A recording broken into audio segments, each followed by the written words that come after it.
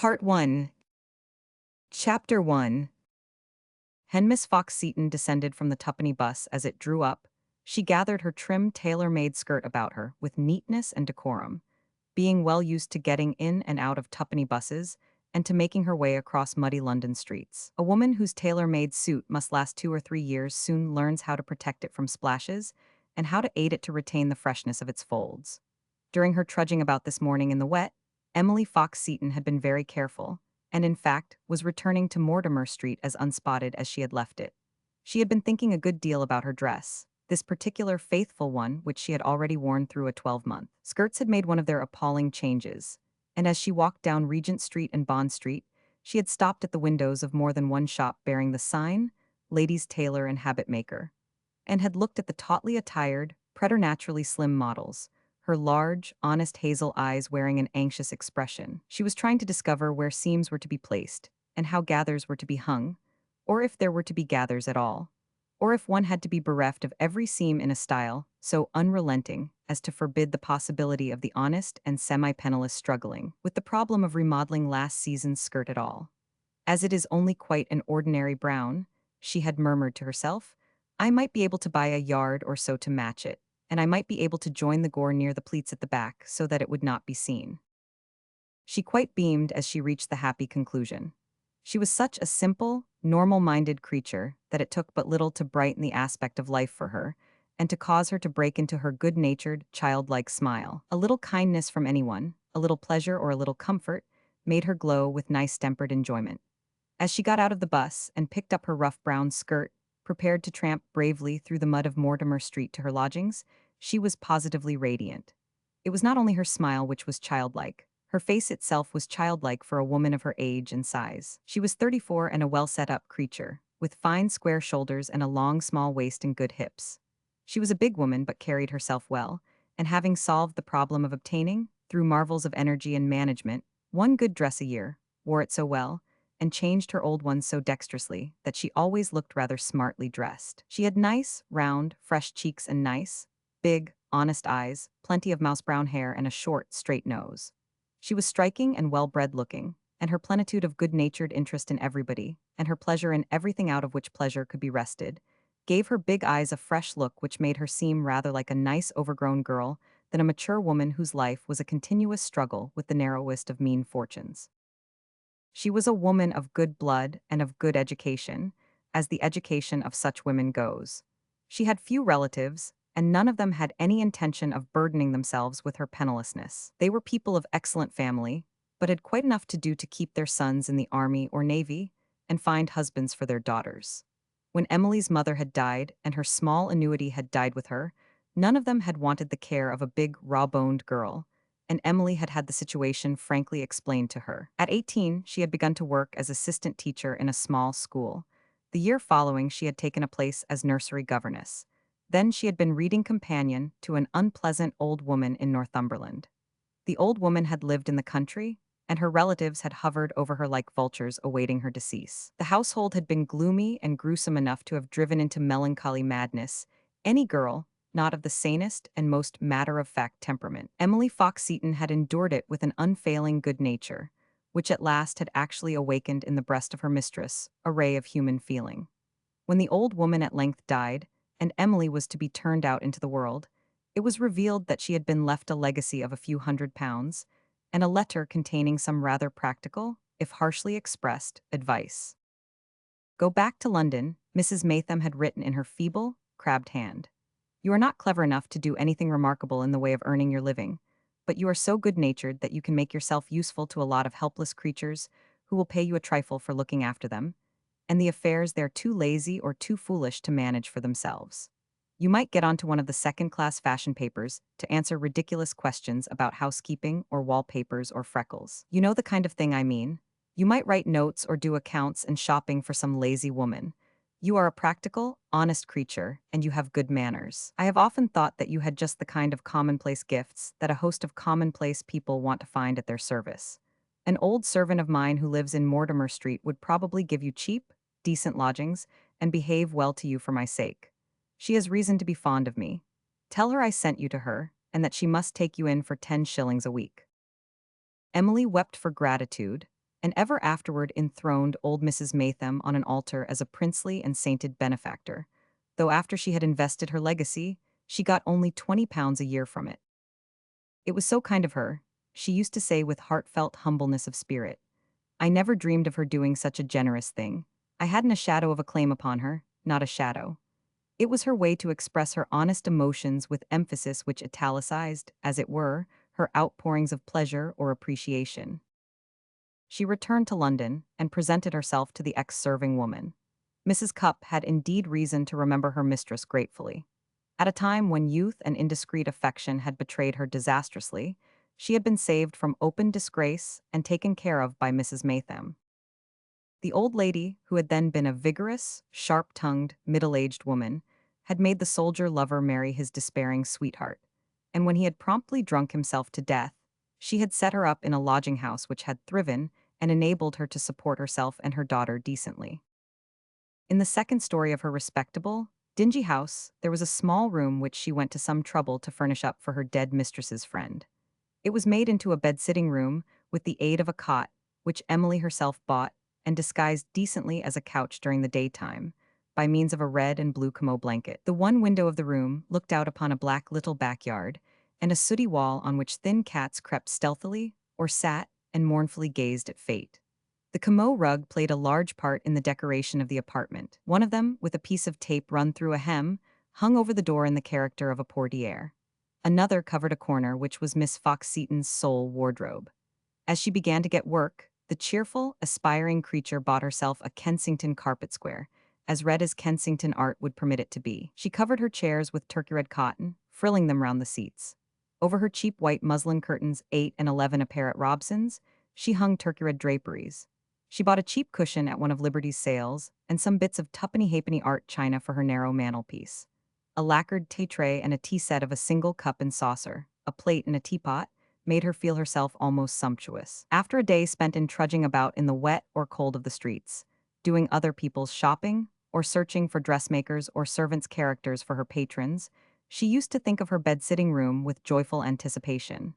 Mrs. Cupp always had a bright fire glowing in her tiny grate when she came in, and when her lamp was lighted under its homemade shade of crimson Japanese paper, its cheerful air, combining itself with the singing of her little, fat, black kettle on the hob, seemed absolute luxury to a tired, damp woman. Mrs. Cupp and Jane Cupp were very kind and attentive to her. No one who lived in the same house with her could have helped liking her.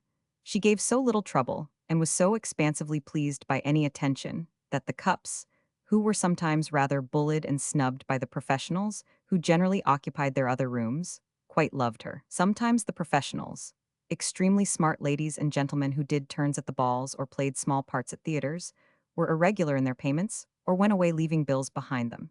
But Miss Fox-Seton's payments were as regular as Saturday night, and in fact, there had been times when, luck being against her, Emily had gone extremely hungry during a whole week rather than buy her lunches at the ladies' tea shops with the money that would pay her rent. In the honest minds of the Cupps, she had become a sort of possession of which they were proud. She seemed to bring into their dingy lodging house a touch of the great world. That world whose people lived in Mayfair and had country houses where they entertained parties for the shooting and the hunting, and in which also existed the maids and matrons who on cold spring mornings sat, amid billows of satin and tulle and lace, surrounded with nodding plumes, waiting, shivering, for hours in their carriages that they might at last enter Buckingham Palace and be admitted to the drawing-room. Mrs. Cupp knew that Miss Fox-Seton was well-connected. She knew that she possessed an aunt with a title, though her ladyship never took the slightest notice of her niece. Jane Cupp took modern society, and now and then had the pleasure of reading aloud to her young man little incidents concerning some castle or manor in which Miss Fox-Seton's aunt, Lady Malfry, was staying with earls and special favorites of the princes. Jane also knew that Miss Fox-Seton occasionally sent letters addressed to the Right Honorable the Countess of So-and-so, and received replies stamped with coronets. Once even a letter had arrived adorned with strawberry leaves, an incident which Mrs. Cupp and Jane had discussed with deep interest over their hot buttered toast and tea. Emily Fox-Seton, however, was far from making any professions of grandeur. As time went on, she had become fond enough of the Cupps to be quite frank with them about her connections with these grand people. The Countess had heard from a friend that Miss Fox-Seton had once found her an excellent governess, and she had commissioned her to find for her a reliable young lady's serving maid.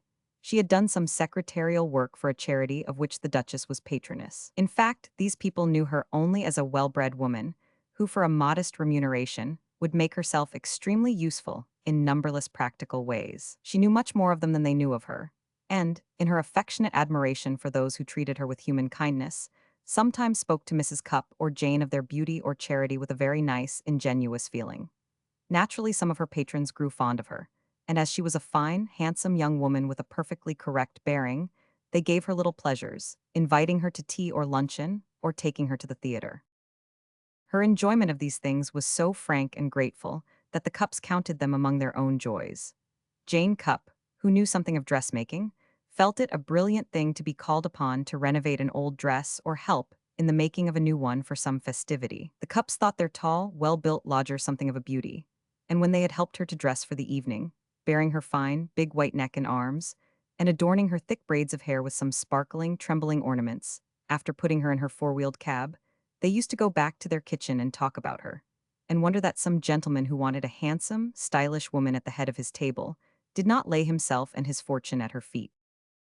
In the photograph shops in Regent Street, you see many a lady in a coronet that hasn't half the good looks she has, Mrs. Cupp remarked frequently.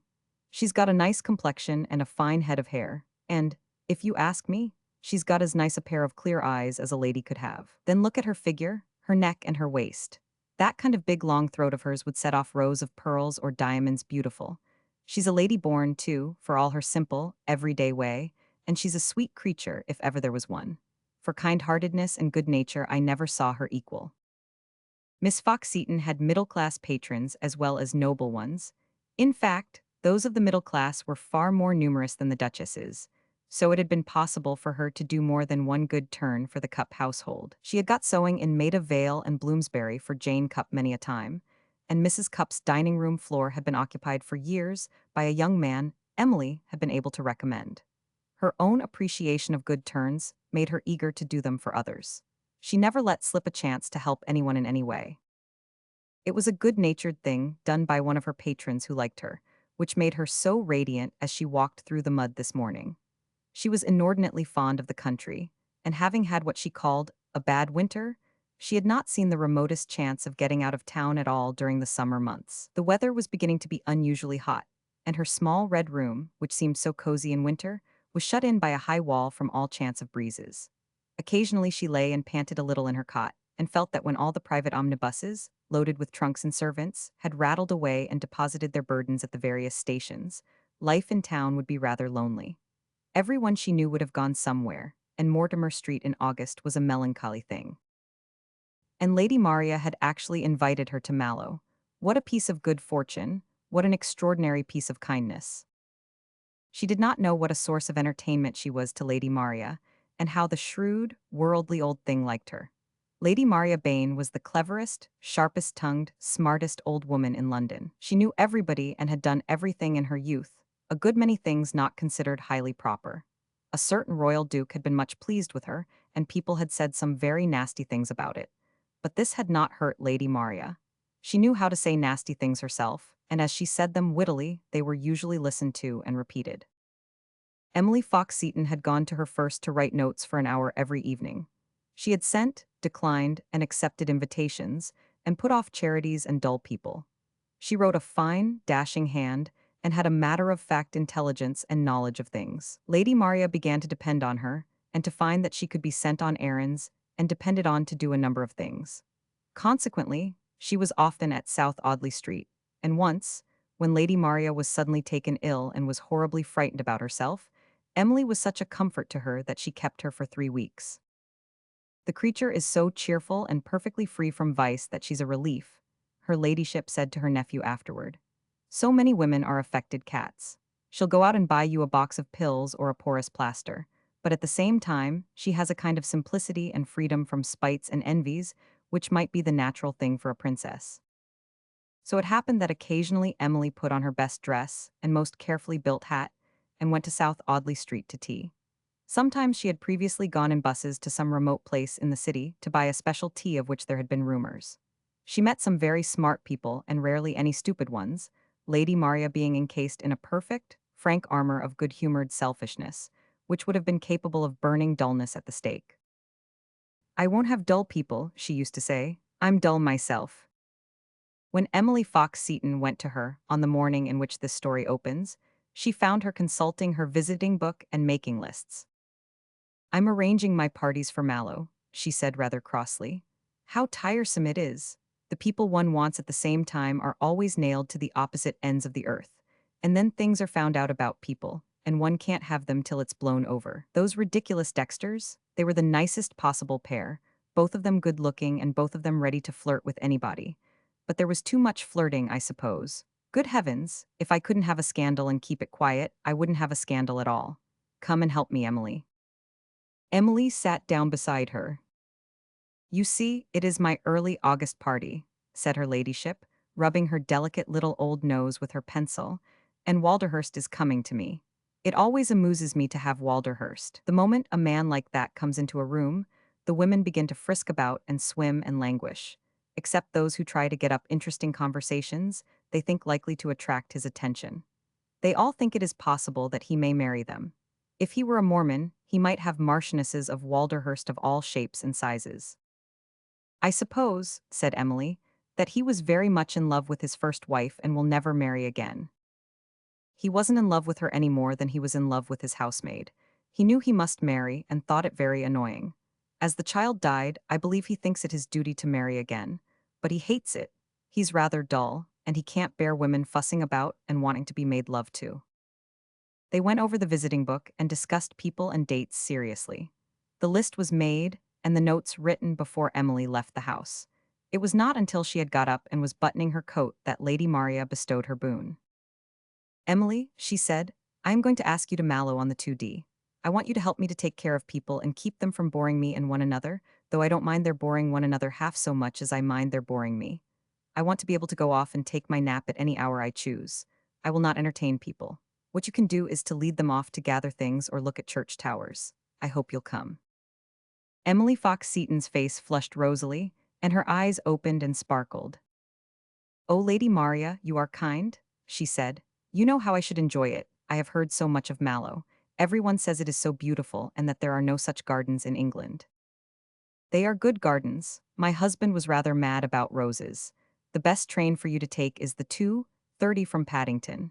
That will bring you to the court just in time for tea on the lawn. Emily could have kissed Lady Maria if they had been on the terms which lead people to make demonstrations of affection. But she would have been quite as likely to kiss the butler when he bent over her at dinner and murmured in dignified confidence, "Port or sherry, miss?" Bibsworth would have been no more astonished than Lady Maria would, and Bibsworth certainly would have expired of disgust and horror. She was so happy when she hailed the twopenny bus that, when she got into it, her face was beaming with the delight which adds freshness and good looks to any woman. To think that such good luck had come to her. To think of leaving her hot little room behind her and going as a guest to one of the most beautiful old houses in England.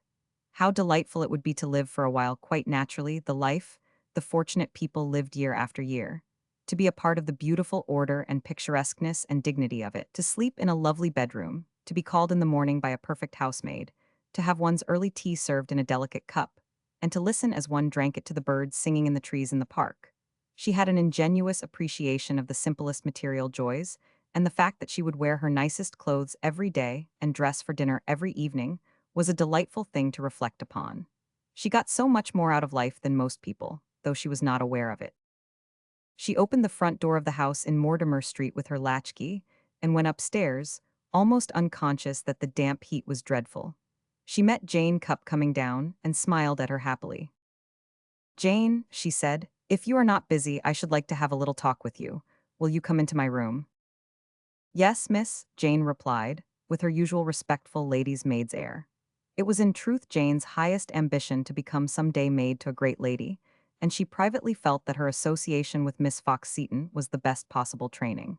She used to ask to be allowed to dress her when she went out, and had felt it a privilege to be permitted to do her hair. She helped Emily to remove her walking dress, and neatly folded away her gloves and veil.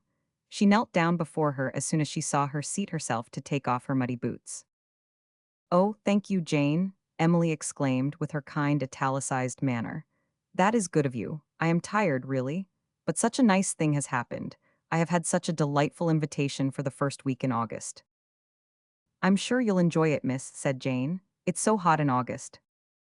Lady Maria Bain has been kind enough to invite me to Mallow Court, explained Emily, smiling down at the cheap slipper Jane was putting on her large, well-shaped foot. She was built on a large scale, and her foot was of no Cinderella-like proportions. Oh, miss, exclaimed Jane.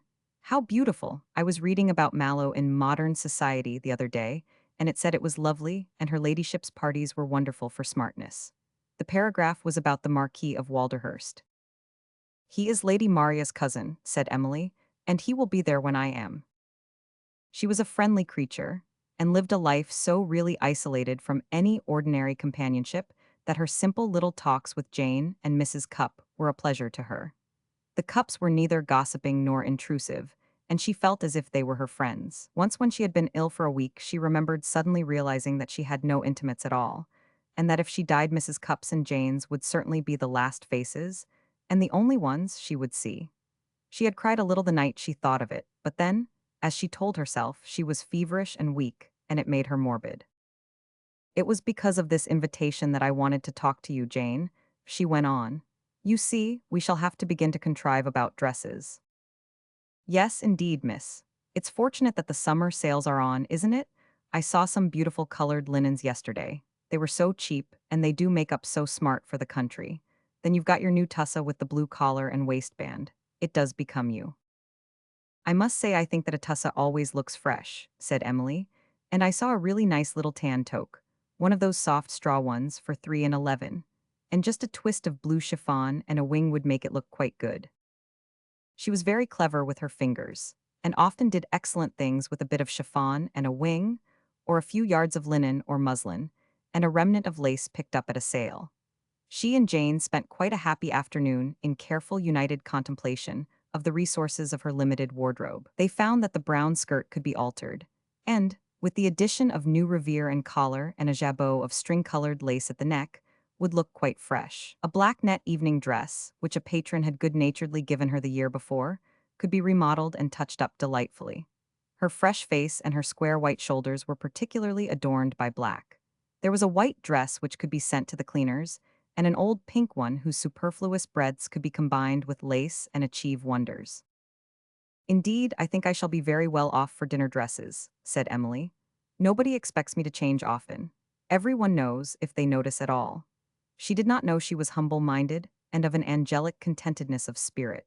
In fact, she did not find herself interested in contemplation of her own qualities, but in contemplation and admiration of those of other people. It was necessary to provide Emily Fox-Seton with food and lodging, and such a wardrobe as would be just sufficient credit to her more fortunate acquaintances. She worked hard to attain this modest end, and was quite satisfied. She found at the shops where the summer sales were being held a couple of cotton frocks to which her height and her small, long waist gave an air of actual elegance. A sailor hat with a smart ribbon and well-set quill, a few new trifles for her neck, a bow, a silk handkerchief daringly knotted, and some fresh gloves made her feel that she was sufficiently equipped.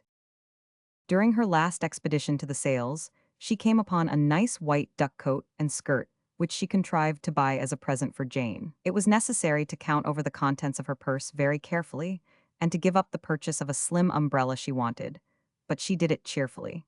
If she had been a rich woman, she would have given presents to everyone she knew, and it was actually a luxury to her to be able to do something for the Cupps, who, she always felt, were continually giving her more than she paid for. The care they took of her small room, the fresh hot tea they managed to have ready when she came in, the penny bunch of daffodils they sometimes put on her table, were kindnesses, and she was grateful for them. I am very much obliged to you, Jane, she said to the girl, when she got into the four-wheeled cab on the eventful day of her journey to Mallow.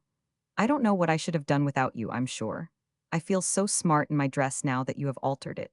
If Lady Maria's maid ever thinks of leaving her, I am sure I could recommend you for her place. Chapter 2. Here were other visitors to Mallow Court traveling by the 2:30 from Paddington, but they were much smarter people than Miss Fox-Seton, and they were put into a first-class carriage by a footman with a cockade and a long drab coat. Emily, who traveled third with some workmen with bundles, looked out of her window as they passed, and might possibly have breathed a faint sigh if she had not felt in such buoyant spirits. She had put on her revived brown skirt and a white linen blouse with a brown dot on it. A soft brown silk tie was knotted smartly under her fresh collar, and she wore her new sailor hat. Her gloves were brown, and so was her parasol. She looked nice and taut and fresh, but notably inexpensive. The people who went to sales and bought things at 3 and 11 or 4-3 a yard would have been able to add her up and work out her total. But there would be no people capable of the calculation at Mallow. Even the servants' hall was likely to know less of prices than this one guest did. The people the drab-coated footman escorted to the first-class carriage were a mother and daughter. The mother had regular little features, and would have been pretty if she had not been much too plump. She wore an extremely smart traveling dress and a wonderful dust cloak of cool, pale, thin silk. She was not an elegant person, but her appointments were luxurious and self-indulgent. Her daughter was pretty, and had a slim, swaying waist, soft pink cheeks, and a pouting mouth. Her large picture hat of pale blue straw, with its big gauze bow and crushed roses, had a slightly exaggerated Parisian air.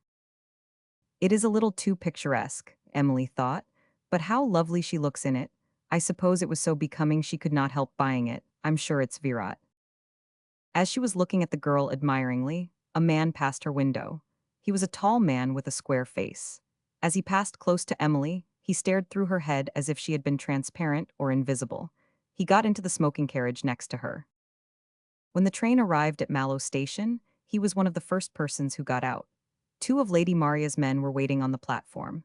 Emily recognized their liveries. One met the tall man, touching his hat, and followed him to a high cart, in the shafts of which a splendid iron-gray mare was fretting and dancing. In a few moments the arrival was on the high seat, the footman behind, and the mare speeding up the road. Miss Fox-Seton found herself following the second footman and the mother and daughter, who were being taken to the landau waiting outside the station.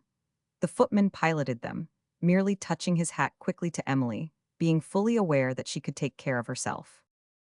This she did promptly, looking after her box and seeing it safe in the Mallow omnibus. When she reached the landau, the two other visitors were in it. She got in, and in entire contentment sat down with her back to the horses.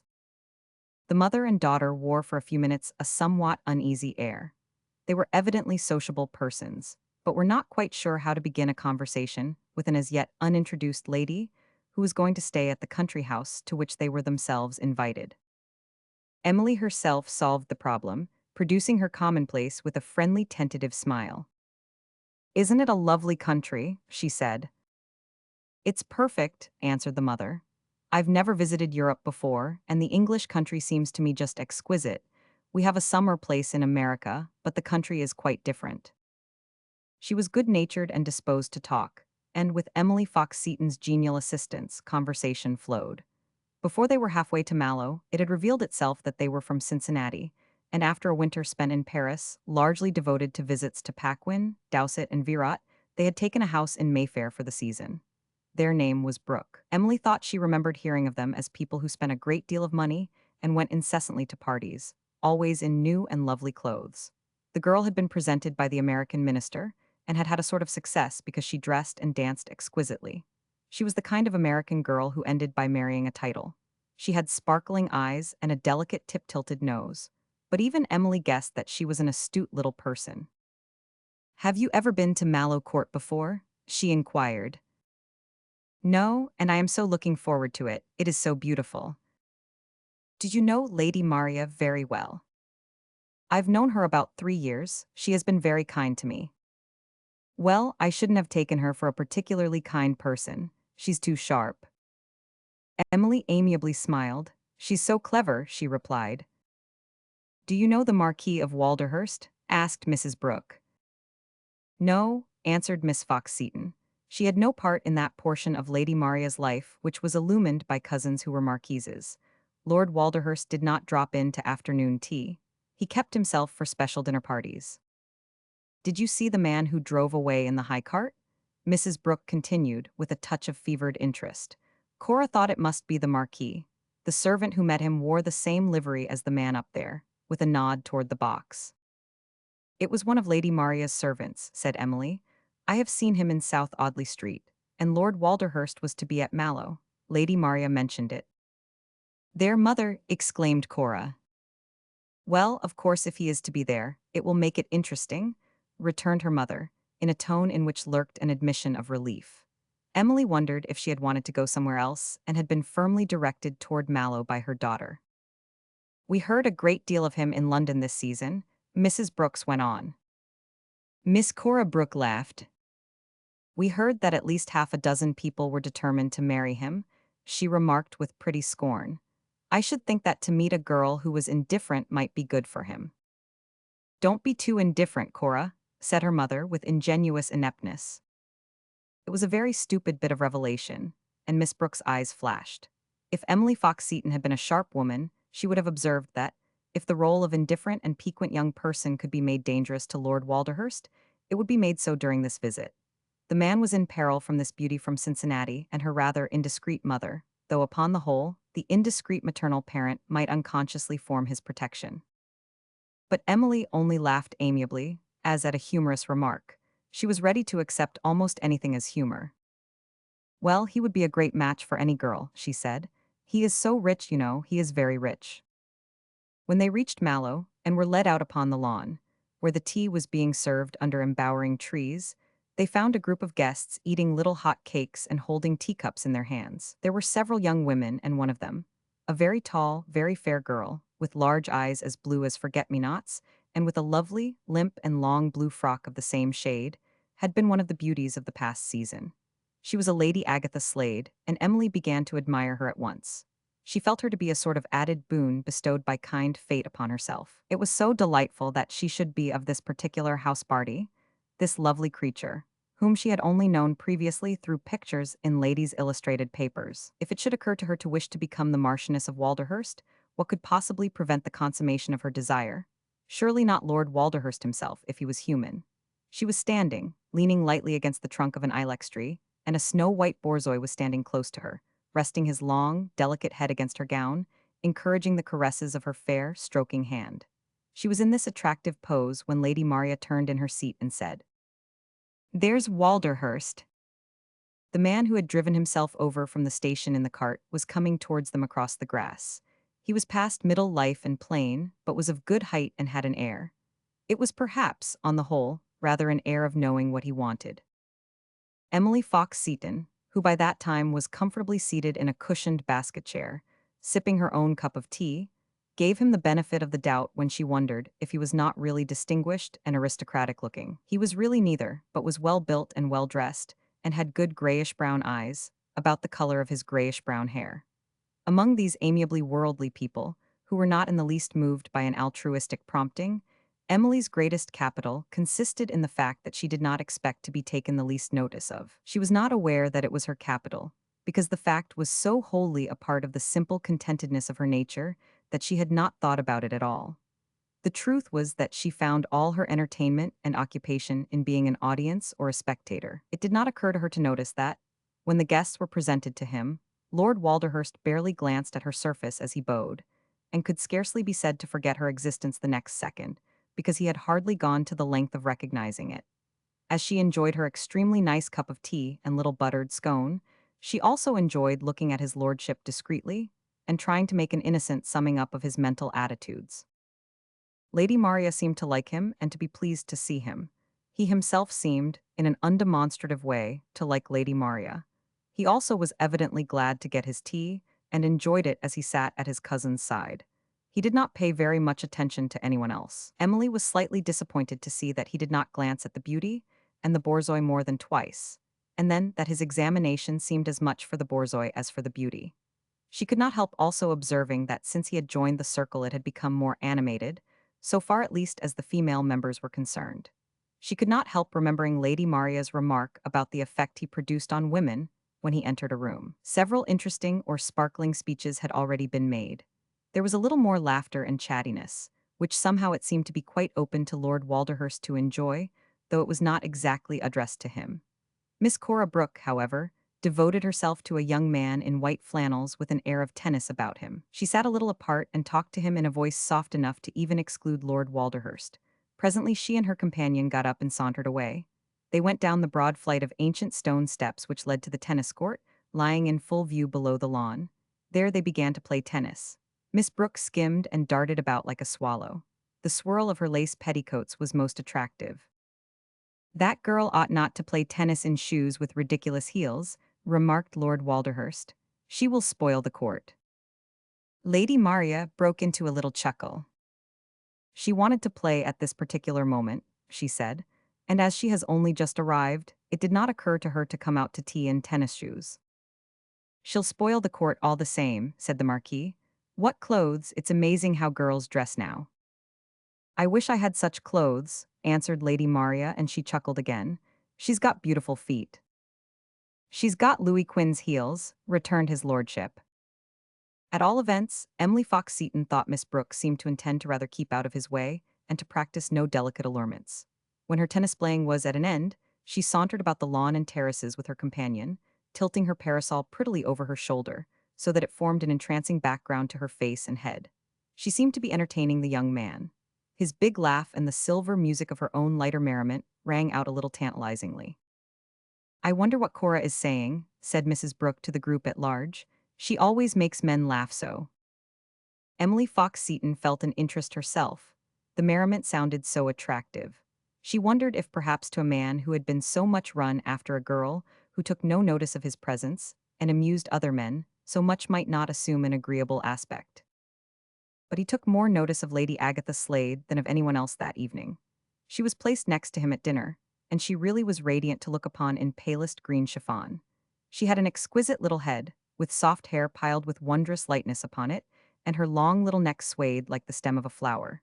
She was lovely enough to arouse in the beholder's mind the anticipation of her being silly, but she was not silly at all. Lady Maria commented upon that fact to Miss Fox-Seton when they met in her bedroom late that night. Lady Maria liked to talk and be talked to for half an hour after the day was over, and Emily Fox-Seton's admiring interest in all she said she found at once stimulating and soothing. Her ladyship was an old woman who indulged and inspired herself with an Epicurean wisdom. Though she would not have stupid people about her, she did not always want very clever ones. They give me too much exercise, she said. The epigrammatic ones keep me always jumping over fences. Besides, I like to make all the epigrams myself. Emily Fox-Seton struck a happy mean, and she was a genuine admirer. She was intelligent enough not to spoil the point of an epigram when she repeated it, and she might be relied upon to repeat it and give all the glory to its originator. Lady Maria knew there were people who, hearing your good things, appropriated them without a scruple. Tonight she said a number of good things to Emily in summing up her guests and their characteristics. Walderhurst has been to me 3 times when I made sure that he would not escape without a new marchioness attached to him. I should think he would take one to put an end to the annoyance of dangling unplucked upon the bough. A man in his position, if he has character enough to choose, can prevent even his wife's being a nuisance. He can give her a good house, hang the family diamonds on her, supply a decent elderly woman as a sort of lady-in-waiting, and turn her into the paddock to kick up her heels within the limits of decorum. His own rooms can be sacred to him. He has his clubs and his personal interests. Husbands and wives annoy each other very little in these days. Married life has become comparatively decent. I should think his wife might be very happy, commented Emily. He looks very kind. I don't know whether he is kind or not. It has never been necessary for me to borrow money from him. Lady Maria was capable of saying odd things in her refined little drawling voice. He's more respectable than most men of his age. The diamonds are magnificent, and he not only has 3 superb places, but has money enough to keep them up. Now, there are 3 aspirants at Mallow in the present party. Of course you can guess who they are, Emily. Emily Fox-Seton almost blushed. She felt a little indelicate. Lady Agatha would be very suitable, she said, and Mrs. Ralph is very clever, of course, and Miss Brooke is really pretty. Lady Maria gave vent to her small chuckle. Mrs. Ralph is the kind of woman who means business.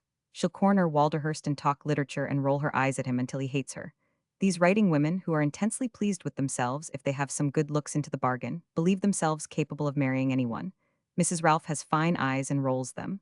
Walderhurst won't be ogled. The Brooke girl is sharper than Ralph. She was very sharp this afternoon. She began at once.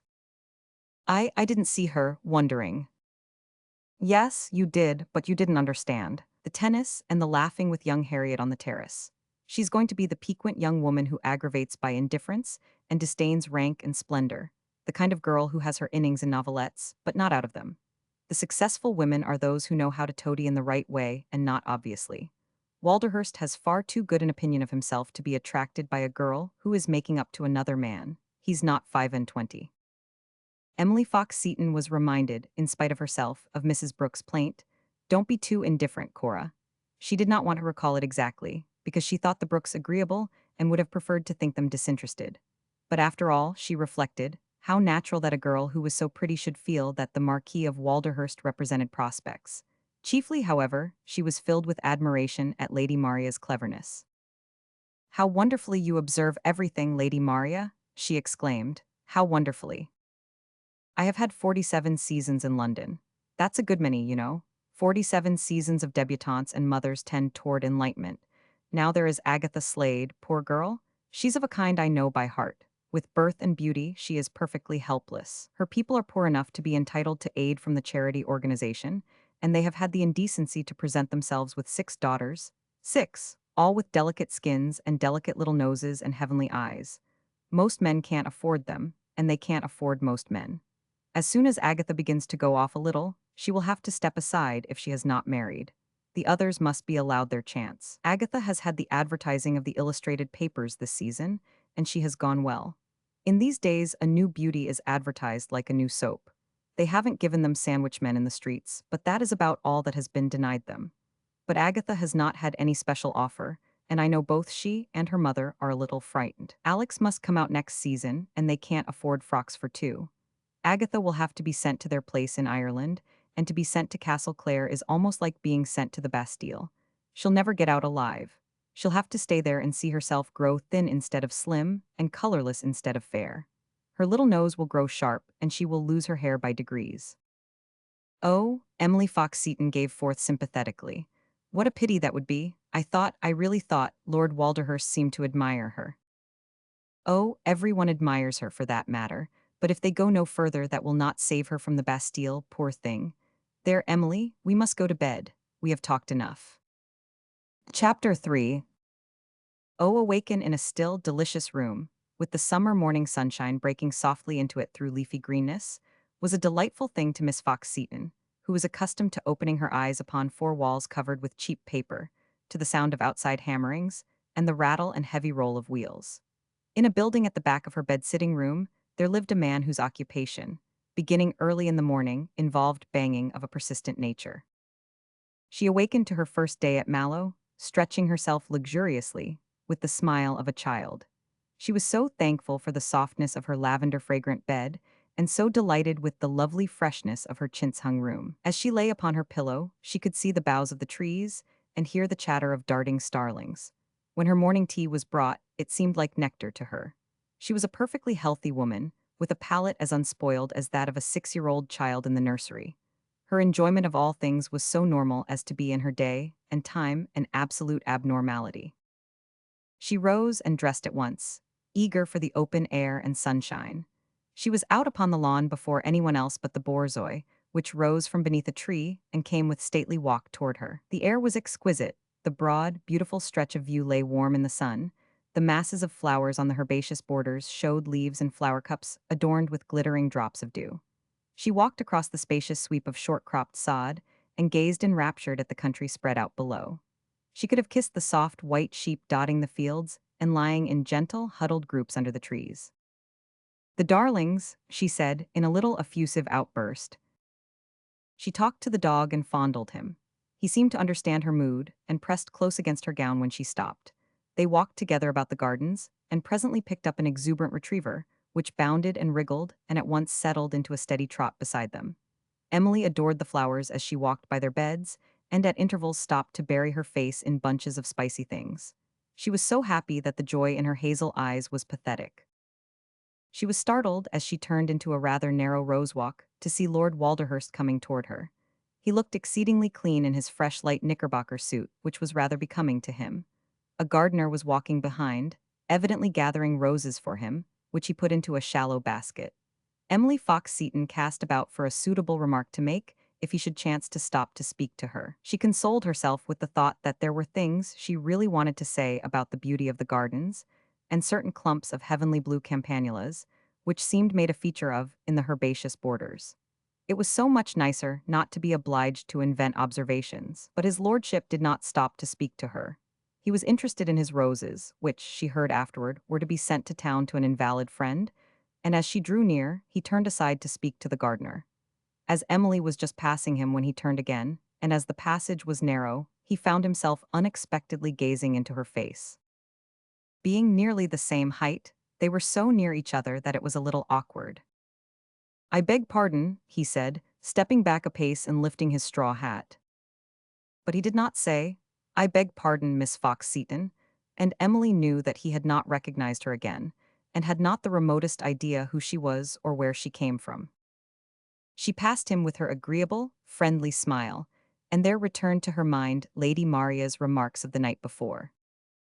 To think that if he married poor pretty Lady Agatha, she will be mistress of 3 places quite as beautiful as Mallow, 3 lovely old houses, 3 sets of gardens, with thousands of flowers to bloom every year.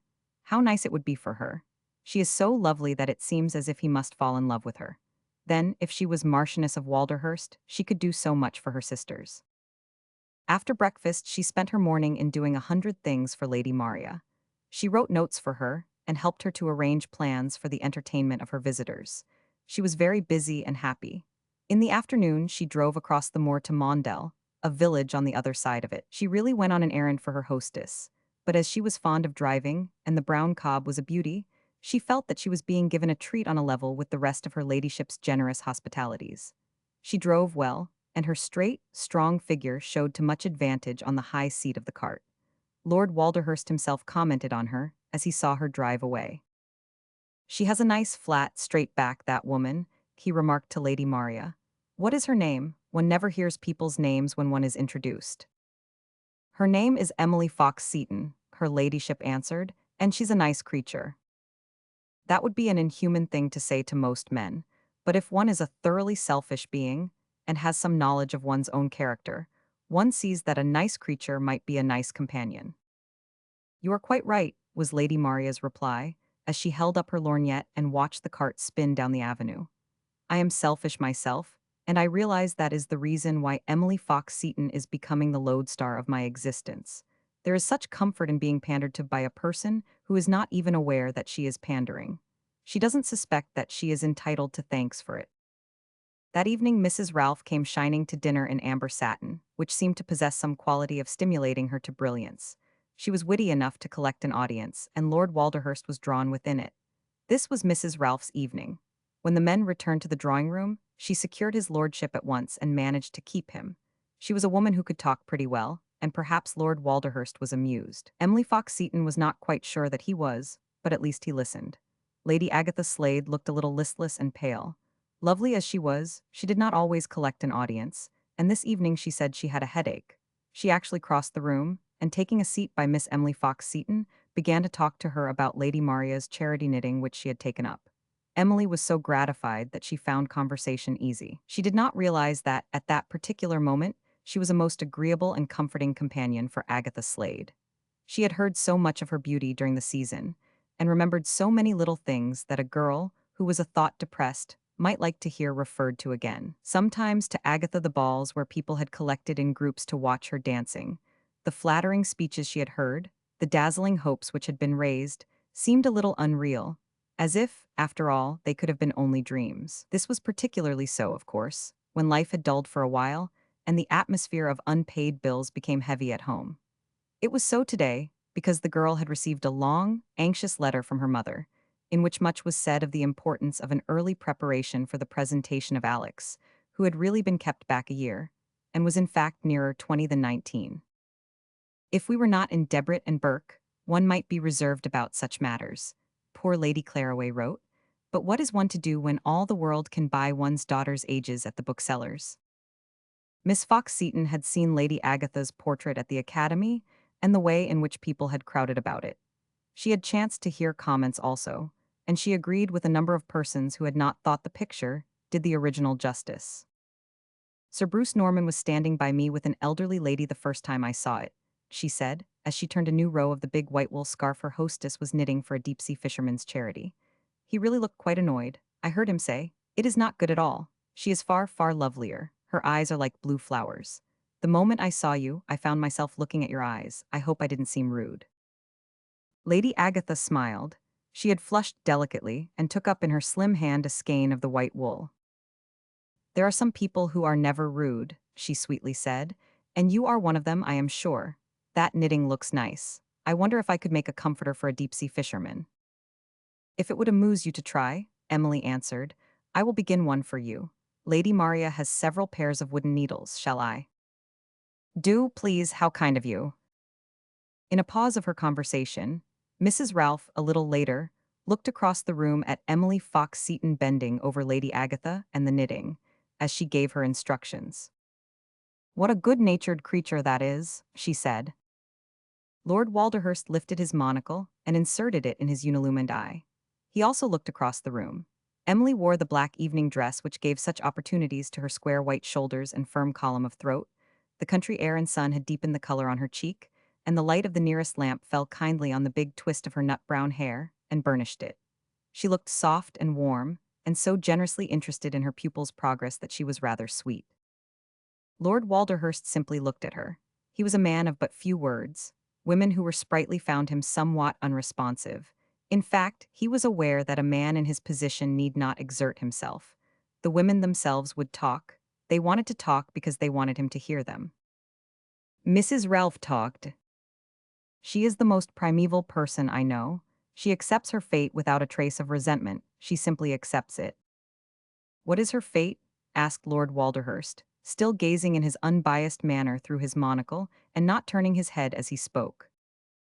It is her fate to be a woman who is perfectly well born, and who is as penniless as a charwoman, and works like one. She is at the beck and call of anyone who will give her an odd job to earn a meal with. That is one of the new ways women have found of making a living. Good skin, remarked Lord Walderhurst irrelevantly. Good hair quite a lot. She has some of the nicest blood in England in her veins, and she engaged my last cook for me, said Mrs. Ralph. Hope she was a good cook.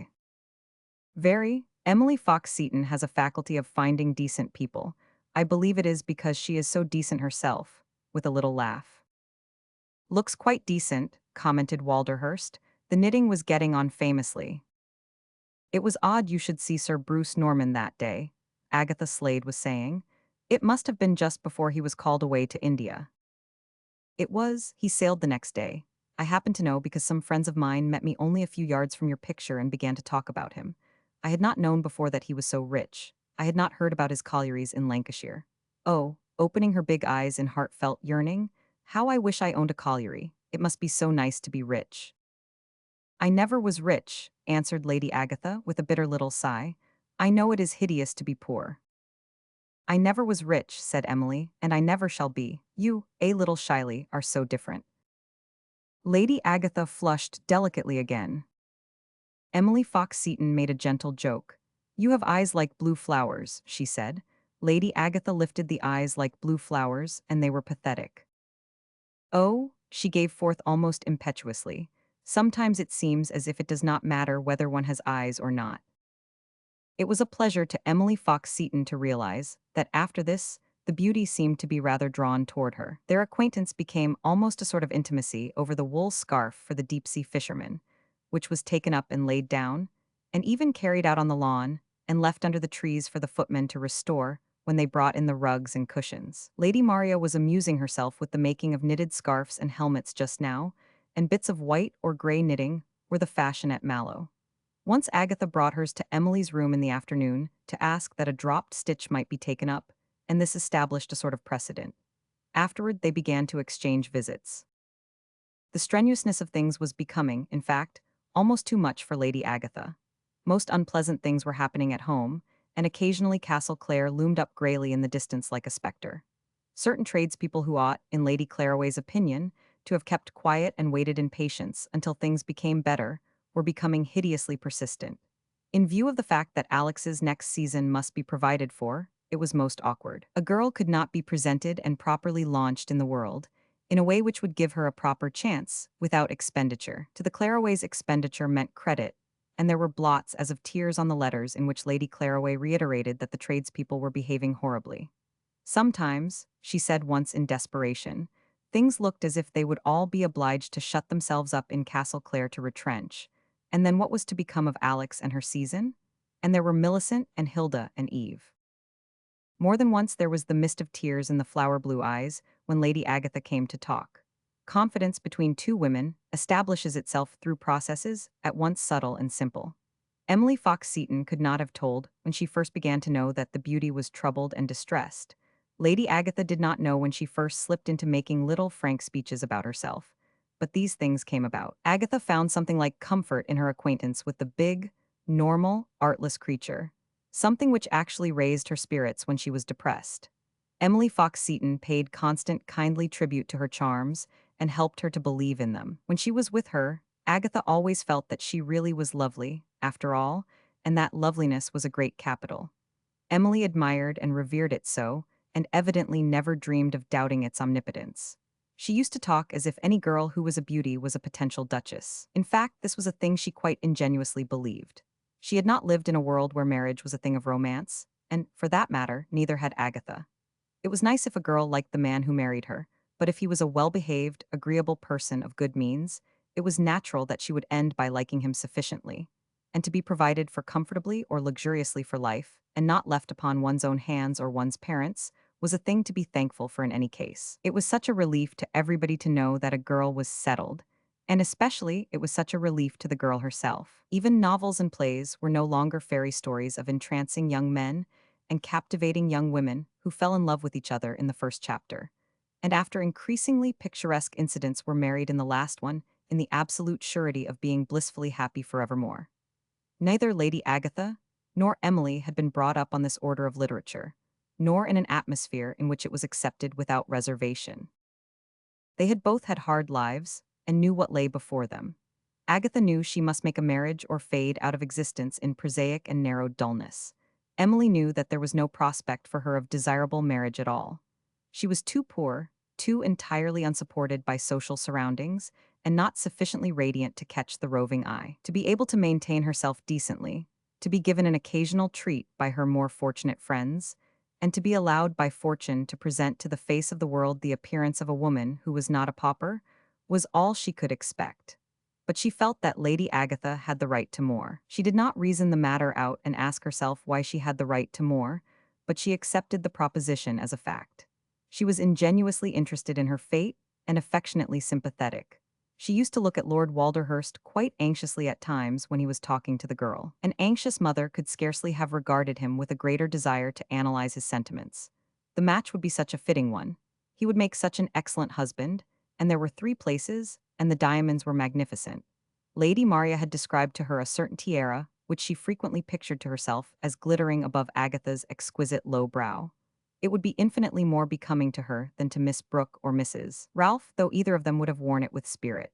She could not help feeling that both Mrs. Ralph's brilliancy and Miss Brooke's insouciant prettiness were not unworthy of being counted in the running, but Lady Agatha seemed somehow so much more completely the thing wanted. She was anxious that she should always look her best, and when she knew that disturbing letters were fretting her, and saw that they made her look pale and less luminous, she tried to raise her spirits. "Suppose we take a brisk walk," she would say, "and then you might try a little nap, you look a little tired." "Oh," said Agatha one day, "how kind you are to me. I believe you actually care about my complexion, about my looking well." "Lord Walderhurst said to me the other day," was Emily's angelically tactful answer, "that you were the only woman he had ever seen who always looked lovely." "Did he?" exclaimed Lady Agatha and flushed sweetly. "Once Sir Bruce Norman actually said that to me. I told him it was the nicest thing that could be said to a woman. It is all the nicer," with a sigh, "because it isn't really true." "I am sure Lord Walderhurst believed it true," Emily said. "He is not a man who talks, you know. He is very serious and dignified." She had herself a reverence and admiration for Lord Walderhurst bordering on tender awe. He was indeed a well-mannered person, of whom painful things were not said. He also conducted himself well toward his tenantry, and was patron of several notable charities. To the unexacting and innocently respectful mind of Emily Fox-Seton, this was at once impressive and attractive. She knew, though not intimately, many noble personages quite unlike him. She was rather early Victorian and touchingly respectable. "I have been crying," confessed Lady Agatha. "I was afraid so, Lady Agatha," said Emily. "Things are getting hopeless in Curzon Street. I had a letter from Millicent this morning. She is next in age to Alex, and she says, oh, a number of things. When girls see everything passing by them, it makes them irritable. Millicent is 17, and she is too lovely. Her hair is like a red gold cloak, and her eyelashes are twice as long as mine. She sighed again, and her lips, which were like curved rose petals, unconcealedly quivered. They were all so cross about Sir Bruce Norman going to India, she added. He will come back, said Emily benignly. But he may be too late, has he, ingenuously, seen Alex? Agatha flushed oddly this time. Her delicate skin registered every emotion exquisitely. He has seen her, but she was in the schoolroom, and I don't think. She did not finish, but stopped uneasily, and sat and gazed out of the open window into the park. She did not look happy. The episode of Sir Bruce Norman was brief and even vague. It had begun well. Sir Bruce had met the beauty at a ball, and they had danced together more than once. Sir Bruce had attractions other than his old baronetcy and his coal mines. He was a good-looking person, with a laughing brown eye and a nice wit. He had danced charmingly and paid gay compliments. He would have done immensely well. Agatha had liked him. Emily sometimes thought she had liked him very much. Her mother had liked him and had thought he was attracted. But after a number of occasions of agreeable meetings, they had encountered each other on the lawn at Goodwood, and he had announced that he was going to India. Forthwith he had gone, and Emily had gathered that somehow Lady Agatha had been considered somewhat to blame. Her people were not vulgar enough to express this frankly, but she had felt it. Her younger sisters had, upon the whole, made her feel it most. It had been borne in upon her that if Alex, or Millicent with the red gold cloak, or even Eve, who was a gypsy, had been given such a season and such dowsett frocks, they would have combined them with their wonderful complexions and lovely little chins and noses in such a manner as would at least have prevented desirable acquaintances from feeling free to take P&O steamers to Bombay. In her letter of this morning, Millicent's temper had indeed got somewhat the better of her taste and breeding, and lovely Agatha had cried large tears. So it was comforting to be told that Lord Walderhurst had said such an extremely amiable thing. If he was not young, he was really very nice, and there were exalted persons who absolutely had rather a fad for him. It would be exceptionally brilliant. The brisk walk was taken, and Lady Agatha returned from it blooming. She was adorable at dinner, and in the evening gathered an actual court about her. She was all in pink, and a wreath of little pink wild roses lay close about her head, making her, with her tall young slimness, look like a Botticelli nymph. Emily saw that Lord Walderhurst looked at her a great deal. He sat on an extraordinarily comfortable corner seat and stared through his monocle. Lady Maria always gave her Emily plenty to do. She had a nice taste in floral arrangement, and early in her visit it had fallen into her hands as a duty to do the flowers. The next morning she was in the gardens early, gathering roses with the dew on them, and was in the act of cutting some adorable Mrs. Sharman Crawfords, when she found it behoved her to let down her carefully tucked-up petticoats, as the Marquis of Walderhurst was walking straight toward her. An instinct told her that he wanted to talk to her about Lady Agatha Slade. "You get up earlier than Lady Agatha," he remarked, after he had wished her good morning. "She is oftener invited to the country than I am," she answered. "When I have a country holiday, I want to spend every moment of it out of doors, and the mornings are so lovely. They are not like this in Mortimer Street." "Do you live in Mortimer Street?" "Yes." "Do you like it?"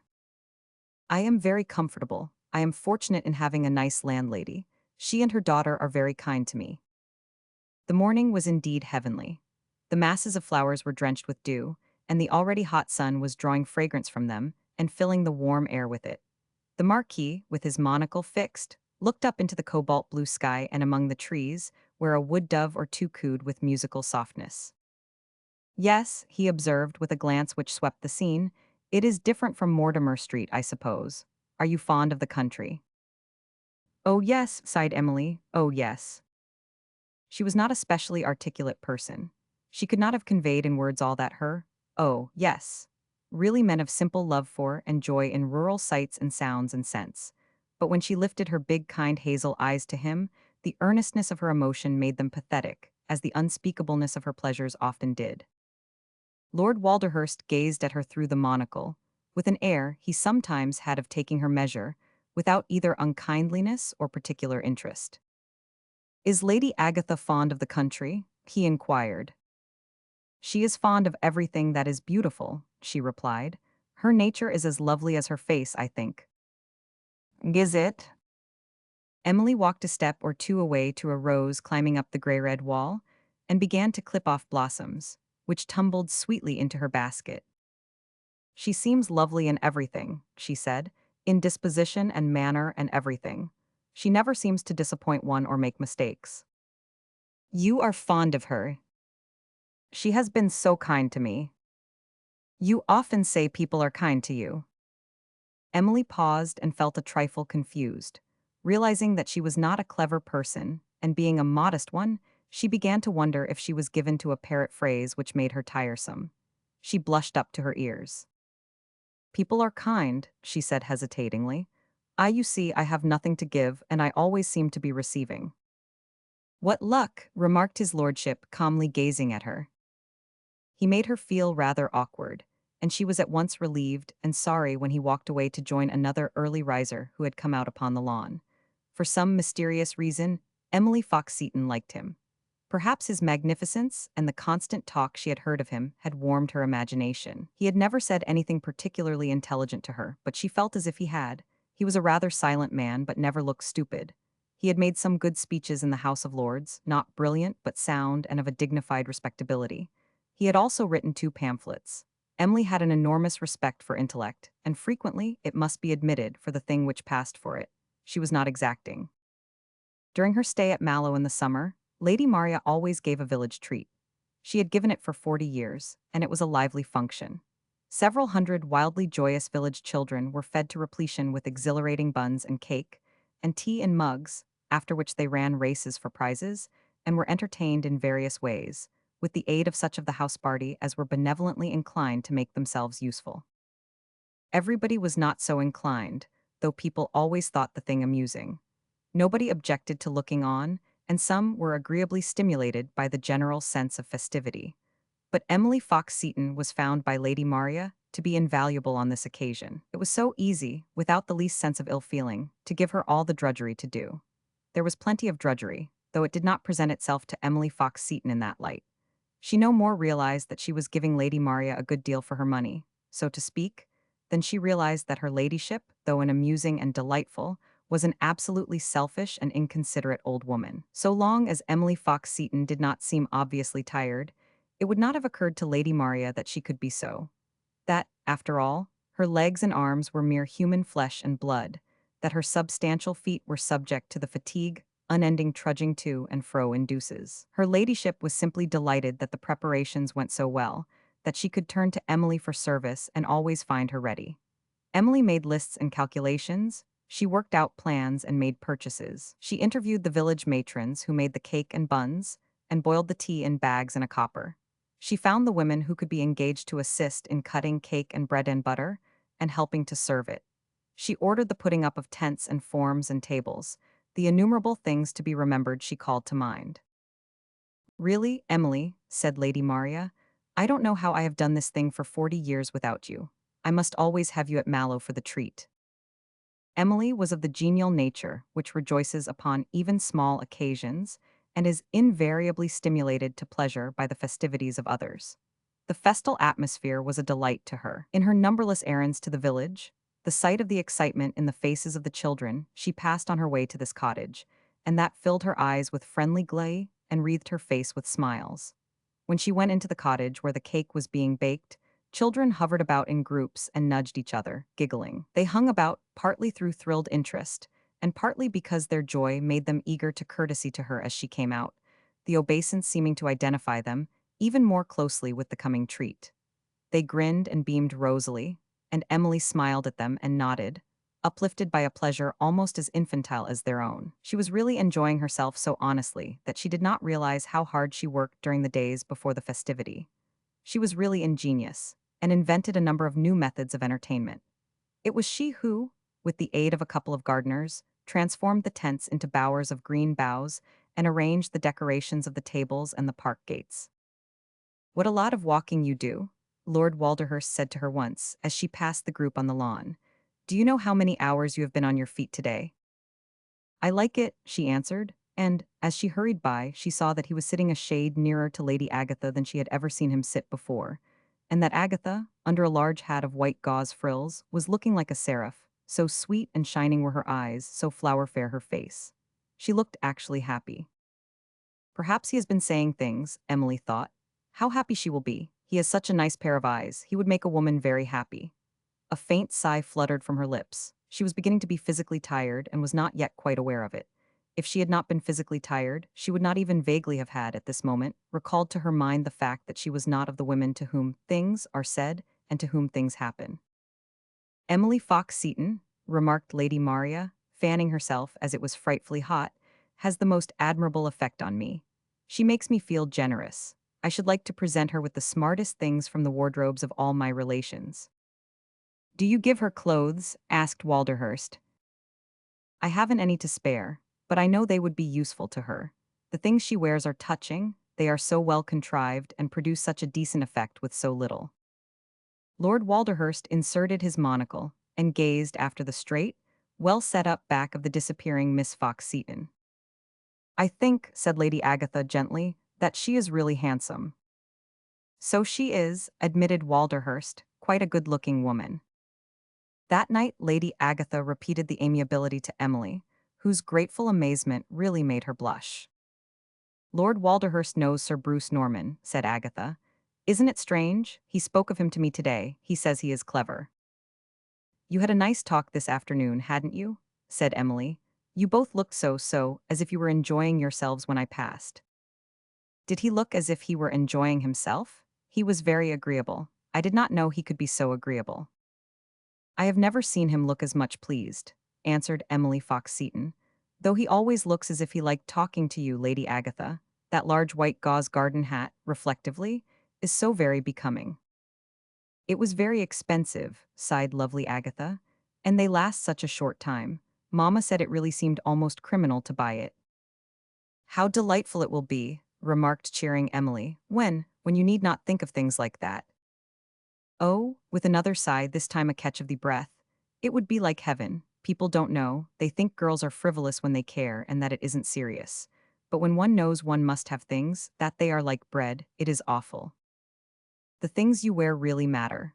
Emily was bringing all her powers to bear upon the subject, and with an anxious kindness which was quite angelic. Each dress makes you look like another sort of picture.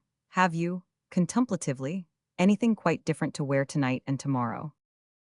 I have 2 evening dresses I have not worn here yet, a little hesitatingly. I saved them.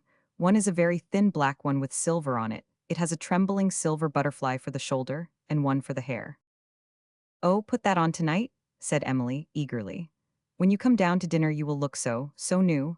I always think that to see a fair person suddenly for the first time all in black gives one a kind of delighted start, though start isn't the word quite. Do put it on. Lady Agatha put it on.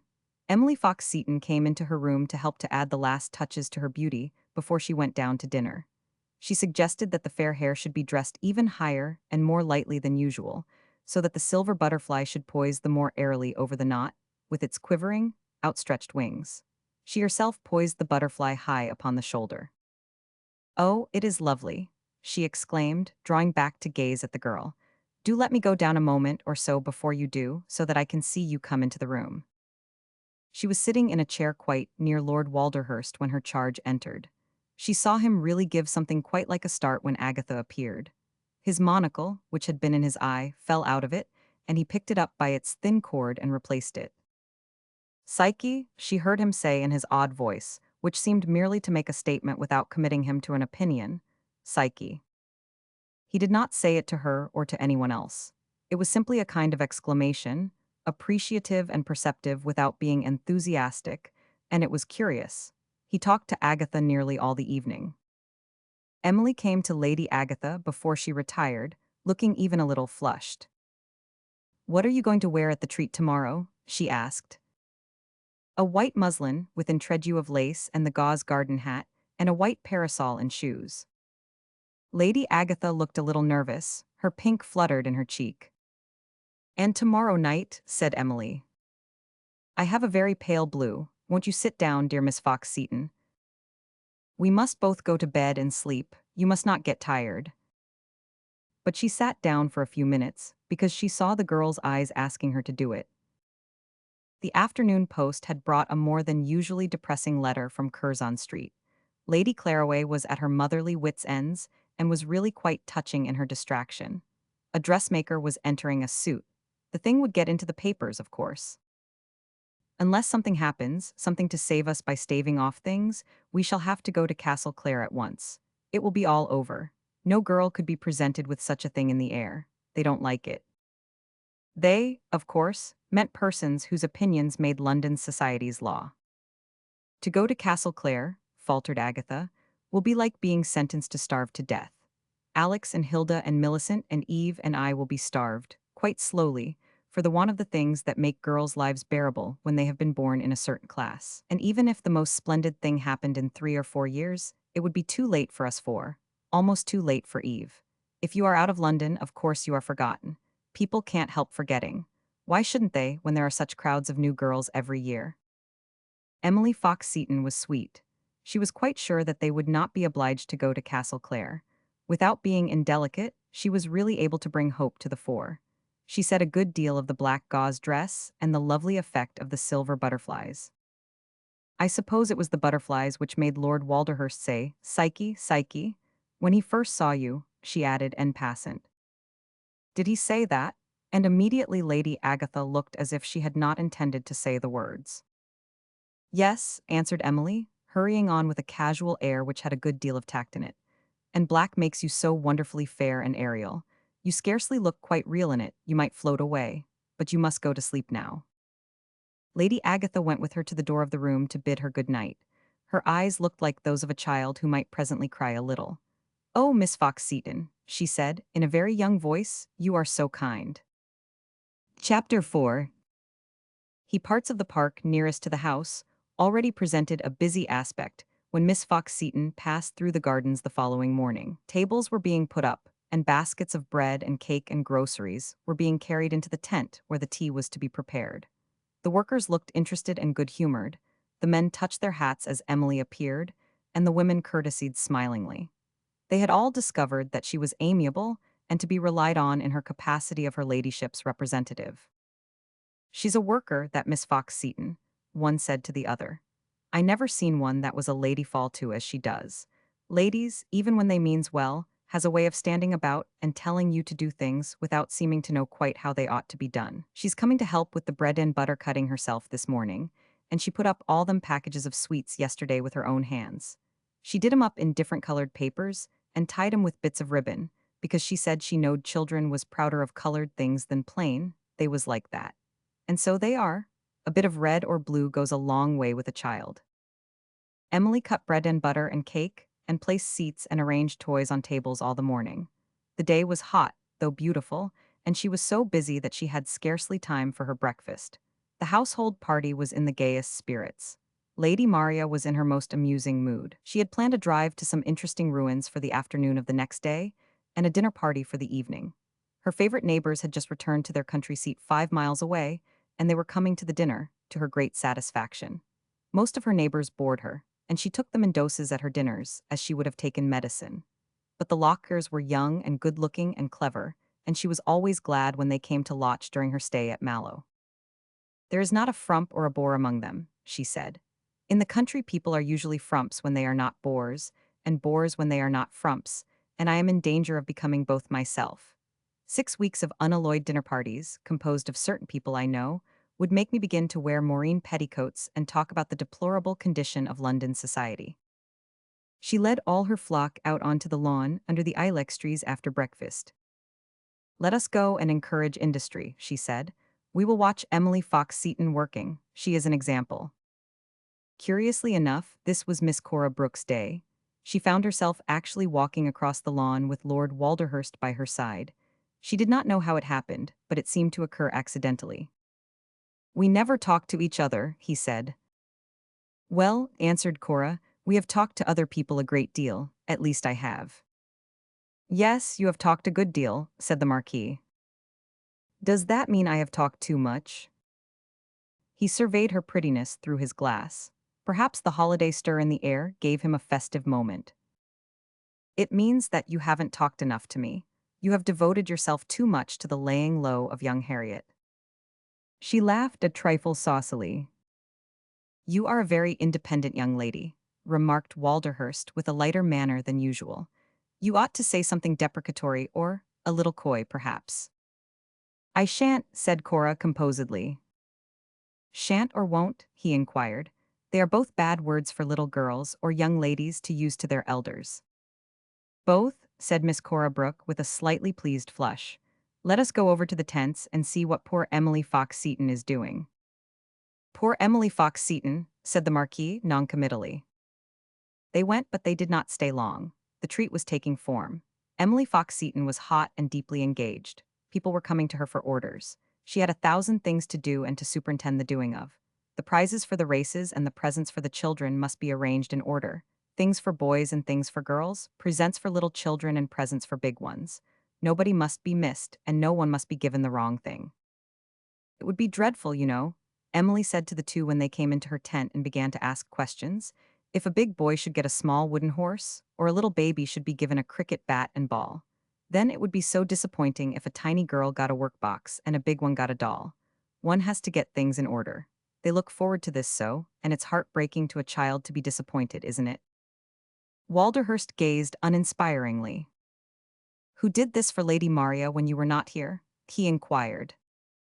Oh, other people, but she says it was tiresome. Then with an illumined smile, she has asked me to Mallow for the next 20 years for the treats. She is so kind. Maria is a kind woman, with what seemed to Emily delightful amiability. She is kind to her treats and she is kind to Maria Bain. She is kind to me, said Emily. You don't know how I am enjoying this.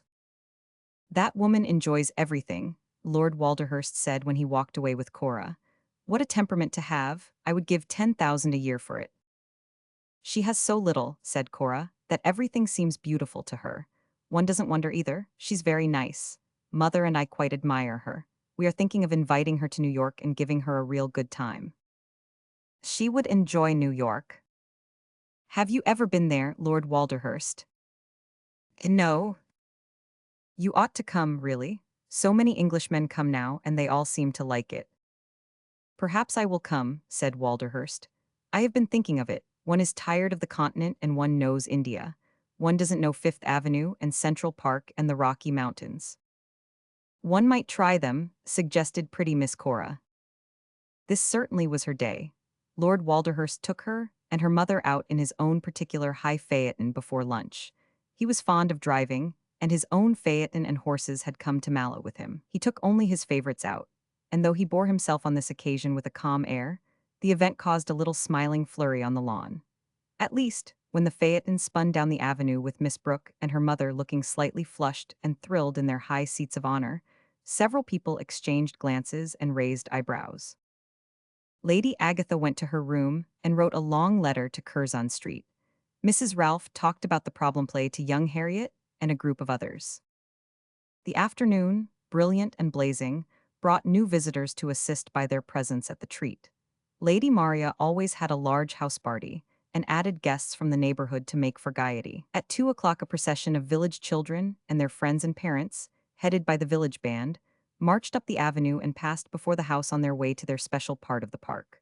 Lady Maria and her guests stood upon the broad steps and welcomed the jocund crowd, as it moved by, with hospitable bows and nods and becks and wreathed smiles. Everybody was in a delighted good humor. As the villagers gathered in the park, the house party joined them by way of the gardens. A conjurer from London gave an entertainment under a huge tree, and children found white rabbits taken from their pockets and oranges from their caps, with squeals of joy and shouts of laughter. Lady Maria's guests walked about and looked on, laughing with the children. The great affair of tea followed the performance. No treat is fairly underway until the children are filled to the brim with tea and buns and cake, principally cake in plummy wedges. Lady Agatha and Mrs. Ralph handed cake along rows of children, seated on the grass. Miss Brooke was talking to Lord Walderhurst when the work began. She had poppies in her hat and carried a poppy-colored parasol, and sat under a tree, looking very alluring. I ought to go and help to hand cake, she said. My cousin Maria ought to do it, remarked Lord Walderhurst, but she will not, neither shall I. Tell me something about the elevated railroad and 550,000th Street. He had a slightly rude, gracefully languid air, which Cora Brooke found somewhat impressive after all. Emily Fox-Seton handed cake and regulated supplies with cheerful tact and good spirits. When the older people were given their tea, She moved about their tables, attending to everyone. She was too heart-whole in her interest in her hospitalities to find time to join Lady Maria and her party at the table under the ilex trees. She ate some bread and butter and drank a cup of tea while she talked to some old women she had made friends with. She was really enjoying herself immensely, though occasionally she was obliged to sit down for a few moments just to rest her tired feet. The children came to her as to an omnipotent and benign being. She knew where the toys were kept and what prizes were to be given for the races. She represented law and order and bestowal. The other ladies walked about in wonderful dresses, smiling and exalted. The gentlemen aided the sports in an amateurish way and made patrician jokes among themselves, but this one lady seemed to be part of the treat itself. She was not so grandly dressed as the others. Her dress was only blue linen with white bands on it, and she had only a sailor hat with a buckle and bow, but she was of her ladyship's world of London people, nevertheless, and they liked her more than they had ever liked a lady before. It was a fine treat, and she seemed to have made it so. There had never been quite such a varied and jovial treat at Mallow before. The afternoon waxed and waned. The children played games and raced and rejoiced until their young limbs began to fail them. The older people sauntered about or sat in groups to talk and listen to the village band. Lady Maria's visitors, having had enough of rural festivities, went back to the gardens in excellent spirits, to talk and to watch a game of tennis which had taken form on the court. Emily Fox-Seton's pleasure had not abated, but her color had done so. Her limbs ached and her still smiling face was pale, as she stood under the beech tree regarding the final ceremonies of the festal day, to preside over which Lady Maria and her party returned from their seats under the ilex trees. The national anthem was sung loudly, and there were 3 tremendous cheers given for her ladyship. They were such joyous and hearty cheers that Emily was stirred almost to emotional tears. At all events, her hazel eyes looked nice and moistly bright. She was an easily moved creature. Lord Walderhurst stood near Lady Maria and looked pleased also. Emily saw him speak to her ladyship and saw Lady Maria smile. Then he stepped forward with his noncommittal air and his monocle glaring calmly in his eye. "Boys and girls," he said in a clear, far-reaching voice, "I want you to give 3 of the biggest cheers you are capable of for the lady who has worked to make your treat the success it has been. Her ladyship tells me she has never had such a treat before. 3 cheers for Miss Fox-Seton." Emily gave a gasp and felt a lump rise in her throat. She felt as if she had been, without warning, suddenly changed into a royal personage, and she scarcely knew what to do. The whole treat, juvenile and adult, male and female, burst into 3 cheers which were roars and bellows. Hats and caps were waved and tossed into the air, and every creature turned toward her as she blushed and bowed in tremulous gratitude and delight. "Oh, Lady Maria, oh, Lord Walderhurst," she said when she managed to get to them, "how kind you are to me." Chapter 5. After she had taken her early tea in the morning, Emily Fox-Seton lay upon her pillows and gazed out upon the tree branches near her window, in a state of bliss. She was tired but happy. How well everything had gone off, how pleased Lady Maria had been, and how kind of Lord Walderhurst to ask the villagers to give 3 cheers for herself. She had never dreamed of such a thing. It was the kind of attention not usually offered to her. She smiled her childlike smile and blushed at the memory of it. Her impression of the world was that people were really very amiable, as a rule. They were always good to her, at least, she thought, and it did not occur to her that if she had not paid her way so remarkably well by being useful, they might have been less agreeable. Never once had she doubted that Lady Maria was the most admirable and generous of human beings. She was not aware in the least that her ladyship got a good deal out of her. In justice to her ladyship, it may be said that she was not wholly aware of it herself, and that Emily absolutely enjoyed being made use of. This morning, however, when she got up, she found herself more tired than she ever remembered being before, and it may be easily argued that a woman who runs about London on other people's errands often knows what it is to be aware of aching limbs. She laughed a little when she discovered that her feet were actually rather swollen, and that she must wear a pair of her easiest slippers. "I must sit down as much as I can today," she thought.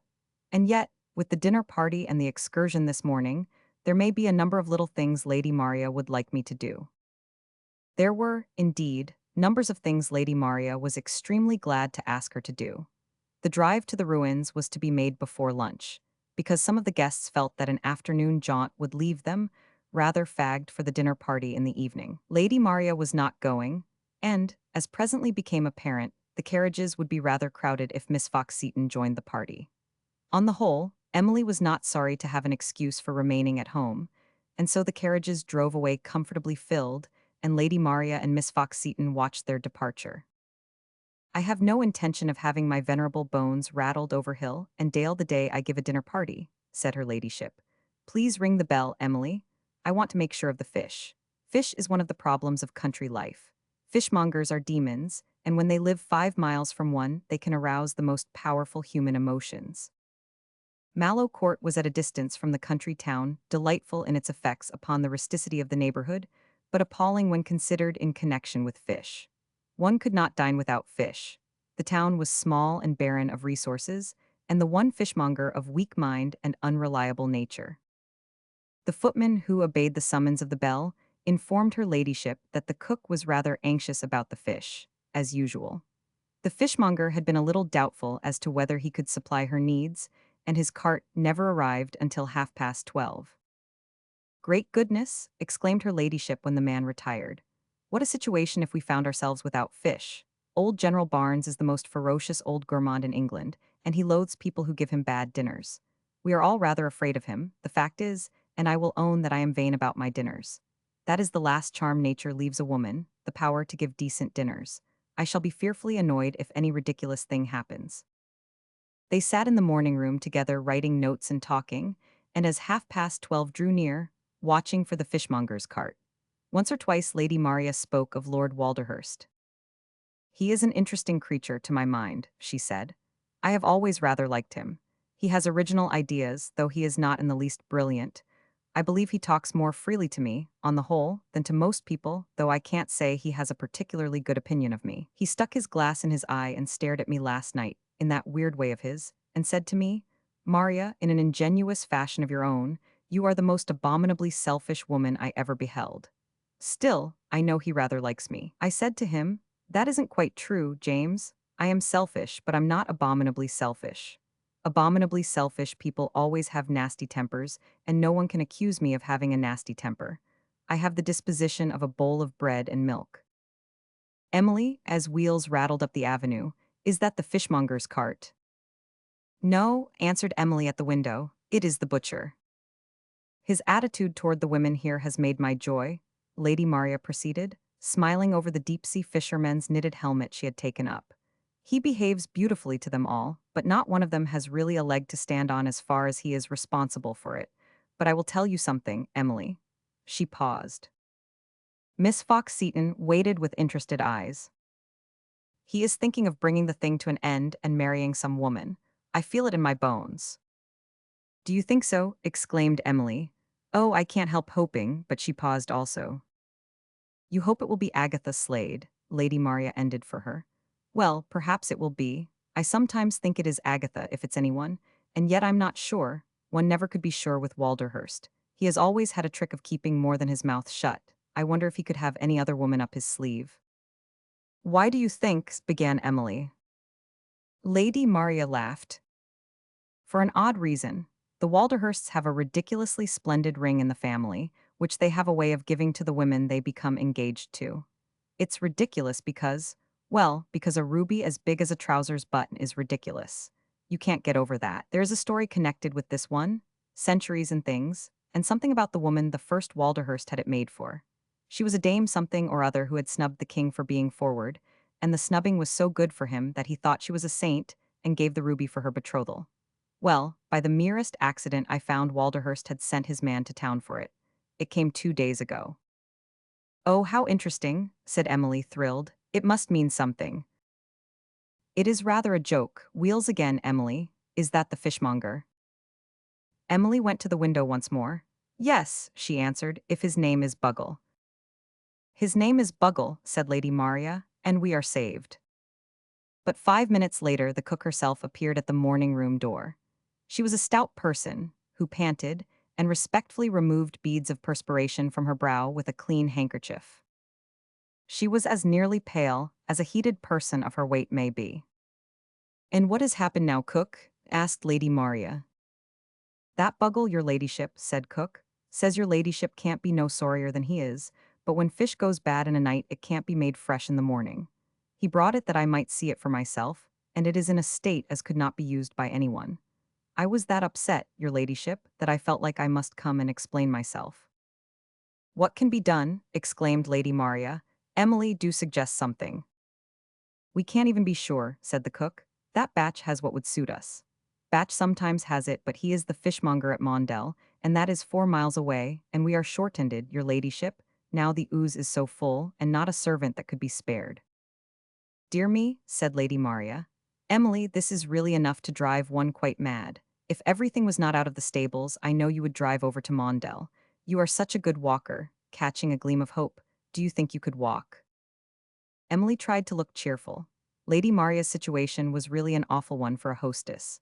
It would not have mattered in the least if her strong, healthy body had not been so tired. She was an excellent walker, and ordinarily 8 miles would have meant nothing in the way of fatigue.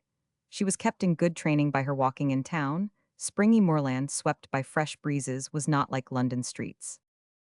I think I can manage it, she said nice-temperedly. If I had not run about so much yesterday, it would be a mere nothing. You must have the fish, of course. I will walk over the moor to Mondell and tell Batch it must be sent at once. Then I will come back slowly. I can rest on the heather, by the way. The moor is lovely in the afternoon. You dear soul, Lady Maria broke forth. What a boon you are to a woman. She felt quite grateful. There arose in her mind an impulse to invite Emily Fox-Seton to remain the rest of her life with her, but she was too experienced an elderly lady to give way to impulses. She privately resolved, however, that she would have her a good deal in South Audley Street and would make her some decent presents.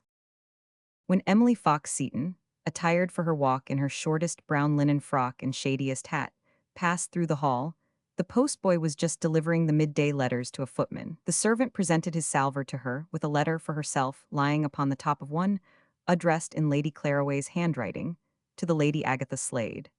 Emily recognized it as one of the epistles of many sheets which so often made poor Agatha shed slow and depressed tears. Her own letter was directed in the well-known hand of Mrs. Cupp, and she wondered what it could contain. I hope the poor things are not in any trouble, she thought. They were afraid the young man in the sitting room was engaged. If he got married and left them, I don't know what they would do. He has been so regular. Though the day was hot, the weather was perfect, and Emily, having exchanged her easy slippers for an almost equally easy pair of tan shoes, found her tired feet might still be used. Her disposition to make the very best of things inspired her to regard even an 8-mile walk with courage. The moorland air was so sweet. The sound of the bees droning as they stumbled about in the heather was such a comfortable, peaceful thing, that she convinced herself that she should find the 4 miles to Mondell quite agreeable. She had so many nice things to think of that she temporarily forgot that she had put Mrs. Cupp's letter in her pocket, and was halfway across the moor before she remembered it. Dear me, she exclaimed when she recalled it, I must see what has happened. She opened the envelope and began to read as she walked, but she had not taken many steps before she uttered an exclamation and stopped. How very nice for them, she said, but she turned rather pale. From a worldly point of view, the news the letter contained was indeed very nice for the Cupps, but it put a painful aspect upon the simple affairs of poor Miss Fox-Seton. It is a great piece of news in one way, wrote Mrs. Cupp, and yet me and Jane can't help feeling a bit low at the thought of the changes it will make, and us living where you won't be with us, if I may take the liberty, miss. My brother William made a good bit of money in Australia, but he has always been homesick for the old country, as he always calls England. His wife was a colonial, and when she died a year ago, he made up his mind to come home to settle in Chichester, where he was born. He says there's nothing like the feeling of a cathedral town. He's bought such a nice house a bit out with a big garden, and he wants me and Jane to come and make a home with him. He says he has worked hard all his life, and now he means to be comfortable, and he can't be bothered with housekeeping. He promises to provide well for us both, and he wants us to sell up Mortimer Street and come as quick as possible. But we shall miss you, miss, and though her Uncle William keeps a trap and everything according, and Jane is grateful for his kindness, she broke down and cried hard last night and says to me, "Oh, mother, if Miss Fox-Seton could just manage to take me as a maid, I would rather be it than anything. Traps don't feed the heart, mother, and I've a feeling for Miss Fox-Seton as is perhaps unbecoming to my station. But we've got the men in the house ticketing things, miss, and we want to know what we shall do with the articles in your bed-sitting room." The friendliness of the two faithful Cupps and the humble turkey-red comforts of the bed-sitting room had meant home to Emily Fox-Seton. When she had turned her face and her tired feet away from discouraging errands and small humiliations and discomforts, she had turned them toward the bed-sitting room, the hot little fire, the small, fat black kettle singing on the hob, and the 2 and 11 penny tea set. Not being given to crossing bridges before she reached them, she had never contemplated the dreary possibility that her refuge might be taken away from her. She had not dwelt upon the fact that she had no other real refuge on earth. As she walked among the sun-heated heather and the luxuriously droning bees, she dwelt upon it now with a suddenly realizing sense. As it came home to her soul, her eyes filled with big tears, which brimmed over and rolled down her cheeks. They dropped upon the breast of her linen blouse and left marks. "I shall have to find a new bed-sitting room somewhere," she said, the breast of the linen blouse lifting itself sharply. "It will be so different to be in a house with strangers. Mrs. Cupp and Jane?" She was obliged to take out her handkerchief at that moment. "I am afraid I can't get anything respectable for 10 shillings a week. It was very cheap, and they were so nice." All her fatigue of the early morning had returned. Her feet began to burn and ache, and the sun felt almost unbearably hot. The mist in her eyes prevented her seeing the path before her. Once or twice she stumbled over something. "It seems as if it must be farther than 4 miles," she said. "And then there is the walk back. I am tired, but I must get on really." In Chapter 6, he drive to the ruins had been a great success. It was a drive of just sufficient length to put people in spirits without fatiguing them. The party came back to lunch with delightful appetites. Lady Agatha and Miss Cora Brooke had pink cheeks. The Marquis of Walderhurst had behaved charmingly to both of them. He had helped each of them to climb about among the ruins, and had taken them both up the steep, dark stairway of one of the towers, and stood with them looking over the turrets into the courtyard and the moat. He knew the history of the castle, and could point out the banquet hall and the chapel and the serving places, and new legends about the dungeons. "He gives us all a turn, mother," said Miss Cora Brooke. "He even gave a turn yesterday to poor Emily Fox-Seton. He's rather nice." There was a great deal of laughter at lunch after their return. Miss Cora Brooke was quite brilliant in her gay little sallies, but though she was more talkative than Lady Agatha, she did not look more brilliant. The letter from Curzon Street had not made the beauty shed tears. Her face had fallen when it had been handed to her on her return, and she had taken it upstairs to her room with rather a flagging step. But when she came down to lunch, she walked with the movement of a nymph. Her lovely little face wore a sort of tremulous radiance. She laughed like a child at every amusing thing that was said. She might have been 10 years old instead of 22. Her color, her eyes, her spirits seemed of a freshness so infantine.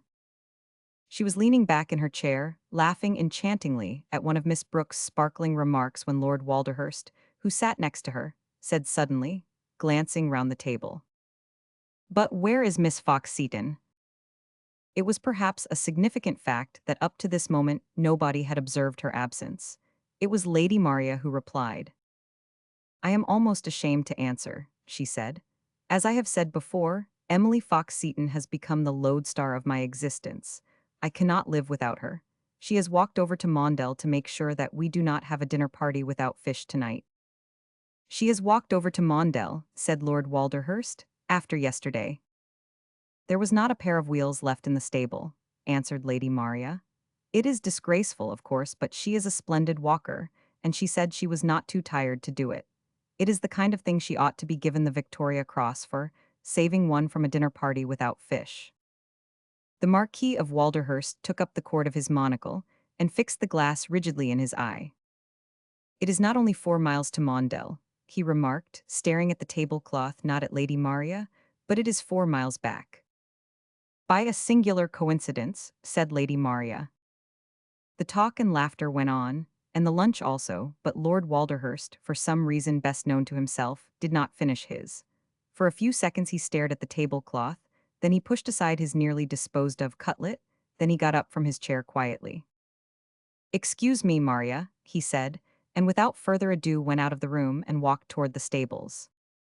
There was excellent fish at Mondell. Batch produced it at once, fresh, sound, and desirable. Had she been in her normal spirits, Emily would have rejoiced at the sight of it, and have retraced her 4 miles to Mallow in absolute jubilation. She would have shortened and beguiled her return journey by depicting to herself Lady Maria's pleasure and relief. But the letter from Mrs. Cupp lay like a weight of lead in her pocket. It had given her such things to think of as she walked that she had been oblivious to heather and bees and fleece-bedecked summer blue sky, and had felt more tired than in any tramp through London streets that she could call to mind. Each step she took seemed to be carrying her farther away from the few square yards of home the bed-sitting room had represented under the dominion of the cups. Every moment she recalled more strongly that it had been home. Home. Of course it had not been the third-floor back room so much as it had been the cups who made it so, who had regarded her as a sort of possession, who had liked to serve her, and had done it with actual affection. I shall have to find a new place, she kept saying. I shall have to go among quite strange people. She had suddenly a new sense of being without resource. That was one of the proofs of the curious heaviness of the blow the simple occurrence was to her. She felt temporarily almost as if there were no other lodging houses in London, though she knew that really there were tens of thousands. The fact was that though there might be other cups, or their counterparts, she could not make herself believe such a good thing possible. She had been physically worn out before she had read the letter, and its effect had been proportionate to her fatigue and lack of power to rebound. She was vaguely surprised to feel that the tears kept filling her eyes and falling on her cheeks in big, heavy drops. She was obliged to use her handkerchief frequently, as if she was suddenly developing a cold in her head. I must take care, she said once, quite prosaically, but with more pathos in her voice than she was aware of, or I shall make my nose quite red. Painting of the Marquis of Walderhurst. The Marquis of Walderhurst. Though Batch was able to supply fish, he was unfortunately not able to send it to Mallow. His cart had gone out on a round just before Miss Fox-Seton's arrival, and there was no knowing when it would return. Then I must carry the fish myself, said Emily. You can put it in a neat basket. I'm very sorry, miss. I am indeed, miss, said Batch, looking hot and pained. It will not be heavy, returned Emily, and her ladyship must be sure of it for the dinner party. So she turned back to recross the moor with a basket of fish on her arm. And she was so pathetically unhappy that she felt that so long as she lived the odor of fresh fish would make her feel sorrowful. She had heard of people who were made sorrowful by the odor of a flower or the sound of a melody, but in her case it would be the smell of fresh fish that would make her sad. If she had been a person with a sense of humor, she might have seen that this was a thing to laugh at a little. But she was not a humorous woman, and just now. Oh, I shall have to find a new place, she was thinking, and I have lived in that little room for years. The sun got hotter and hotter, and her feet became so tired that she could scarcely drag one of them after another. She had forgotten that she had left Mallow before lunch, and that she ought to have got a cup of tea, at least at Mondell. Before she had walked a mile on her way back, she realized that she was frightfully hungry and rather faint. There is not even a cottage where I could get a glass of water, she thought. The basket, which was really comparatively light, began to feel heavy on her arm, and at length she felt sure that a certain burning spot on her left heel must be a blister which was being rubbed by her shoe. How it hurt her, and how tired she was. How tired. And when she left Mallow, lovely, luxurious Mallow, she would not go back to her little room all fresh from the Cup's autumn house cleaning, which included the washing and ironing of her turkey-red hangings and chair covers. She would be obliged to huddle into any poor place she could find. And Mrs. Cupp and Jane would be in Chichester. But what good fortune it is for them, she murmured. They need never be anxious about the future again. How wonderful it must be to know that one need not be afraid of the future. I think I really must sit down. She sat down upon the sun-warmed heather, and actually let her tear-wet face drop upon her hands. Oh dear, oh dear, oh dear, she said helplessly. I must not let myself do this. I mustn't, oh dear, oh dear, oh dear. She was so overpowered by her sense of her own weakness that she was conscious of nothing but the fact that she must control it. Upon the elastic moorland, road wheels stole upon one without sound. So the wheels of a rapidly driven high cart approached her and were almost at her side before she lifted her head, startled by a sudden consciousness that a vehicle was near her. It was Lord Walderhurst's cart, and even as she gazed at him with alarmed, wet eyes, his lordship descended from it and made a sign to his groom, who at once impassively drove on. Emily's lips tried to tremble into a smile. She put out her hand fumblingly toward the fish basket, and having secured it, began to rise. I sat down to rest, she faltered, even apologetically. I walked to Mondell and it was so hot. Just at that moment, a little breeze sprang up and swept across her cheek. She was so grateful that her smile became less difficult. I got what Lady Maria wanted, she added, and the childlike dimple in her cheek endeavored to defy her eyes. The Marquis of Walderhurst looked rather odd. Emily had never seen him look like this before. He took a silver flask out of his pocket in a matter-of-fact way and filled its cup with something. "That is sherry," he said. "Please drink it. You are absolutely faint." She held out her hand eagerly. She could not help it. "Oh, thank you," she said. "I am so thirsty," and she drank it as if it were the nectar of the gods. "Now, Miss Fox-Seton," he said, "please sit down again. I came here to drive you back to Mallow, and the cart will not come back for a quarter of an hour." "You came on purpose," she exclaimed, feeling in truth somewhat awestruck. "But how kind of you, Lord Walderhurst, how good." It was the most unforeseen and amazing experience of her life, and at once she sought for some reason which could connect with his coming some more interesting person than mere Emily Fox-Seton. Oh, the thought flashed upon her. He had come for some reason connected with Lady Agatha. He made her sit down on the heather again, and he took a seat beside her. He looked straight into her eyes. "You have been crying," he remarked. There was no use denying it. And what was there in the good gray-brown eye, gazing through the monocle, which so moved her by its suggestion of kindness and some new feeling? "Yes, I have," she admitted. "I don't often, but well, yes, I have." "What was it?" It was the most extraordinary thump her heart gave at this moment. She had never felt such an absolute thump. It was perhaps because she was tired. His voice had lowered itself. No man had ever spoken to her before like that. It made one feel as if he was not an exalted person at all, only a kind one. She must not presume upon his kindness and make much of her prosaic troubles. She tried to smile in a proper casual way. Oh, it was a small thing, really, was her effort at treating the matter lightly. But it seems more important to me than it would to anyone with a family. The people I live with, who have been so kind to me, are going away. "The cups?" he asked. She turned quite round to look at him. "How," she faltered, "did you know about them?" "Maria told me," he answered. "I asked her." It seemed such a human sort of interest to have taken in her. She could not understand, and she had thought he scarcely realized her existence. She said to herself that was so often the case, people were so much kinder than one knew. She felt the moisture welling in her eyes, and stared steadily at the heather, trying to wink it away. "I am really glad," she explained hastily. "It is such good fortune for them. Mrs. Cupp's brother has offered them such a nice home, they need never be anxious again. But they will leave Mortimer Street, and you will have to give up your room." "Yes, I must find another." A big drop got the better of her and flashed on its way down her cheek. "I can find a room, perhaps, but I can't find—" She was obliged to clear her throat. "That was why you cried?" "Yes," after which she sat still. "You don't know where you will live?" "No." She was looking so straight before her, and trying so hard to behave discreetly, that she did not see that he had drawn nearer to her. But a moment later she realized it, because he took hold of her hand. His own closed over it firmly. "Will you?" he said. "I came here, in fact, to ask you if you will come and live with me." Her heart stood still, quite still. London was so full of ugly stories about things done by men of his rank, stories of transgressions, of follies, of cruelties. So many were open secrets. There were men who, even while keeping up an outward aspect of respectability, were held accountable for painful things. The lives of well-born struggling women were so hard. Sometimes such nice ones went under because temptation was so great. But she had not thought, she could not have dreamed. She got on her feet and stood upright before him. He rose with her, and because she was a tall woman, their eyes were on a level. Her own big and honest ones were wide and full of crystal tears.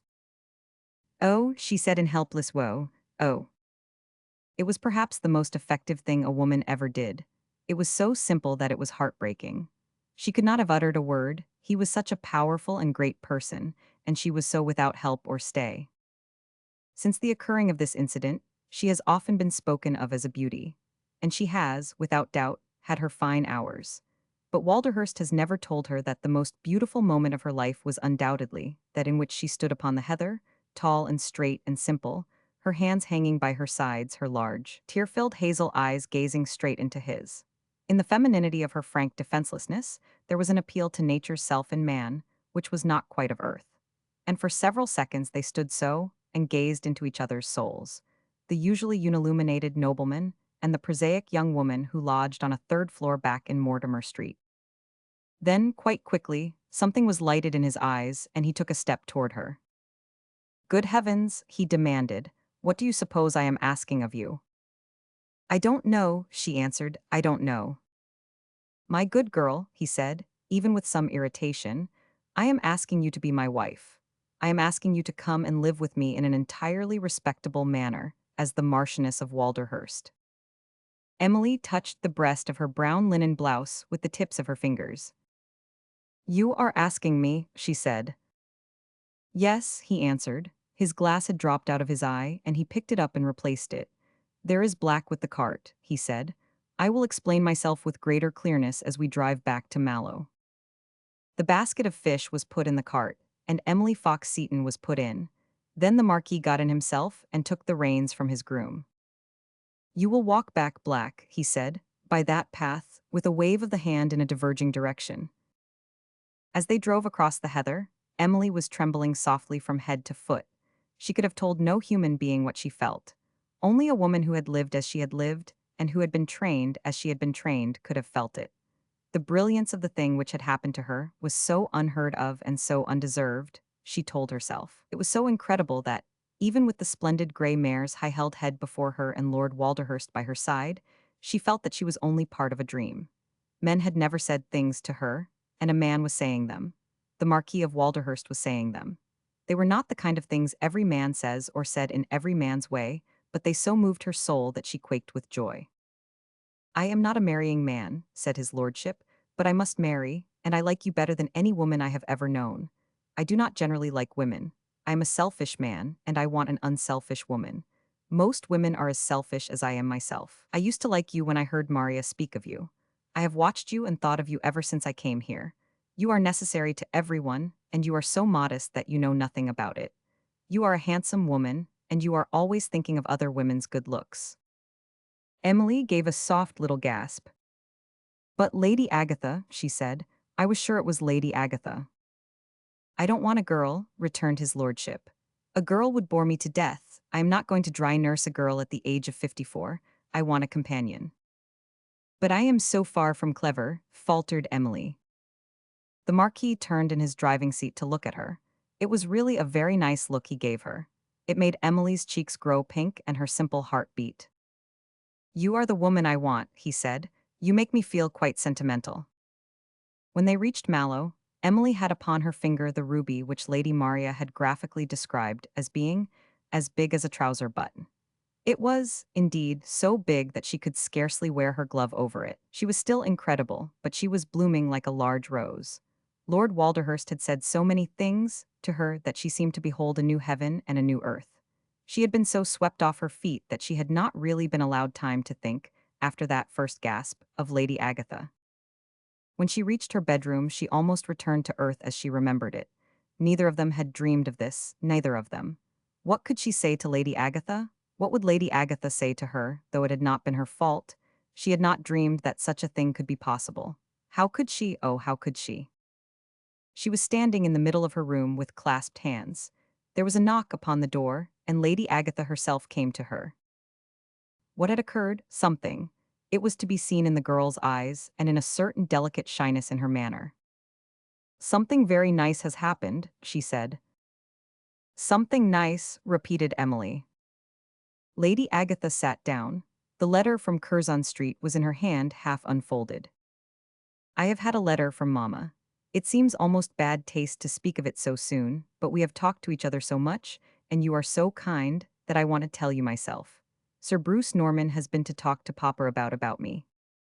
Emily felt that her cup filled to the brim at the moment. "He is in England again." Agatha nodded gently. "He only went away too well to test his own feelings before he spoke. Mamma is delighted with him. I am going home tomorrow." Emily made a little swoop forward. "You always liked him," she said. Lady Agatha's delicate mounting color was adorable. "I was quite unhappy," she owned, and hid her lovely face in her hands.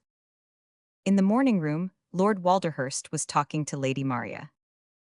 You need not give Emily Fox-Seton any more clothes, Maria, he said. I am going to supply her in future. I have asked her to marry me. Lady Maria lightly gasped and then began to laugh. Well, James, she said, you have certainly much more sense than most men of your rank and age. Part 2. Chapter 7. Miss Emily Fox-Seton was preparing for the extraordinary change in her life, which transformed her from a very poor, hard-working woman into one of the richest marchionesses in England.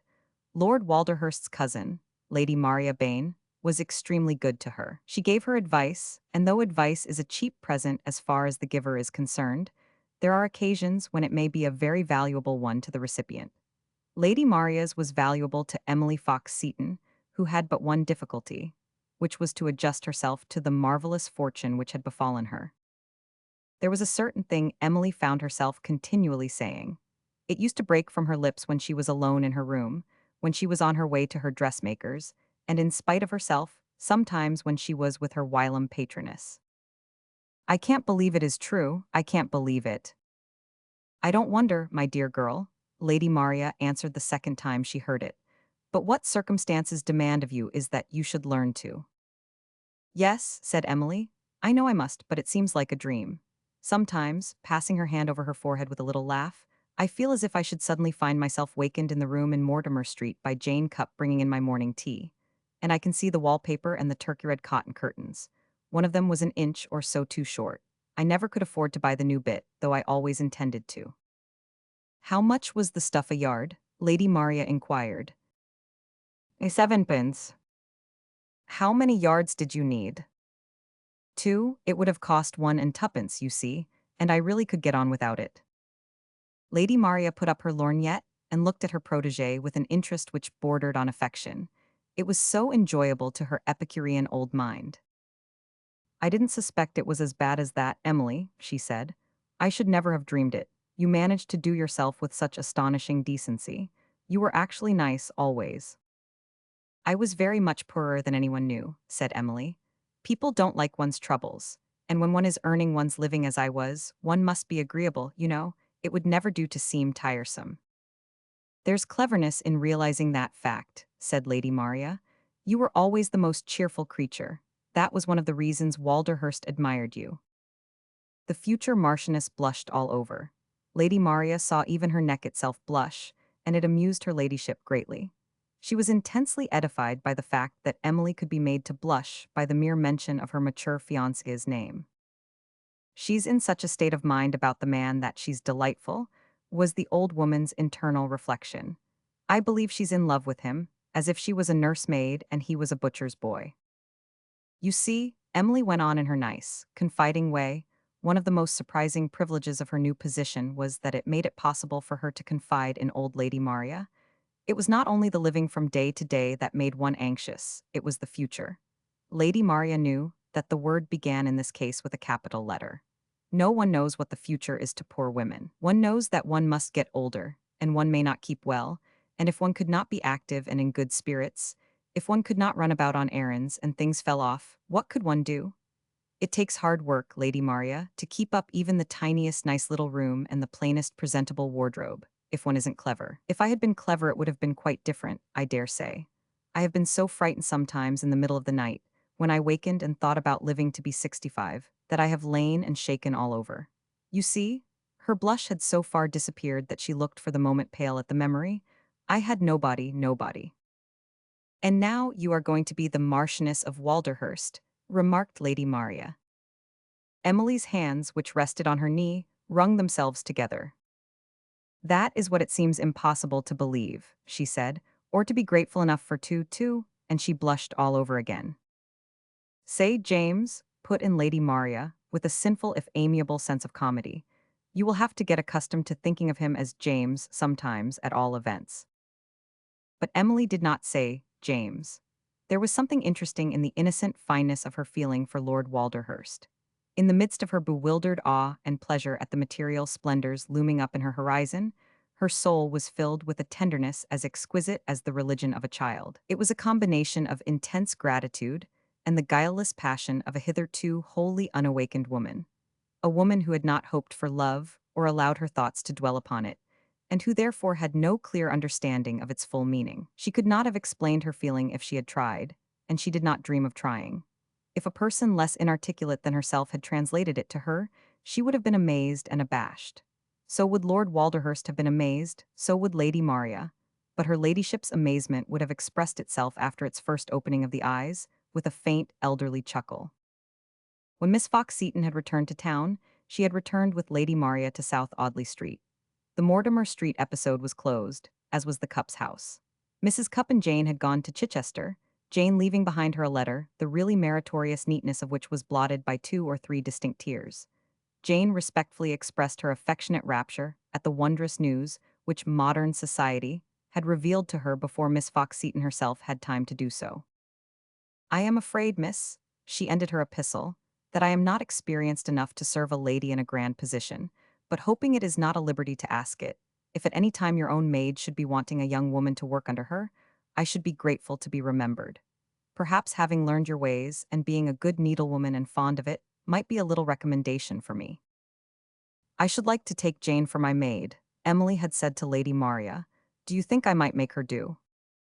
She would probably be worth half a dozen French minxes who would amuse themselves by getting up intrigues with your footmen," was Lady Maria's astute observation.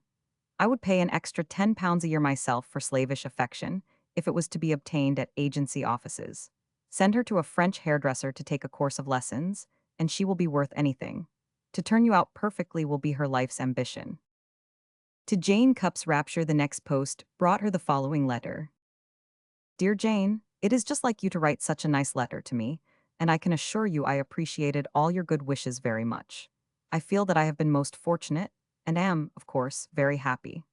I have spoken to Lady Maria Bain about you, and she thinks that you might make me a useful maid if I gave you the advantage of a course of lessons in hairdressing. I myself know that you would be faithful and interested, and that I could not have a more trustworthy young woman.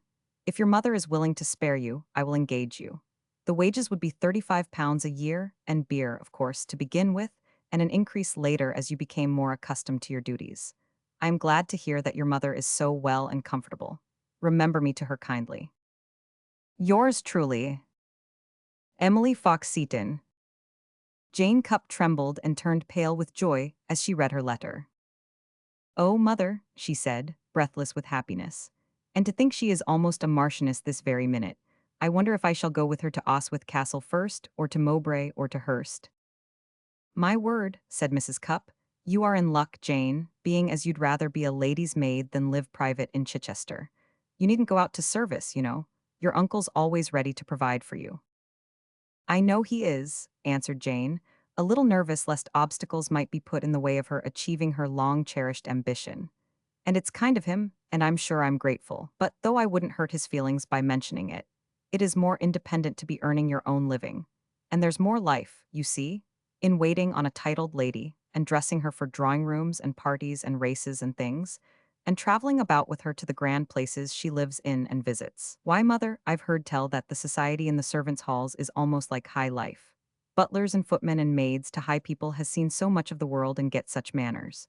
Do you remember how quiet and elegant Susan Hill was that was maid to Lady Cosbourne? And she'd been to Greece and to India. If Miss Fox-Seton likes travel and his lordship likes it, I may be taken to all sorts of wonderful places. Just think." She gave Mrs. Cupp a little clutch in her excitement. She had always lived in the basement kitchen of a house in Mortimer Street, and had never had reason to hope she might leave it. And now— "You're right, Jane," her mother said, shaking her head. "There's a great deal in it, particular when you're young, there's a great deal in it." When the engagement of the Marquis of Walderhurst had been announced, to the consternation of many, Lady Maria had been in her element.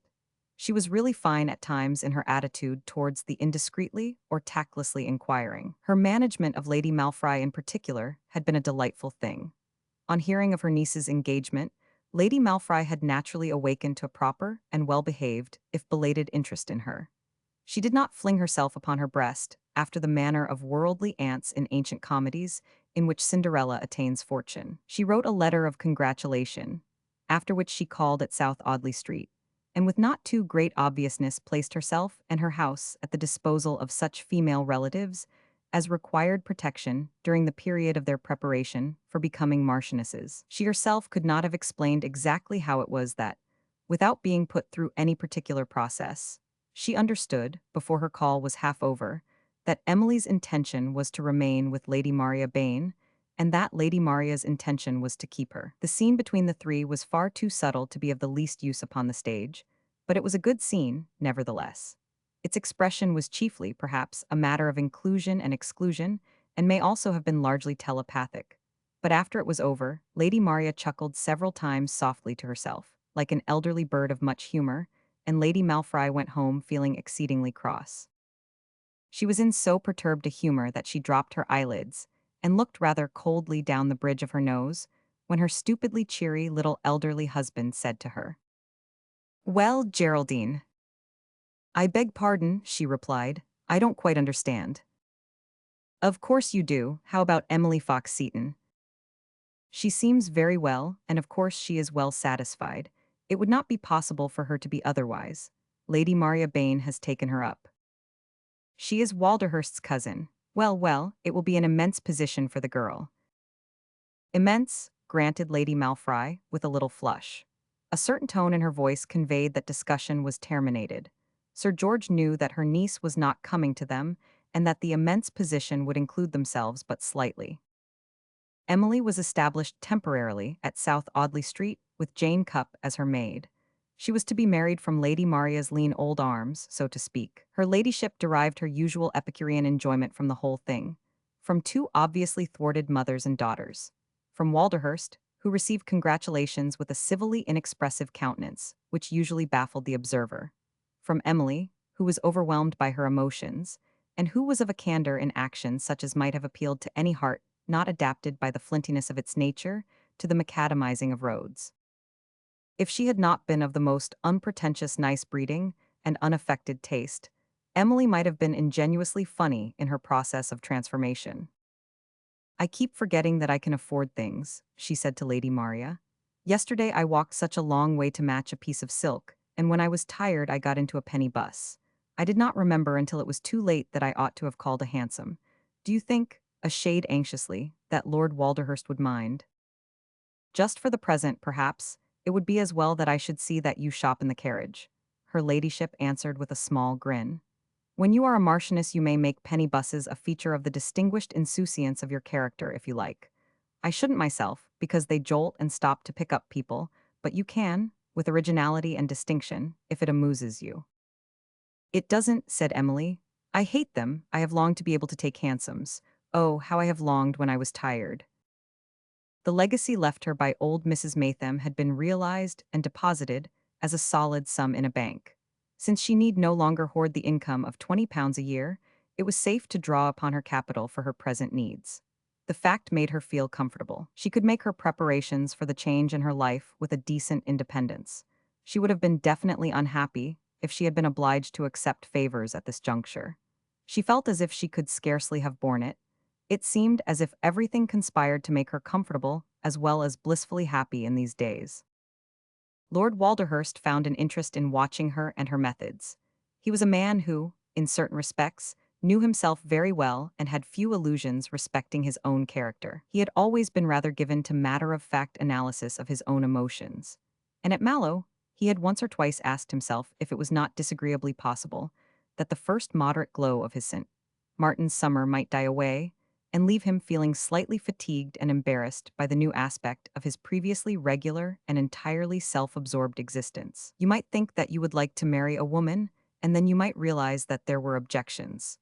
That even the woman herself, with all her desirable qualities, might be an objection in the end, that any woman might be an objection. In fact, that it required an effort to reconcile oneself to the fact of a woman's being continually about. Of course, the arriving at such a conclusion, after one had committed oneself, would be annoying. Walderhurst had, in fact, only reflected upon this possible aspect of affairs before he had driven over the heath to pick Emily up. Afterwards he had, in some remote portion of his mentality, vaguely awaited developments. When he saw Emily day by day at South Audley Street, he found he continued to like her. He was not clever enough to analyze her. He could only watch her, and he always looked on at her with curiosity and a novel sensation rather like pleasure. She wakened up at sight of him, when he called, in a way that was attractive even to an unimaginative man. Her eyes seemed to warm, and she often looked flushed and softly appealing. He began to note vaguely that her dresses were better, and oftener changed, than they had been at Mallow. A more observant man might have been touched by the suggestion that she was unfolding petal by petal like a flower, and that each carefully chosen costume was a new petal. He did not in the least suspect the reverent eagerness of her care of herself as an object hoping to render itself worthy of his qualities and tastes. His qualities and tastes were of no exalted importance in themselves, but they seemed so to Emily. It is that which by one chance or another so commends itself to a creature as to incite it to the emotion called love, which is really of importance, and which, not speaking in figures, holds the power of life and death. Personality sometimes achieves this, circumstances always aid it, but in all cases the result is the same and sways the world it exists in during its existence. Emily Fox-Seton had fallen deeply and touchingly in love with this particular prosaic, well-behaved nobleman, and her whole feminine being was absorbed in her adoration of him. Her tender fancy described him by adjectives such as no other human being would have assented to. She felt that he had condescended to her with a generosity which justified worship. This was not true, but it was true for her. As a consequence of this, she thought out and purchased her wardrobe with a solemnity of purpose, such as might well have been part of a religious ceremonial. When she consulted fashion plates in Lady Maria, or when she ordered a gown at her ladyship's dressmaker's, she had always before her mind, not herself, but the Marchioness of Walderhurst, a Marchioness of Walderhurst whom the Marquis would approve of and be pleased with. She did not expect from him what Sir Bruce Norman gave to Lady Agatha. Agatha and her lover were of a different world. She saw them occasionally, not often, because the simple selfishness of young love so absorbed them that they could scarcely realize the existence of other persons than themselves. They were to be married and to depart for fairyland as soon as possible. Both were fond of travel, and when they took ship together their intention was to girdle the world at leisure, if they felt so inclined. They could do anything they chose, and were so blissfully sufficient for each other that there was no reason why they should not follow their every errant fancy. The lines which had been increasing in Lady Claraway's face had disappeared, and left her blooming with the beauty her daughters had reproduced. This delightful marriage had smoothed away every difficulty. Sir Bruce was the most charming fellow in England. That fact acted as a charm in itself, it seemed. It was not necessary to go into details as to the mollifying of tradespeople and rearranging of the entire aspect of life at Curzon Street. When Agatha and Emily Fox-Seton met in town for the first time, it was in the drawing-room at South Audley Street. They clasped each other's hands with an exchange of entirely new looks. "You look so well, Miss Fox-Seton," said Agatha with actual tenderness. If she had not been afraid of seeming a little rudely effusive, she would have said, handsome, instead of well, for Emily was sweetly blooming. "Happiness is becoming to you," she added. "May I say how glad I am?" Thank you," Emily answered. "Everything in the world seems changed, doesn't it?" "Yes, everything." They stood and gazed into each other's eyes a few seconds, and then loosed hands with a little laugh and sat down to talk. It was, in fact, Lady Agatha who talked most, because Emily Fox-Seton led her on, and aided her to delicate expansion by her delight in all that in these days made up her existence of pure bliss. It was as if an old-time fairy story were being enacted before Emily's eyes. Agatha without doubt had grown lovelier, she thought. She seemed even fairer, more willowy. The forget-me-not eyes were of a happier blue, as forget-me-nots growing by clear watersides are bluer than those grown in a mere garden. She appeared perhaps even a little taller, and her small head had, if such a thing were possible, a prettier flower-like poise. This, at least, Emily thought, and found her own happiness added to by her belief in her fancy. She felt that nothing was to be wondered at when she heard Agatha speak of Sir Bruce. She could not utter his name or refer to any act of his without a sound in her voice, which had its parallel in the light floating haze of blush on her cheeks. In her intercourse with the world in general, she would have been able to preserve her customary sweet composure. But Emily Fox-Seton was not the world. She represented a something which was so primitively of the emotions that one's heart spoke and listened to her. Agatha was conscious that Miss Fox-Seton had seen at Mallow she could never quite understand how it had seemed so naturally to happen, a phase of her feelings which no one else had seen before. Bruce had seen it since, but only Bruce. There had actually been a sort of confidence between them, a confidence which had been like intimacy, though neither of them had been effusive. "Mamma is so happy," the girl said. "It is quite wonderful. And Alex and Hilda and Millicent and Eve, Oh, it makes such a difference to them. I shall be able, with a blush which expressed a world of relieved affection, to give them so much pleasure. Any girl who marries happily and well can alter everything for her sisters if she remembers. You see, I shall have reason to remember. I know things from experience. And Bruce is so kind and gay and proud of their prettiness. Just imagine their excitement at all being bridesmaids.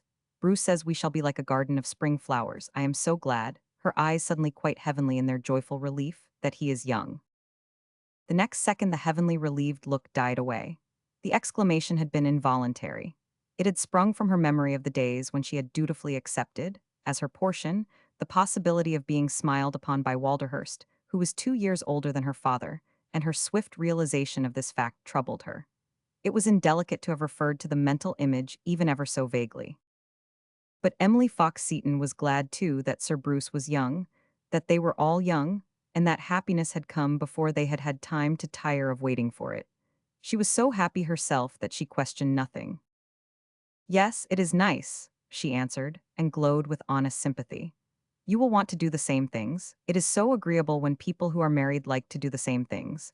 Perhaps you will want to go out a great deal and to travel, and you could not enjoy it if Sir Bruce did not. She was not reflecting in the least upon domestic circles, whose male heads are capable of making themselves extremely nasty, under stress of invitations, it bores them to accept, and the inclination of wives and daughters to desire acceptance. She was not contemplating with any premonitory regrets a future in which, when Walderhurst did not wish to go out to dinner or disdained a ball, she should stay at home. Far from it. She simply rejoiced with Lady Agatha, who was 22 marrying 28. You are not like me, she explained further. I have had to work so hard and contrive so closely that everything will be a pleasure to me.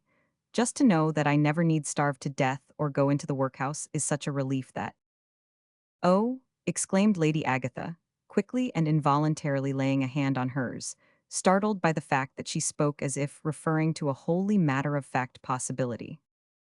Emily smiled, realizing her feeling. Perhaps I ought not to have said that, I forgot. But such things are possible when one is too old to work and has nothing to depend on. You could scarcely understand. When one is very poor one is frightened, because occasionally one cannot help thinking of it. But now, oh how different, exclaimed Agatha with heartfelt earnestness. Yes, now I need never be afraid. It makes me so grateful to Lord Walderhurst. Her neck grew pink as she said it, just as Lady Maria had seen it grow pink on previous occasions. Moderate as the words were, they expressed ardor. Lord Walderhurst came in half an hour later, and found her standing smiling by the window. You look particularly well, Emily. It's that white frock, I suppose. You ought to wear a good deal of white, he said. I will, Emily answered. He observed that she wore the nice flush and the soft appealing look as well as the white frock. I wish. Here she stopped, feeling a little foolish. What do you wish? I wish I could do more to please you than wear white, or black when you like. He gazed at her, always through the single eyeglass. Even the vaguest approach to emotion or sentiment invariably made him feel stiff and shy. Realizing this, he did not quite understand why he rather liked it in the case of Emily Fox-Seton, though he only liked it remotely, and felt his own inaptness a shade absurd. Wear yellow or pink occasionally, he said with a brief, awkward laugh. What large, honest eyes the creature had, like a fine retriever's or those of some nice animal one saw in the zoo. I will wear anything you like, she said, the nice eyes meeting his, not the least stupidly, he reflected, though women who were affectionate often look stupid. I will do anything you like. You don't know what you have done for me, Lord Walderhurst. They moved a trifle nearer to each other, this inarticulate pair. He dropped his eyeglass and patted her shoulder. Say Walderhurst or James or my dear, he said. We are going to be married, you know. And he found himself going to the length of kissing her cheek with some warmth. I sometimes wish, she said feelingly, that it was the fashion to say my lord as Lady Castlewood used to do in Esmond. I always thought it nice. Women are not so respectful to their husbands in these days, he answered with his short laugh, and men are not so dignified. Lord Castlewood was not very dignified, was he? He chuckled a little. No, but his rank was in the reign of Queen Anne. These are democratic days. I'll call you my lady if you like. Oh, no, no, with fervor, I wasn't thinking of anything like that. I know you were not, he reassured her. You are not that kind of woman. Oh, how could I be? You couldn't, good-naturedly. That's why I like you. Then he began to tell her his reason for calling at this particular hour. He came to prepare her for a visit from the Osbornes, who had actually just returned from India. Captain Osborne had chosen, or chance had chosen for him, this particular time for a long leave. As soon as she heard the name of Osborne, Emily's heart beat a little quickly. She had naturally learned a good deal of detail from Lady Maria since her engagement. Alec Osborne was the man who, since Lord Walderhurst's becoming a widower, had lived in the gradually strengthening belief that the chances were that it would be his enormous luck to inherit the title and estates of the present Marquis of Walderhurst. He was not a very near relation, but he was the next of kin. He was a young man and a strong one, and Walderhurst was 54 and could not be called robust. His medical man did not consider him a particularly good life, though he was not often ill. He's not the kind of chap who lives to be 150. I'll say that for him. Alec Osborne had said at mess after dinner had made him careless of speech, and he had grinned not too pleasantly when he uttered the words. The only thing that would completely wipe my eye isn't as likely to happen to him as to most men. He's unsentimental and level-headed and doesn't like marriage. You can imagine how he's chivied by women. A fellow in his position couldn't be let alone. But he doesn't like marriage, and he's a man who knows jolly well what he likes and what he doesn't. The only child died, and if he doesn't marry again, I'm in a safe place. Good Lord, the difference it would make? And his grin extended itself. It was 3 months after this that the Marquis of Walderhurst followed Emily Fox-Seton out upon the heath, and finding her sitting footsore and depressed in spirit beside the basket of Lady Maria's fish, asked her to marry him. When the news reached him, Alec Osborne went and shut himself up in his quarters and blasphemed until his face was purple and big drops of sweat ran down it. It was black bad luck. It was black bad luck, and it called for black curses. What the articles of furniture in the room in the bungalow heard was rather awful, but Captain Osborne did not feel that it did justice to the occasion. When her husband strode by her to his apartment, Mrs. Osborne did not attempt to follow him. She had only been married 2 years, but she knew his face too well, and she also knew too well all the meaning of the fury contained in the words he flung at her as he hurled himself past her. Walderhurst is going to be married. Mrs. Osborne ran into her own room and sat down clutching at her hair as she dropped her face in her little dark hands. She was an Anglo-Indian girl who had never been home and had not had much luck in life at any time, and her worst luck had been in being handed over by her people to this particular man, chiefly because he was the next of kin to Lord Walderhurst. She was a curious, passionate creature, and had been in love with him in her way. Her family had been poor and barely decently disreputable. She had lived on the outskirts of things, full of intense girlish vanity and yearnings for social recognition. Poorly dressed, passed over and snubbed by people she aspired to know socially.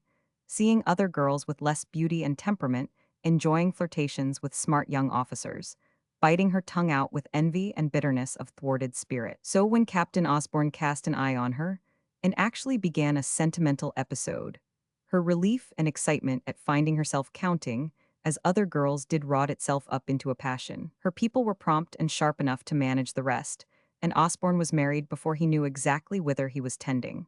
He was not pleased with himself when he wakened to face facts. He could only console himself for having been cleverly led and driven into doing the thing he did not want to do, by the facts that the girl was interesting and clever, and had a good deal of odd, un-English beauty. It was a beauty so un-English that it would perhaps appear to its greatest advantage in the contrasts afforded by life in England. She was so dark, of heavy hair and drooping-lidded eyes and fine-grained skin, and so sinuous of lithe, slim body, that among native beauties she seemed not to be sufficiently separated by marks of race. She had tumbled up from childhood among native servants, who were almost her sole companions, and who had taught her curious things. She knew their stories and songs, and believed in more of their occult beliefs than any but herself knew. She knew things which made her interesting to Alec Osborne, who had a bullet head and a cruel lower jaw, despite a degree of the ordinary good looks. The fact that his chances were good for becoming Marquis of Walderhurst and taking her home to a life of English luxury and splendor was a thing she never forgot. It haunted her in her sleep. She had often dreamed of Oswyth Castle, and of standing amidst great people on the broad lawns her husband had described feelingly during tropical days when they had sat together panting for breath. When there had been mention made of the remote, awful possibility that Walderhurst might surrender to the siege laid to him, she had turned sick at the thought. It made her clench her hands until the nails almost pressed into the skin of her palms. She could not bear it. She had made Osborne burst into a big, harsh laugh one day when she had hinted to him that there were occult things to be done which might prevent ill luck. He had laughed first and scowled afterwards, cynically saying that she might as well be working them up. He had not come out to India followed by regrets and affection.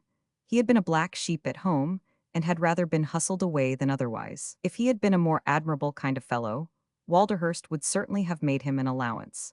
But his manner of life had been such as the Marquis had no patience with in men of any class, and especially abhorred in men whom the accident of birth connected with good names. He had not been lavish in his demonstrations of interest in the bullet-headed young man. Osborne's personableness was not of a kind attractive to the unbiased male observer.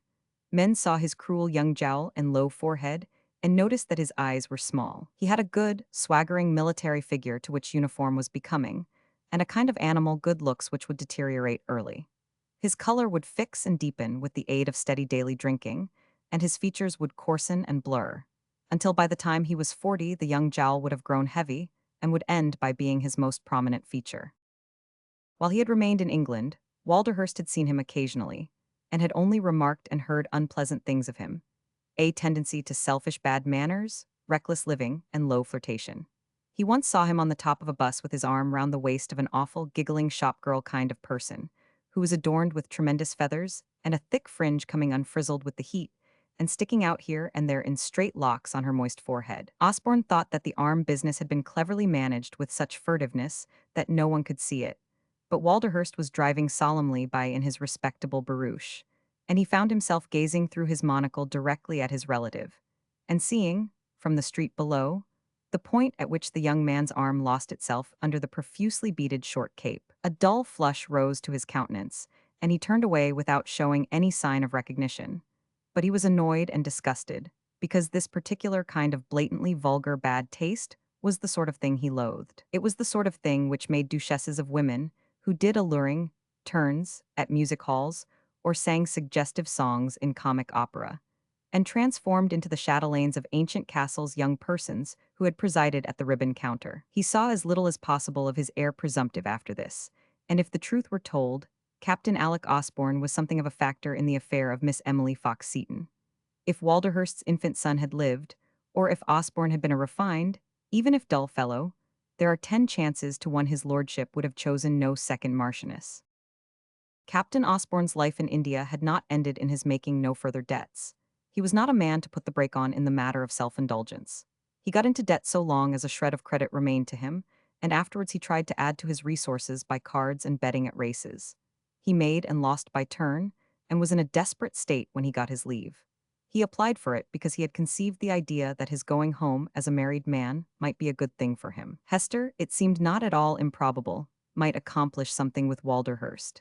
If she talked to him in her interesting semi-oriental way, and was fervid and picturesque in her storytelling, he might be attracted by her. She had her charm, and when she lifted the heavy lids of her long black eyes and fixed her gaze upon her hearer as she talked about the inner side of native life, of which she knew such curious, intimate things, people always listened, even in India, where the thing was not so much of a novelty, and in England she might be a sort of sensation. Osborne managed to convey to her gradually, by a process of his own, a great deal of what he wanted her to do. During the months before the matter of the leave was quite decided, he dropped a word here and there which carried a good deal of suggestion to a mind used to seizing on passing intimations. The woman who had been Hester's ayah when she was a child had become her maid. She was a woman with a wide, silent acquaintance with her own people. She was seldom seen talking to anyone and seldom seemed to leave the house, but she always knew everything. Her mistress was aware that if at any time she chose to ask her a question about the secret side of things concerning black or white peoples, she would receive information to be relied upon. She felt that she could have heard from her many things concerning her husband's past, present, and future, and that the matter of the probable succession was fully comprehended by her. When she called her into the room, after recovering outwardly from her hour of desperation, she saw that the woman was already aware of the blow that had fallen upon the household. What they said to each other need not be recorded here, but there was more in the conversation than the mere words uttered, and it was one of several talks held before Mrs. Osborne sailed for England with her husband. He may be led into taking into consideration the fact that he has cut the ground from under a fellow's feet and left him dangling in the air, said Osborne to his wife. Best thing will be to make friends with the woman, hang her. Yes, Alec, yes, Hester Osborne answered, just a little feverishly. We must make friends with her. They say she is a good sort and was frightfully poor herself. She won't be poor now, hang her, remarked Captain Osborne with added fervor. I should like to break her neck, I wonder if she rides. I'm sure she has not been well enough off to do anything like that. Good idea to begin to teach her. And he laughed as he turned on his heel and began to walk the deck with a fellow passenger. It was these people Lord Walderhurst had come to prepare her for. Maria has told you about them, I know, he said. I dare say she has been definite enough to explain that I consider Osborne altogether undesirable. Under the veneer of his knowledge of decent customs, he is a cad. I am obliged to behave civilly to the man, but I dislike him. If he had been born in a low class of life, he would have been a criminal. Oh, Emily exclaimed. Any number of people would be criminals if circumstances did not interfere. It depends a good deal on the shape of one's skull. Oh, exclaimed Emily again, do you think so? She believed that people who were bad from preference, though she did not at all understand the preference.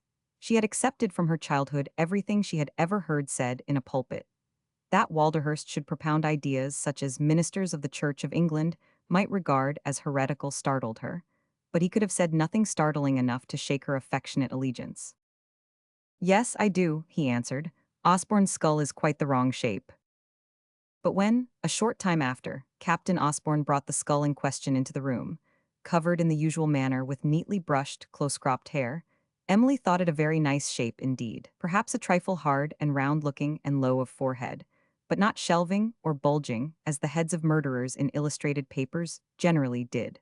She owned to herself that she did not see what Lord Walderhurst evidently saw, but then she did not expect of herself an intelligence profound enough to follow his superior mental flights. Captain Osborne was well-groomed and well-mannered, and his demeanor towards herself was all that the most conventional could have demanded. When she reflected that she herself represented in a way the possible destruction of his hopes of magnificent fortune, she felt almost tenderly towards him, and thought his easy politeness wonderful. Mrs. Osborne, too, how interesting and how beautiful in an odd way Mrs. Osborne was. Every movement of her exceeding slimness was curiously graceful. Emily remembered having read novels whose heroines were described as undulating. Mrs. Osborne was undulating. Her long, drooping, and dense black eyes were quite unlike other girls' eyes. Emily had never seen anything like them. And she had such a lonely, slow, shy way of lifting them to look at people. She was obliged to look up at tall Emily. She seemed a schoolgirl as she stood near her. Emily was the kind of mistaken creature whose conscience, awakening to unnecessary remorses, causes its owner at once to assume all the burdens which fate has laid upon the shoulders of others. She began to feel like a criminal herself, irrespective of the shape of her skull. Her own inordinate happiness and fortune had robbed this unoffending young couple.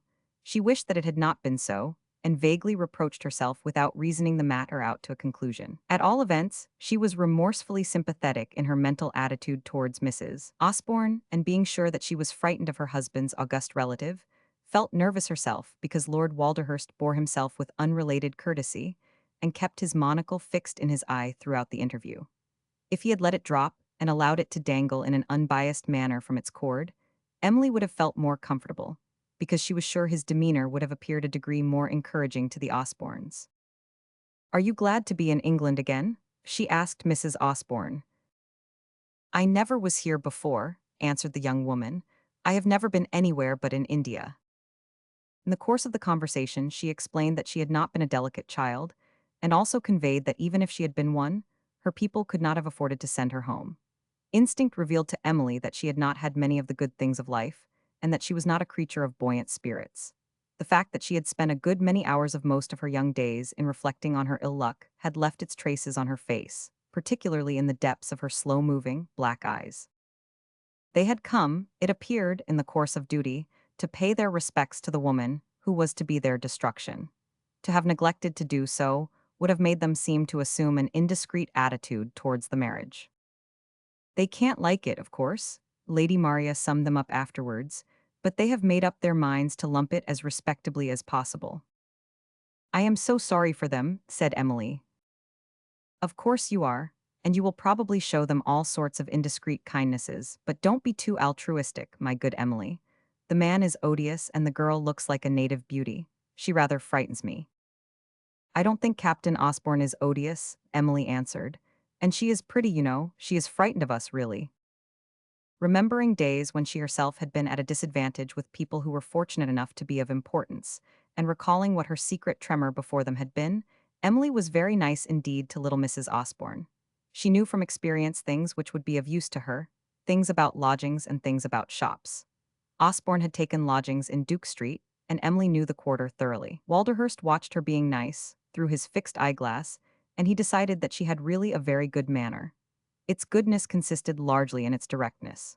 While she never brought forth unnecessarily recollections of the days when she had done other people's shopping and had purchased for herself articles at sales marked 1134D, she was interestingly free from any embarrassment in connection with the facts. Walderhurst, who had been much bored by himself and other people in time past, actually found that it gave a fillip to existence to look on at a woman who, having been one of the hardest worked of the genteel laboring classes, was adapting herself to the role of marchioness by the simplest of processes, and making a very nice figure at it too, in her entirely unbrilliant way. If she had been an immensely clever woman, there would have been nothing special in it. She was not clever at all, yet Walderhurst had seen her produce effects such as a clever woman might have labored for, and only attained by a stroke of genius.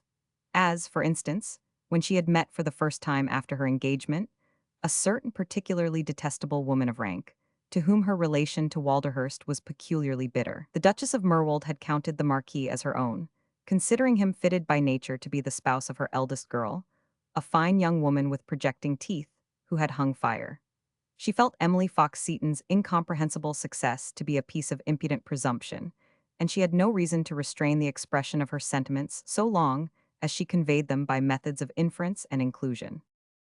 You must let me congratulate you very warmly, Miss Fox-Seton, she said, pressing her hand with maternal patronage. Your life has changed greatly since we last saw each other. Very greatly indeed, Emily flushed frankly in innocent gratitude as she answered. You are very kind, thank you, thank you. Yes, a great change. Walderhurst saw that her smile was feline and asked himself what the woman was going to say next. The last time we met you called to ask me about the shopping you were to do for me. Do you remember? Stockings and gloves, I think. Walderhurst observed that she expected Emily to turn red and show herself at a loss before the difficulties of the situation. He was on the point of cutting into the conversation and disposing of the matter himself, when he realized that Emily was neither gaining color nor losing it, but was looking honestly into her Grace's eyes with just a touch of ingenuous regret. It was stockings, she said. There were some marked down to 1 and 11 pence halfpenny at Barrett's. They were really quite good for the price, and you wanted 4 pairs. And when I got there they were all gone, and those at 2 and 3 were not the least bit better. I was so disappointed, it was too bad. Walderhurst fixed his monocle firmly to conceal the fact that he was verging upon a cynical grin. The woman was known to be the stingiest of small great persons in London. Her economies were noted, and this incident was even better than many others society had already rejoiced over. The picture raised in the minds of the hearers of her Grace foiled in the purchase of stockings marked down to 1s. 1112D would be a source of rapture for some time to come, and Emily's face, the regretful kindness of it, the retrospective sympathy and candid feeling, it was incredibly good. And she did it quite by accident? He repeated to himself in his inward glee. She did it quite by accident. She's not clever enough to have done it on purpose. What a brilliantly witty creature she would be if she had invented it. As she had been able unreluctantly to recall her past upon this occasion, so she was able to draw for Mrs. Osborne's benefit from the experience it had afforded her. She wanted to make up to her, in such ways as she could, for the ill turn she had inadvertently done her. As she had at once ranged herself as an aide on the side of Lady Agatha, so she ranged herself entirely without obtrusiveness on the side of the Osbornes. It's true that she's a good sort, Hester said when they went away. Her days of being hard up are not far enough away to be forgotten. She hasn't any affectation, at any rate. It makes it easier to stand her. She looks like a strong woman, said Osborne. Walderhurst got a good deal for his money. She'll make a strapping British matron. Hester winced and a dusky red shot up in her cheek. So she will, she sighed. It was quite true, and the truer it was the worse for people who despairingly hung on and were foolish enough to hope against hope. Chapter 8. He Marriage of Lady Agatha came first, and was a sort of pageant. The female writers for fashion papers lived upon it for weeks before it occurred, and for some time after. There were numberless things to be written about it. Each flower of the garden of girls was to be described, with her bridesmaid's dress, and the exquisite skin and eyes and hair which would stamp her as the beauty of her season when she came out. There yet remained 5 beauties in Lady Claraway's possession, and the 5th was a baby thing of 6, who ravished all beholders as she toddled into church carrying her sister's train, aided by a little boy page in white velvet and point lace. The wedding was the most radiant of the year. It was indeed a fairy pageant of youth and beauty, and happiness and hope. One of the most interesting features of the occasion was the presence of the future Marchioness of Walderhurst, the beautiful Miss Fox-Seton.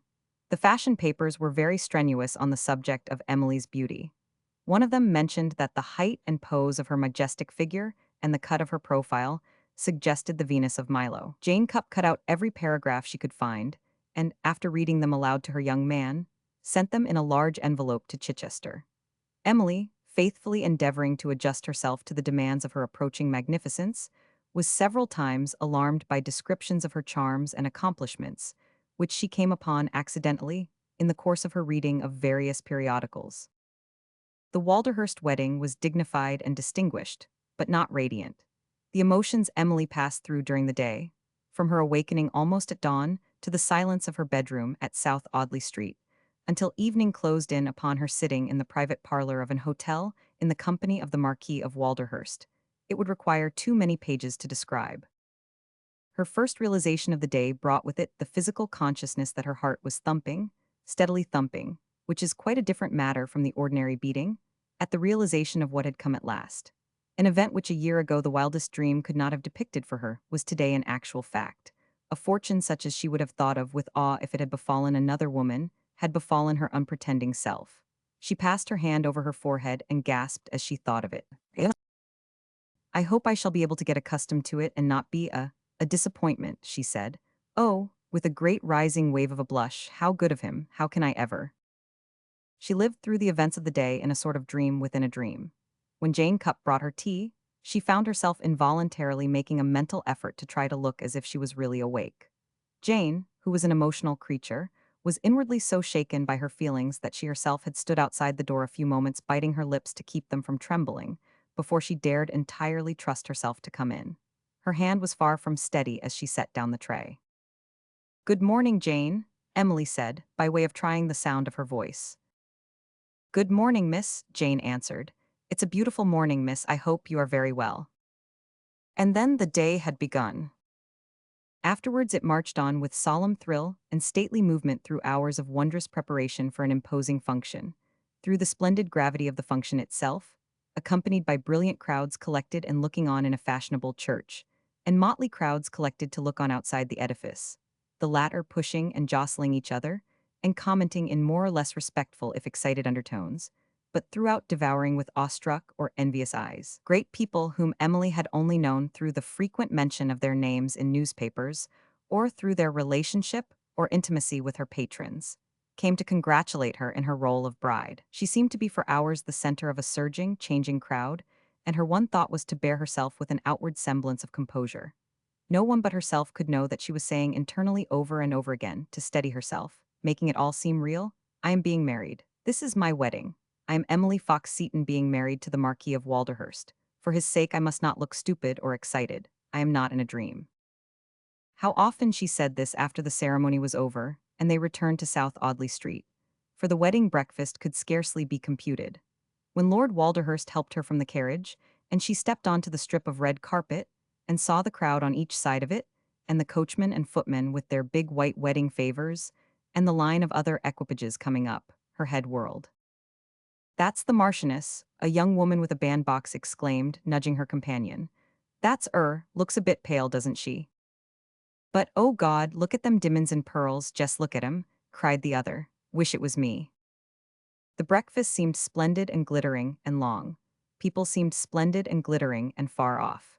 And by the time Emily went to change her bridal magnificence for her traveling costume, she had borne as much strain as she was equal to. She was devoutly grateful for the relief of finding herself alone in her bedroom with Jane Cupp. "Jane," she said, "you know exactly how many minutes I can dress in and just when I must get into the carriage. Can you give me 5 minutes to lie down quite flat and dab my forehead with eau de cologne? 5 minutes, Jane, but be quite sure." "Yes, miss, I do beg pardon, my lady. You can have 5 safe." She took no more. Jane went into the dressing room and stood near its door, holding the watch in her hand, but even 5 minutes did her good. She felt less delirious when she descended the stairs and passed through the crowds again on Lord Walderhurst's arm. She seemed to walk through a garden in resplendent bloom. Then there were the red carpet once more, and the street people, and the crowd of carriages and liveries and big, white favors. Inside the carriage, and moving away to the echo of the street people's cheer, she tried to turn and look at Lord Walderhurst with an unalarmed, if faint, smile. "Well," he said with the originality which marked him, "it is really over." "Yes," Emily agreed with him, "and I never can forget Lady Maria's goodness." Walderhurst gazed at her with a dawning inquiry in his mind. He himself did not know what the inquiry was, but it was something a trifle stimulating. It had something to do with the way in which she had carried herself throughout the whole thing. Really few women could have done it as well. The pale violet of her traveling costume, which was touched with sable, was becoming to her fine, straight figure. And at the moment her eyes rested on his with the suggestion of trustful appeal. Despite the inelasticity of his mind, he vaguely realized his bridegroom honors. "I can begin now," he said with stiff lightness, if such a paradox can be, "to address you as the man in Esmond addressed his wife. I can call you my lady." "Oh," she said, still trying to smile but quivering. "You look very nice," he said. "Upon my word you do." And kissed her trembling, honest mouth almost as if he had been a man, not quite, but almost. Chapter 9. Hay began the new life at Palstrey Manor, which was ancient and most beautiful. Nothing Walderhurst owned was as perfect an example of olden-time beauty, and as wonderful for that reason.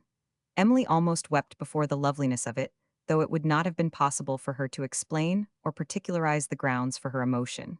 She knew nothing whatever of the venerable wonders of the architecture. To her the place looked like an immense, low-built, rambling fairy palace.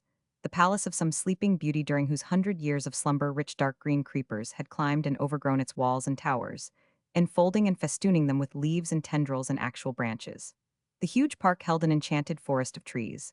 The long avenue of giant limes, their writhen limbs arching and interlocking, their writhen roots deep in velvet moss, was an approach suited to a fairy story. During her first month at Palstrey, Emily went about still in her dream.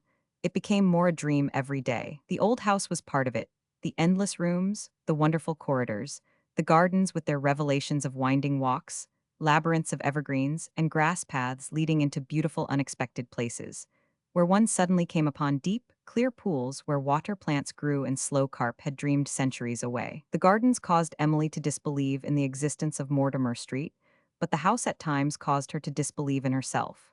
The picture gallery especially had this effect upon her. The men and women, once as alive as her everyday self, now gazing down at her from their picture frames, sometimes made her heart beat as if she stood in the presence of things eerie. Their strange, rich, ugly, or beautiful garments, their stolid or fervid, ugly or beautiful, faces, seemed to demand something of her. At least she had just enough imagination to feel somewhat as if they did.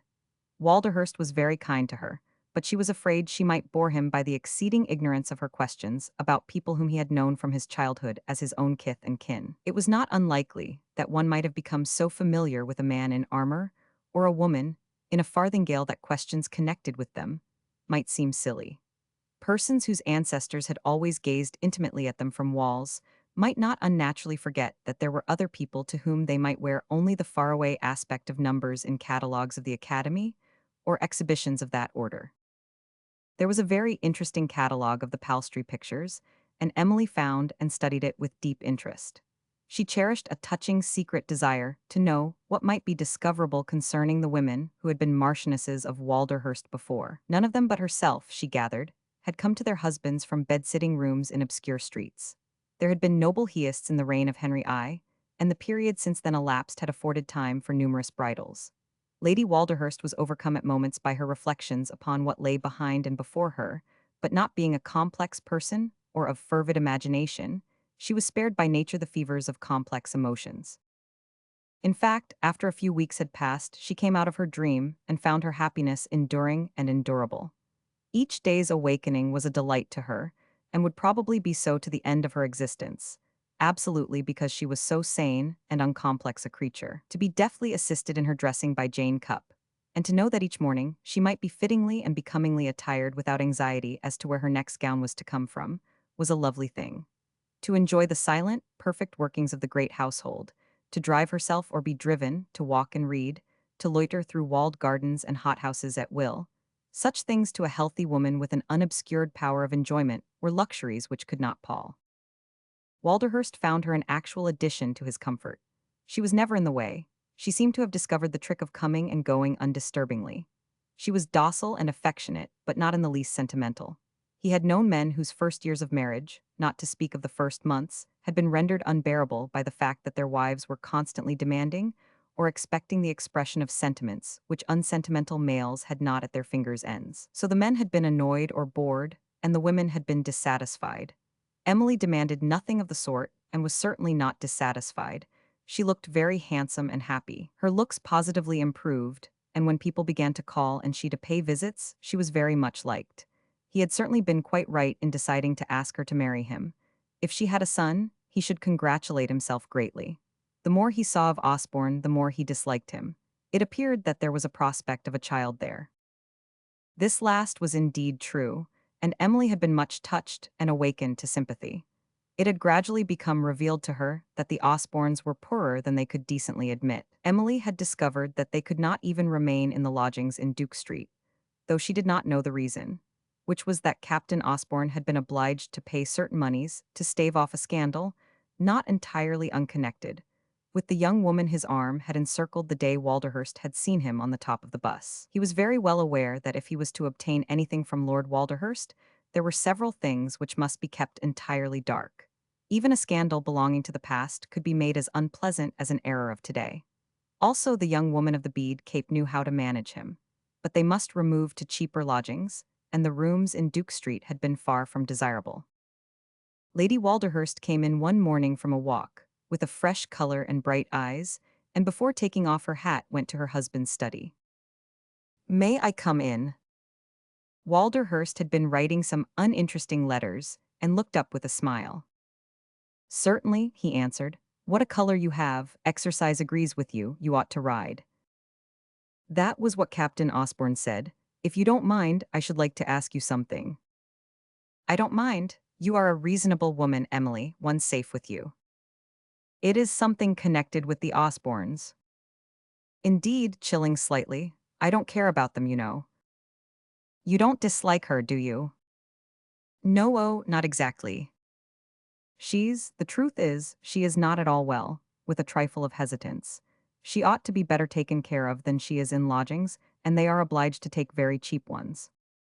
If he had been a more respectable fellow, his circumstances would have been different, rather stiffly. Emily felt alarmed. She had not dreamed of the temerity of any remark suggestive of criticism. "Yes," hastily, "of course. I am sure you know best, but I thought perhaps—" Walderhurst liked her timidity. To see a fine, tall, upstanding creature color in that way was not disagreeable when one realized that she colored because she feared she might offend one. "What did you think, perhaps?" was his lenient response. Her color grew warmer, but this time from a sense of relief, because he was evidently not as displeased as he might have been. "I took a long walk this morning," she said. "I went through the high wood and came out by the place called the Kennel Farm. I was thinking a good deal of poor Mrs. Osborne because I had heard from her this morning, and she seemed so unhappy. I was looking at her letter again when I turned into the lane leading to the house. Then I saw that no one was living there, and I could not help going in to look. It is such a delightful old building, with its queer windows and chimneys, and the ivy which seems never to have been clipped. The house is so roomy and comfortable. I peeped in at windows and saw big fireplaces with benches inside them. It seems a pity that such a place should not be lived in, and, Well, I thought how kind it would be of you to lend it to the Osbornes while they are in England. It would indeed be kind, remarked his lordship without fervor. Her momentary excitement led Emily to take the liberty of putting out her hand to touch his. She always felt as if connubial familiarities were rather a liberty. At least she had not, so far, been able to overcome a feeling rather of that order. And this was another thing Walderhurst by no means disliked. He himself was not aware that he was a man with a good deal of internal vanity, which enjoyed soothing food. In fact, he had not a sufficiently large brain to know very much about himself, or to be able to analyze his reasons for liking or disliking people or things. He thought he knew his reasons for his likes and dislikes, but he was frequently very far away from the clear, impersonal truth about them. Only the brilliant logic and sensitiveness of genius really approaches knowledge of itself, and as a result, it is usually extremely unhappy. Walderhurst was never unhappy. He was sometimes dissatisfied or annoyed, but that was as far as his emotions went. Being pleased by the warm touch of Emily's hand, he patted her wrist and looked agreeably marital. The place was built originally for a family huntsman, and the pack was kept there. That is why it is called the Kennel Farm. When the last lease fell out, it remained unlet because I don't care for an ordinary tenant.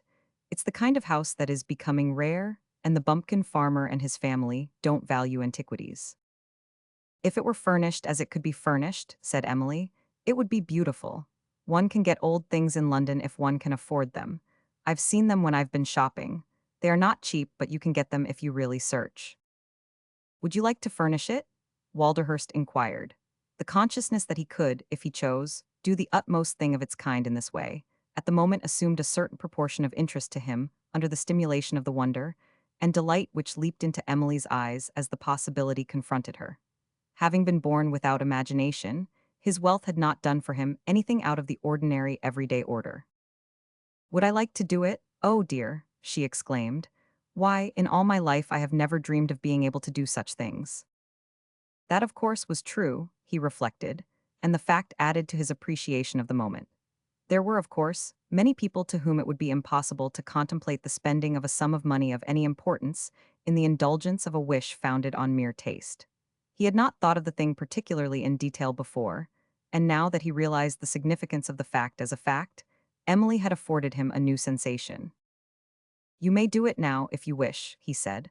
I once went over the place with an architect, and he said the whole thing could be made comfortable and the atmosphere of the period wholly retained for about £1,000. It is not really dilapidated, and it is worth saving. The gables and chimneys are very fine. I will attend to that, and you can do the rest in your own way. It may take a good deal of money to buy the old things, gasped Emily. They are not cheap in these days. People have found out that they are wanted. It won't cost £20,000, Walderhurst answered. It is a farmhouse after all, and you are a practical woman. Restore it, you have my permission. Emily put her hands over her eyes. This was being the Marchioness of Walderhurst, and made Mortimer Street a thing still more incredible. When she dropped her hands, she laughed even a trifle hysterically. I couldn't thank you, she said. It is as I said, I never quite believed there were people who were able to think of doing such things. There are such people, he said, you are one of them. And, she put it to him with a sudden recollection of the thing her emotions had momentarily swept away. Oh, I must not forget because I am so pleased. When it is furnished. Oh, the Osbornes. Well, we will let them have it for a few months at any rate. They will be so thankful, emotionally. You will be doing them such a favor. I am doing it for you, not for them. I like to see you pleased. She went to take off her hat with moisture in her eyes, being overpowered by his munificence. When she reached her room, she walked about a little, because she was excited, and then sat down to think of the relief her next letter would carry to Mrs. Osborne. Suddenly she got up and, going to her bedside, knelt down. She respectfully poured forth devout thanks to the deity she appealed to when she aided in the intoning of the litany on Sundays. Her conception of this power was of the simplest conventional nature. She would have been astonished and frightened if she had been told that she regarded the omnipotent being as possessing many of the attributes of the Marquis of Walderhurst. This was, in fact, true without detracting from her reverence in either case. Chapter 10. The Osbornes were breakfasting in their unpleasant sitting room in Duke Street when Lady Walderhurst's letter arrived. The toast was tough and smoked, and the eggs were of the variety labeled 18 a shilling in the shops. The apartment was also redolent of kippered herring, and Captain Osborne was scowling over the landlady's weekly bill when Hester opened the envelope stamped with a coronet. Each time Emily wrote a note and found herself confronting the coronet on the paper, she blushed a little and felt that she must presently awake from her dream. Mrs. Osborne herself was looking far from amiable. She was ill and nervous and irritable, and had, in fact, just been crying and wishing that she was dead, which had given rise to unpleasantness between herself and her husband, who was not in the mood to feel patient with nerves. "Here's one from the marchioness," she remarked slightingly. "I have had none from the marquis," sneered Osborne. He might have condescended a reply, the cold-blooded beggar. Hester was reading her letter. As she turned the first page, her expression changed. As has previously been suggested, the epistolary methods of Lady Walderhurst were neither brilliant nor literary, and yet Mrs. Osborne seemed to be pleased by what she read. During the reading of a line or so, she wore an expression of slowly questioning wonder, which, a little later on, settled into relief. "I can only say I think it's very decent of them," she ejaculated at last. "Really decent." Alec Osborne looked up, still scowlingly. "I don't see any check," he observed. "That would be the most decent thing. It's the thing we want most, with this damned woman sending in bills like this for the fourth-rate things we live on, and for her confounded tenth-rate rooms. This is better than checks. It means our having something we couldn't hope for checks enough to pay for. They are offering to lend us a beautiful old place to live in for the rest of our stay." "What?" Osborne exclaimed. "Where?" "Near Palstrey Manor, where they are staying now." Near Palstrey, how near? He had been slouching in his chair and now sat up and leaned forward on the table. He was eager. Hester referred to the letter again. "She doesn't say. It is a sort of antiquity, I gather. It's called the Kennel Farm. Have you ever been to Palstrey?" "Not as a guest." He was generally somewhat sardonic when he spoke of anything connected with Walderhurst. "But once I was in the nearest county town by chance and rode over. By Jove," starting a little, "I wonder if it can be a rum old place I passed and reined in to have a look at. I hope it is." "Why?" "It's near enough to the manor to be convenient." "Do you think," hesitating, "that we shall see much of them?" "We shall if we manage things decently. She likes you, and she's the kind of woman to be sympathizing and make a fuss over another woman, particularly one who is under the weather and can be sentimentalized over." Hester was pushing crumbs about on the tablecloth with her knife, and a dull red showed itself on her cheek. "I am not going to make capital of circumstances," she said sullenly. "I won't." She was not a woman easily managed, and Osborne had had reason on more than one occasion to realize a certain wicked stubbornness in her. There was a look in her eye now which frightened him. It was desperately necessary that she should be kept in a tractable mood. As she was a girl with affections, and he was a man without any, he knew what to do. He got up and went to her side, putting his arm round her shoulders as he sat in a chair near her. "Now, little woman," he said. "Now, for God's sake, don't take it that way. Don't think I don't understand how you feel." "I don't believe you know anything about the way I feel," she said, setting her narrow white teeth and looking more like a native woman than he had ever seen her. A thing which did not aid his affection for her, such as it was, happened to be that in certain moods she suggested a Hindu beauty to him in a way which brought back to him memories of the past he did not care to have awakened. Yes, I do," he protested, getting hold of her hand and trying to make her look at him. "There are things such a woman as you can't help feeling. It's because you feel them that you must be on your mettle. Lord knows you've got pluck enough, and stand by a fellow now. What shall I do, my God, if you don't?" He was, in fact, in such straits that the ring of emotion in his voice was not by any means assumed. "My God," he repeated, "what shall we all do if you won't?" She lifted her eyes then to look at him. She was in a sufficiently nervous condition to be conscious that tears were always near. "Are there worse things than you have told me?" she faltered. "Yes, worse things than it would be fair to bother you with. I don't want you to be tormented. I was a deuced fool before I met you and began to run straight. Things pile in now that would have lain quiet enough if Walderhurst had not married. Hang it all, he ought to do the decent thing by me. He owes something to the man who may stand in his shoes, after all." Hester lifted her slow eyes again. "You've not much of a chance now," she said. "She's a fine, healthy woman."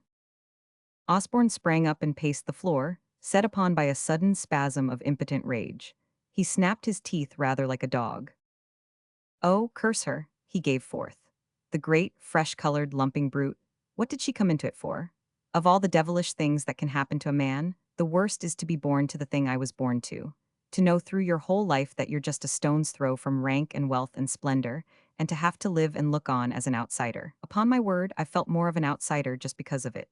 There's a dream I've had every month or so for years. It's a dream of opening a letter that tells me he's dead, or of a man coming into the room or meeting me in the street and saying suddenly, 'Walderhurst died last night, Walderhurst died last night.' They're always the same words, 'Walderhurst died last night.' And I wake up shaking and in a cold sweat for joy at the gorgeous luck that's come at last." Hester gave a low cry like a little howl, and dropped her head on her arms on the table among the cups and saucers. She'll have a son," she cried, "and then it won't matter whether he dies or not." "Ah," was the sound wrenched from Osborne's fury. "And our son might have been in it, ours might have had it all, damn, damn." He won't now, even if he lives to be born," she sobbed and clutched at the dingy tablecloth with her lean little hands. It was hard on her. She had had 1,000 feverish dreams he had never heard of. She had lain awake hours at night and stared with wide-open eyes at the darkness, picturing to her inner soul the dream of splendor that she would be part of, the solace for past miseries, the high revenges for past slights that would be hers after the hour in which she heard the words Osborne had just quoted. Walderhurst died last night. Oh, if luck had only helped them. If the spells her ayah had taught her in secret had only worked as they would have worked if she had been a native woman and had really used them properly. There was a spell she had wrought once which Amira had sworn to her was to be relied on. It took 10 weeks to accomplish its end. In secret she had known of a man on whom it had been worked. She had found out about it partly from the remote hints which had aided her half-knowledge of strange things and by keeping a close watch. The man had died, he had died. She herself, and with her own eyes had seen him begin to ail, had heard of his fevers and pains and final death. He had died, she knew that, and she had tried the thing herself in dead secrecy. And at the 5th week, just as with the native who had died, she heard that Walderhurst was ill. During the next 4 weeks she was sick with the tension of combined horror and delight. But he did not die in the 10th week. They heard that he had gone to Tangiers with a party of notable people, and that his slight indisposition had passed, leaving him in admirable health and spirits. Her husband had known nothing of her frenzy. She would not have dared to tell him. There were many things she did not tell him. He used to laugh at her native stories of occult powers, though she knew that he had seen some strange things done, as most foreigners had. He always explained such things contemptuously on grounds which presupposed in the performers of the mysteries powers of agility, dexterity, and universal knowledge, quite as marvelous as anything occult could have been. He did not like her to show belief in the tricks of the natives, as he called them. It made a woman look a fool, he said, to be so credulous. During the last few months, a new fever had tormented her. Feelings had awakened in her which were new. She thought things she had never thought before. She had never cared for children or suspected herself of being the maternal woman, but nature worked in her after her weird fashion. She began to care less for some things and more for others. She cared less for Osborne's moods and was better able to defy them. He began to be afraid of her temper, and she began to like at times to defy his. There had been some fierce scenes between them in which he had found her meet with a flare of fury words she would once have been cowed by. He had spoken one day with the coarse slightingness of a selfish, irritable brute, of the domestic event which was before them. He did not speak twice. She sprang up before him and shook her clenched fist in his face, so near that he started back. "Don't say a word," she cried. Don't dare, I tell you look out if you don't want to be killed." During the outpouring of her frenzy, he saw her in an entirely new light and made discoveries. She would fight for her young, as a tigress fights for hers. She was nursing a passion of secret feeling of which he had known nothing. He had not for a moment suspected her of it. She had not seemed that kind of girl. She had been of the kind that cares for finery and social importance and the world's favor, not for sentiments. On this morning of the letter's arrival, he watched her sobbing and clutching the tablecloth and reflected. He walked up and down and pondered. There were a lot of things to be thought over. "We may as well accept the invitation at once," he said. "Grovel as much as you choose, the more the better, they'll like it." Chapter 11.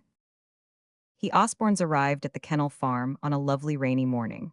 The green of the fields and trees and hedges was sweetly drenched, and the flowers held drops which sparkled when the fitful sun broke forth and searched for the hidden light in them. A Palstrey carriage comfortably met them, and took them to their destination. As they turned into the lane, Osborne looked out at the red gables and chimneys showing themselves among the trees. "It's the old place I looked at," he said, "and a jolly old place it is." Hester was drinking in the pure sweetness of the fresh air and filling her soul with the beauty of such things as she had never seen before. In London, she had grown hopeless and sick of spirit. The lodgings in Duke Street, the perpetual morning haddock and questionable eggs and unpaid bills had been evil things for her. She had reached a point at which she had felt she could bear them no longer. Here, at all events, there would be green trees and clear air, and no landlady. With no rent to pay, there would be freedom from one torment at least. She had not expected much more than this freedom, however. It had seemed highly probable that there might be discomforts in an ancient farmhouse of the kind, likely to be lent to impecunious relatives. But before they crossed the threshold, it was plain to her that, for some reason, they had been given more. The old garden had been put in order, a picturesque and sweet disorderly order, which had allowed creepers to luxuriate and toss, and flowers to spring out of crannies, and clumps of things to mass themselves without restraint.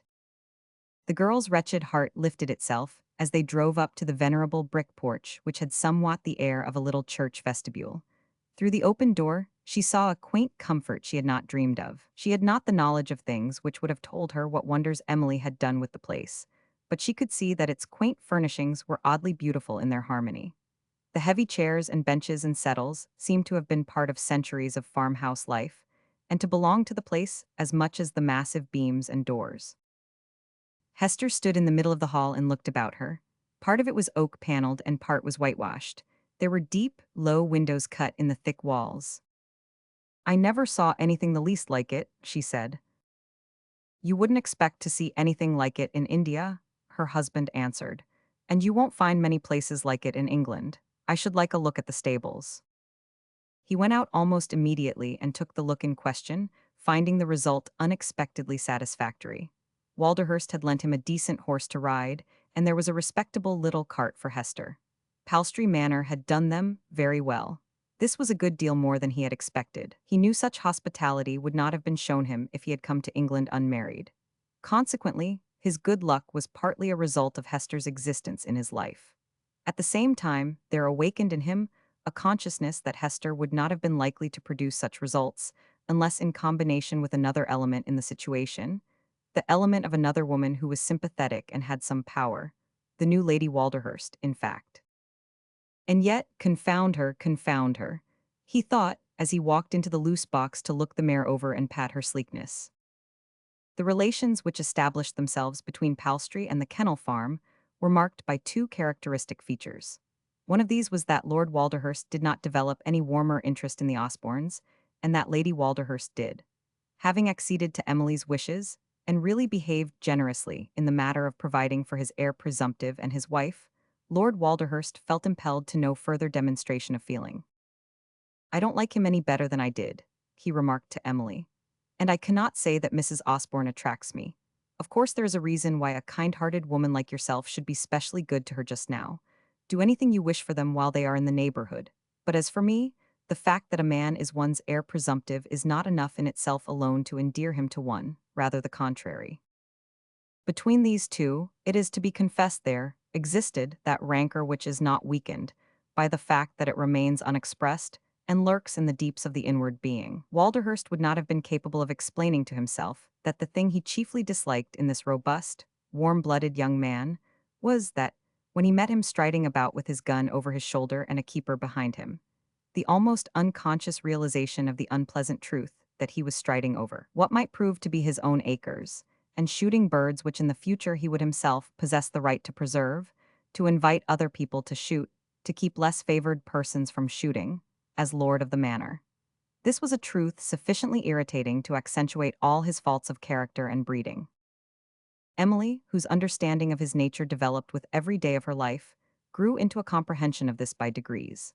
Perhaps her greatest leap forward was taken on the day when, as he was driving her in the cart which had picked her up on the moor, they saw Osborne tramping through a cover with his gun. He did not see them, and a shade of irritation swept Walderhurst's face. "He seems to feel very much at home," he commented. Then he was silent for a space during which he did not look pleased. If he were my son, he said, it would be a different matter, if Audrey's child had lived. He stopped and gave the tall mare a light cut with his whip. He was evidently annoyed with himself for having spoken. A hot wave of color submerged Emily. She felt it rush over her whole body. She turned her face away, hoping Walderhurst would not observe her. This was the first time she had heard him utter his dead wife's name. She had never heard anyone speak it. Audrey had evidently not been a much beloved or regretted person, but she had had a son. Her primitive soul had scarcely dared to approach, even with awe, the thought of such a possibility for herself. As in the past, she had not had the temerity to dream of herself as a woman who possessed attractions likely to lead to marriage, so she was mentally restrained in these days. There was something spinster-like in the tenor of her thoughts, but she would have laid down her life for this dull man's happiness. And of late, she had more than once blamed herself for accepting so much, unthinkingly. I did not realize things properly, she had said to herself in humble pain. I ought to have been a girl, young and strong and beautiful. His sacrifice was too great, it was immense. It had been nothing of the sort. He had pleased himself and done what was likely to tend, and had tended, altogether to his own ease and comfort.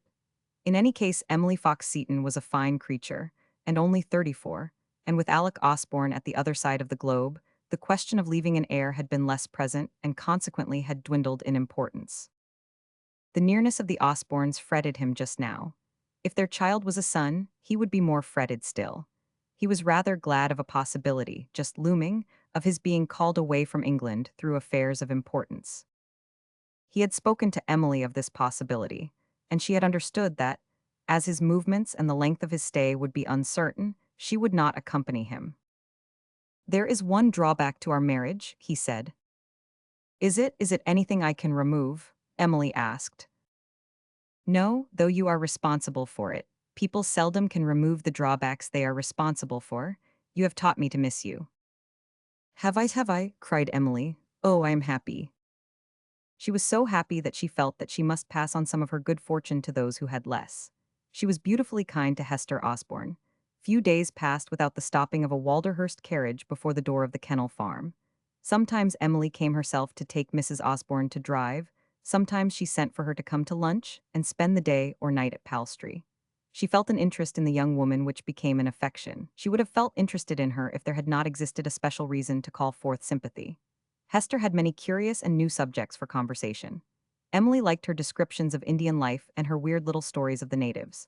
She was charmed with Amira, whose nose rings and native dress, combining themselves with her dark mystic face, rare speech and gliding, silent movements, awakened awe in the rustics and mingled distrust and respect in the servants' hall at Palstrey.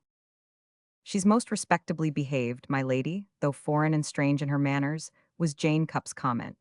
But she has a way of looking at a person, almost stealthy, that's upset me many a time when I've noticed it suddenly. They say that she knows things like fortune-telling and spells and love potions, but she will only speak of them quite secret. Emily gathered that Jane Cupp was afraid of the woman and kept a cautious eye upon her. She is a very faithful servant, Jane, she answered. She is devoted to Mrs. Osborne. I am sure she is, my lady. I've read in books about the faithfulness of black people. They say they're more faithful than white ones. Not more faithful than some white ones, said Lady Walderhurst with her good smile. Amira is not more faithful than you, I'm very sure. Oh, my lady, ejaculated Jane, turning red with pleasure. I do hope not. I shouldn't like to think she could be. In fact, the tropic suggestion of the Aya's personality had warmed the imagination of the servants' hall, and there had been much talk of many things, of the Osbornes as well as of their servants, and thrilling stories of East Indian life had been related by Walderhurst's man, who was a traveled person. Captain Osborne had good sport on these days, and sport was the thing he best loved. He was of the breed of man who can fish, hunt, or shoot all day, eat robust meals and sleep heavily all night, who can do this every day of a year, and in so doing reach his highest point of desire in existence. He knew no other aspirations in life than such as the fortunes of a man like Walderhurst could put him in possession of. Nature herself had built him after the model of the primeval type of English country landowner. India, with her blasting and stifling hot seasons and her steaming rains, gave him nothing that he desired, and filled him with revolt against fate every hour of his life. His sanguine body loathed and grew restive under heat. At the kennel farm, When he sprang out of his bed in the fresh sweetness of the morning and plunged into his tub, he drew every breath with a physical rapture. The air which swept in through the diamond-paned, ivy-hung casements was a joy. "Good Lord," he would cry out to Hester through her half-open door. "What mornings! How a man lives and feels the blood rushing through his veins. Rain or shine, it's all the same to me. I can't stay indoors. Just to tramp through wet or dry heather, or under dripping or shining trees is enough. How can one believe one has ever lain sweating with one's tongue lolling out, and listened to the whining creak of the punkah through nights too deadly hot to sleep in? It's like remembering hell while one lives in paradise." "We shan't live in paradise long," Hester said once with some bitterness. "Hell is waiting for us." "Damn it, don't remind a man. There are times when I don't believe it." He almost snarled the answer. It was true that his habit was to enhance the pleasure of his days by thrusting into the background all recollections of the reality of any other existence than that of the hour. As he tramped through fern and heather, he would remember nothing but that there was a chance. There was chance, good Lord. After a man not overstrong reached 54 or 5, there were more chances than there had been earlier. After hours spent in such moods, it was not pleasant to come by accident upon Walderhurst riding his fine chestnut, erect and staid, and be saluted by the grave raising of his whip to his hat, or to return to the farm just as the Palstrey barouche turned in at the gate, with Lady Walderhurst sitting in it glowing with health, and that enjoyable interest in all things which gave her a kind of radiance of eye and color. She came at length in a time when she did not look quite so radiant. This, it appeared, was from a reason which might be regarded as natural under the circumstances. A more ardent man than Lord Walderhurst might have felt that he could not undertake a journey to foreign lands which would separate him from a wife comparatively new. But Lord Walderhurst was not ardent, and he had married a woman who felt that he did all things well. That, in fact, a thing must be well because it was his choice to do it. His journey to India might, it was true, be a matter of a few months, and involved diplomatic business for which a certain unimpeachable respectability was required. A more brilliant man, who had been less respectable in the most decorous British sense, would not have served the purpose of the government. Emily's skin had lost a shade of its healthful freshness. It struck Hester, when she saw her. There was a suggestion of fullness under her eyes, yet with the bright patience of her smile, she defied the remote suspicion that she had shed a tear or so before leaving home. She explained the situation with an affectionately reverent dwelling upon the dignity of the mission, which would temporarily bereave her of her mate. Her belief in Walderhurst's intellectual importance to the welfare of the government was a complete and touching thing. "It will not be for very long," she said, "and you and I must see a great deal of each other. I am so glad you are here. You know how one misses," breaking off with an admirable air of determined cheer. "I must not think of that." Walderhurst congratulated himself seriously during the days before his departure. She was so exactly what he liked a woman to be. She might have made difficulties, or have been sentimental. If she had been a girl, it would have been necessary to set up a sort of nursery for her, but this fine, amenable, sensible creature could take perfect care of herself. It was only necessary to express a wish, and she not only knew how to carry it out, but was ready to do so without question. As far as he was concerned, he was willing to leave all to her own taste. It was such decent taste. She had no modern ideas which might lead during his absence to any action likely to disturb or annoy him. What she would like best to do would be to stay at Palstrey and enjoy the beauty of it. She would spend her days in strolling through the gardens, talking to the gardeners, who had all grown fond of her, or paying little visits to old people or young ones in the village. She would help the vicar's wife in her charities. She would appear in the manor pew at church regularly, make the necessary dull calls, and go to the unavoidable dull dinners with a faultless amiability and decorum. "As I remarked when you told me you had asked her to marry you," said Lady Maria, on the occasion of his lunching with her, on running up to town for a day's business, "you showed a great deal more sense than most men of your age and rank. If people will marry, they should choose the persons least likely to interfere with them. Emily will never interfere with you. She cares a great deal more about your pleasure than her own. And as to that, she's so much like a big, healthy, good child that she would find pleasure wheresoever you dropped her." This was true, yet the healthy, childish creature had, in deep privacy, cried a little, and was pathetically glad to feel that the Osbornes were to be near her, and that she would have Hester to think of and take care of during the summer. It was pathetic that she should cherish an affection so ingenuous for the Osbornes, for one of them at least had no patience with her. To Captain Osborne her existence and presence in the near neighborhood were offenses. He told himself that she was of the particular type of woman he most disliked. She was a big, blundering fool, he said, and her size and very good nature itself got on his nerves and irritated him.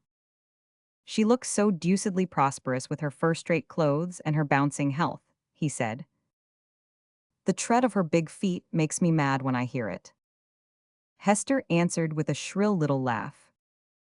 Her big feet are a better shape than mine, she said. I ought to hate her, and I would if I could, but I can't. I can, muttered Osborne between his teeth as he turned to the mantel and scratched a match to light his pipe. Chapter 12. When Lord Walderhurst took his departure for India, his wife began to order her daily existence as he had imagined she would.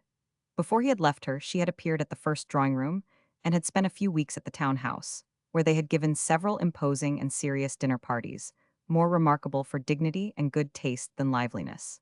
The duties of social existence in town would have been unbearable for Emily without her husband. Dressed by Jane Cupp with a passion of fervor, fine folds sweeping from her small, long waist, diamonds strung round her neck, and a tiara or a big star in her full brown hair, Emily was rather superb when supported by the consciousness that Walderhurst's well-carried maturity and long accustomedness were near her.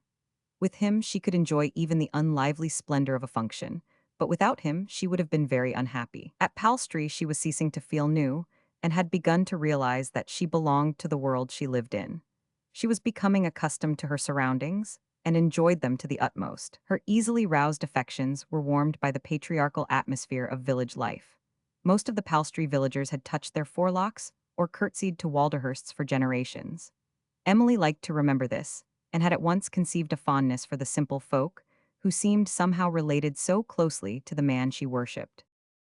Walderhurst had not the faintest conception of what this worship represented. He did not even reach the length of realizing its existence. He saw her ingenuous reverence for and belief in him, and was naturally rather pleased by them.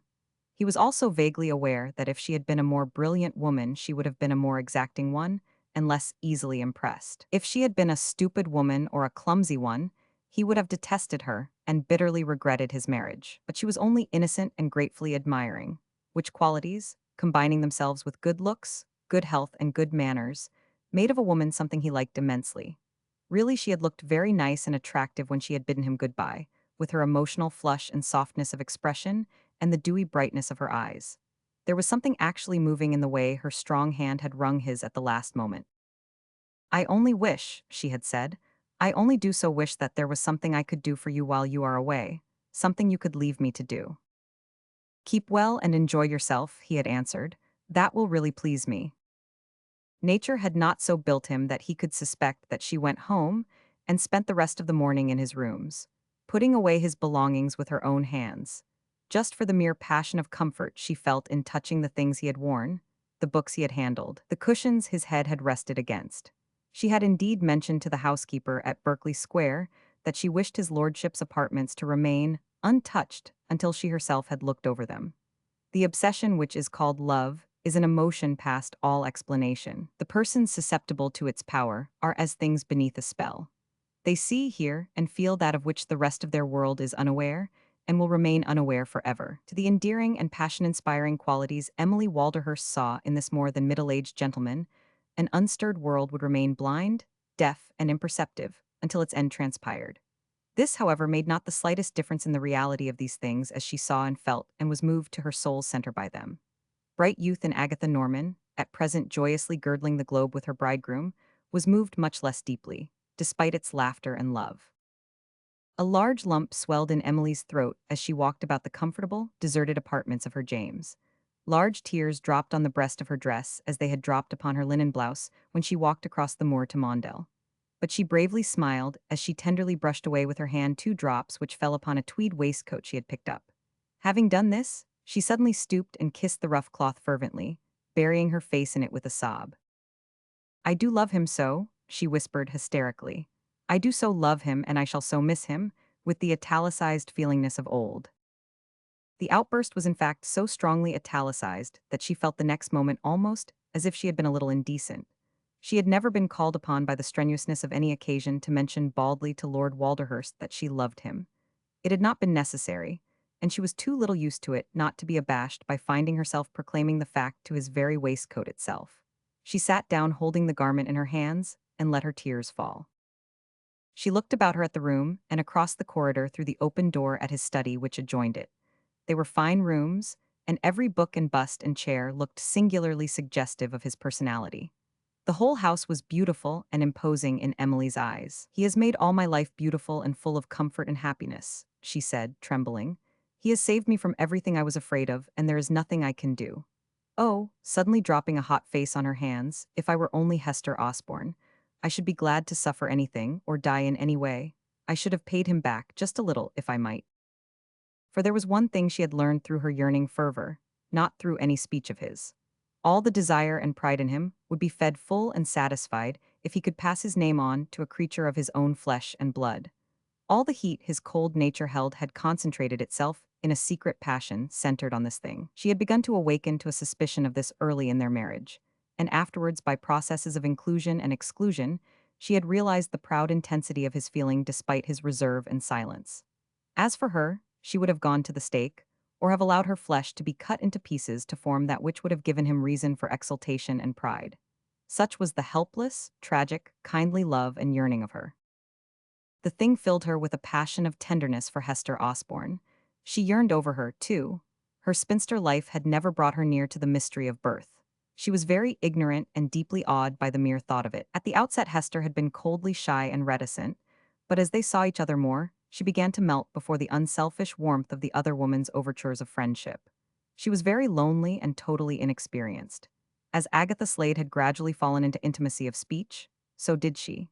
She longed so desperately for companionship that the very intensity of her feelings impelled her to greater openness than she had at first intended. "I suppose men don't know," she said to herself sullenly, in thinking of Osborne who spent his days out of doors. "At any rate, they don't care."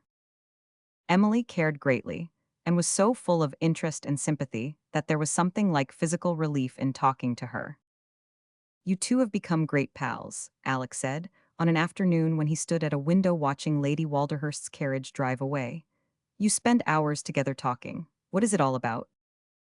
"She talks a good deal about her husband. It is a comfort to her to find someone to listen. She thinks he is a god, but we principally talk about me." "Don't discourage her," laughed Osborne.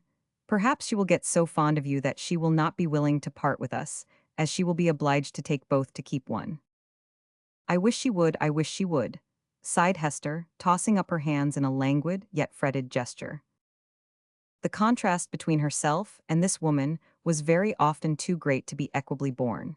Even her kindness could not palliate it. The simple perfection of her country clothes, the shining skins of her horses, the smooth roll of her carriage, the automatic servants who attended her, were suggestive of that ease and completeness in all things, only to be compassed by long-possessed wealth. To see every day the evidences of it while one lived on charitable sufferance on the crumbs which fell from the master's table was a galling enough thing, after all. It would always have been galling, but it mattered so much more now. So much more to Hester than she had known it could matter even in those days, when as a girl she had thirstily longed for it. In those days she had not lived near enough to it all to know the full meaning and value of it, the beauty and luxury, the stateliness and good taste. To have known it in this way, to have been almost part of it and then to leave it, to go back to a hugger-mugger existence in a wretched bungalow hounded by debt, pinched and bound hard and fast by poverty, which offered no future prospect of bettering itself into decent good luck. Who could bear it? Both were thinking the same thing as their eyes met. "How are we to stand it after this?" she cried out sharply. "We can't stand it," he answered. "Confound it all, something must happen." "Nothing will," she said. "Nothing but that we shall go back worse off than before." At this period Lady Walderhurst went to London again to shop, and spent 2 entire happy days in buying beautiful things of various kinds, which were all to be sent to Mrs. Osborne at the Kennel Farm, Palstrey. She had never enjoyed herself so much in her life as she did during those 2 days, when she sat for hours at one counter after another looking at exquisite linen and flannel and lace. The days she had spent with Lady Maria in purchasing her trousseau had not compared with these two. She looked actually lovely, as she almost fondled the fine fabrics, smiling with warm softness at the pretty things shown her. She spent, in fact, good deal of money, and luxuriated in so doing as she could never have luxuriated in spending it in finery for herself. Nothing indeed seemed too fairy-like in its fineness. No quantity of lace seemed in excess. Her heart positively trembled in her breast sometimes, and she found strange tears rising in her eyes. "They are so sweet," she said plaintively to the silence of her own bedroom as she looked some of her purchases over. "I don't know why they give me such a feeling. They look so little and helpless, and as if they were made to hold in one's arms. It's absurd of me, I dare say." The morning the boxes arrived at the kennel farm, Emily came too. She was in the big carriage and carried with her some special final purchases she wanted to bring herself. She came because she could not have kept away. She wanted to see the things again, to be with Hester when she unpacked them, to help her, to look them all over, to touch them and hold them in her hands. She found Hester in the large, low-ceilinged room in which she slept. The big four-post bed was already snowed over with a heaped-up drift of whiteness, and open boxes were scattered about. There was an odd expression in the girl's eyes, and she had a red spot on either cheek. "I did not expect anything like this," she said. "I thought I should have to make some plain, little things myself, suited to its station," with a wry smile.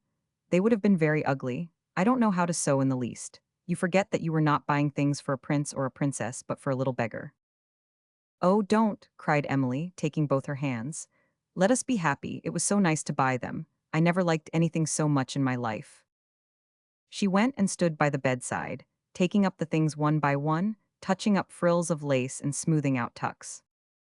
"Doesn't it make you happy to look at them?" she said. "You look at them," said Hester, staring at her, "as if the sight of them made you hungry, or as if you had bought them for yourself."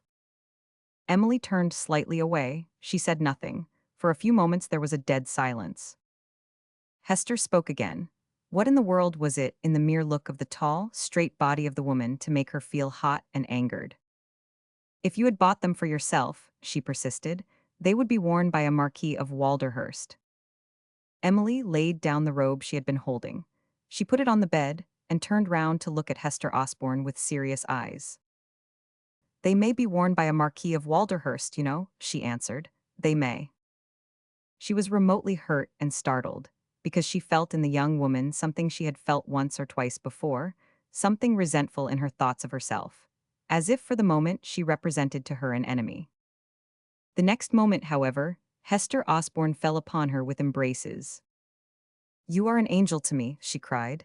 "You are an angel, and I can't thank you, I don't know how." Emily Walderhurst patted her shoulder as she kindly enfolded her in warm arms. "Don't thank me," she half whispered emotionally. "Don't, just let us enjoy ourselves." Chapter 13. Lek Osborne rode a good deal in these days. He also walked a good deal, sometimes with a gun over his shoulder and followed by a keeper, sometimes alone. There was scarcely a square yard of the Palstrey Manor lands he had not tramped over. He had learned the whole estate by heart, its woods, its farms, its moorlands. A morbid secret interest in its beauties and resources possessed him. He could not resist the temptation to ask apparently casual questions of keepers and farmers when he found himself with them. He managed to give his inquiries as much the air of accident as possible, but he himself knew that they were made as a result of a certain fevered curiosity. He found that he had fallen into the habit of continually making plans connected with the place. He said to himself, "If it were mine, I would do this or that. If I owned it, I would make this change or that one. I would discharge this keeper or put another man on such a farm."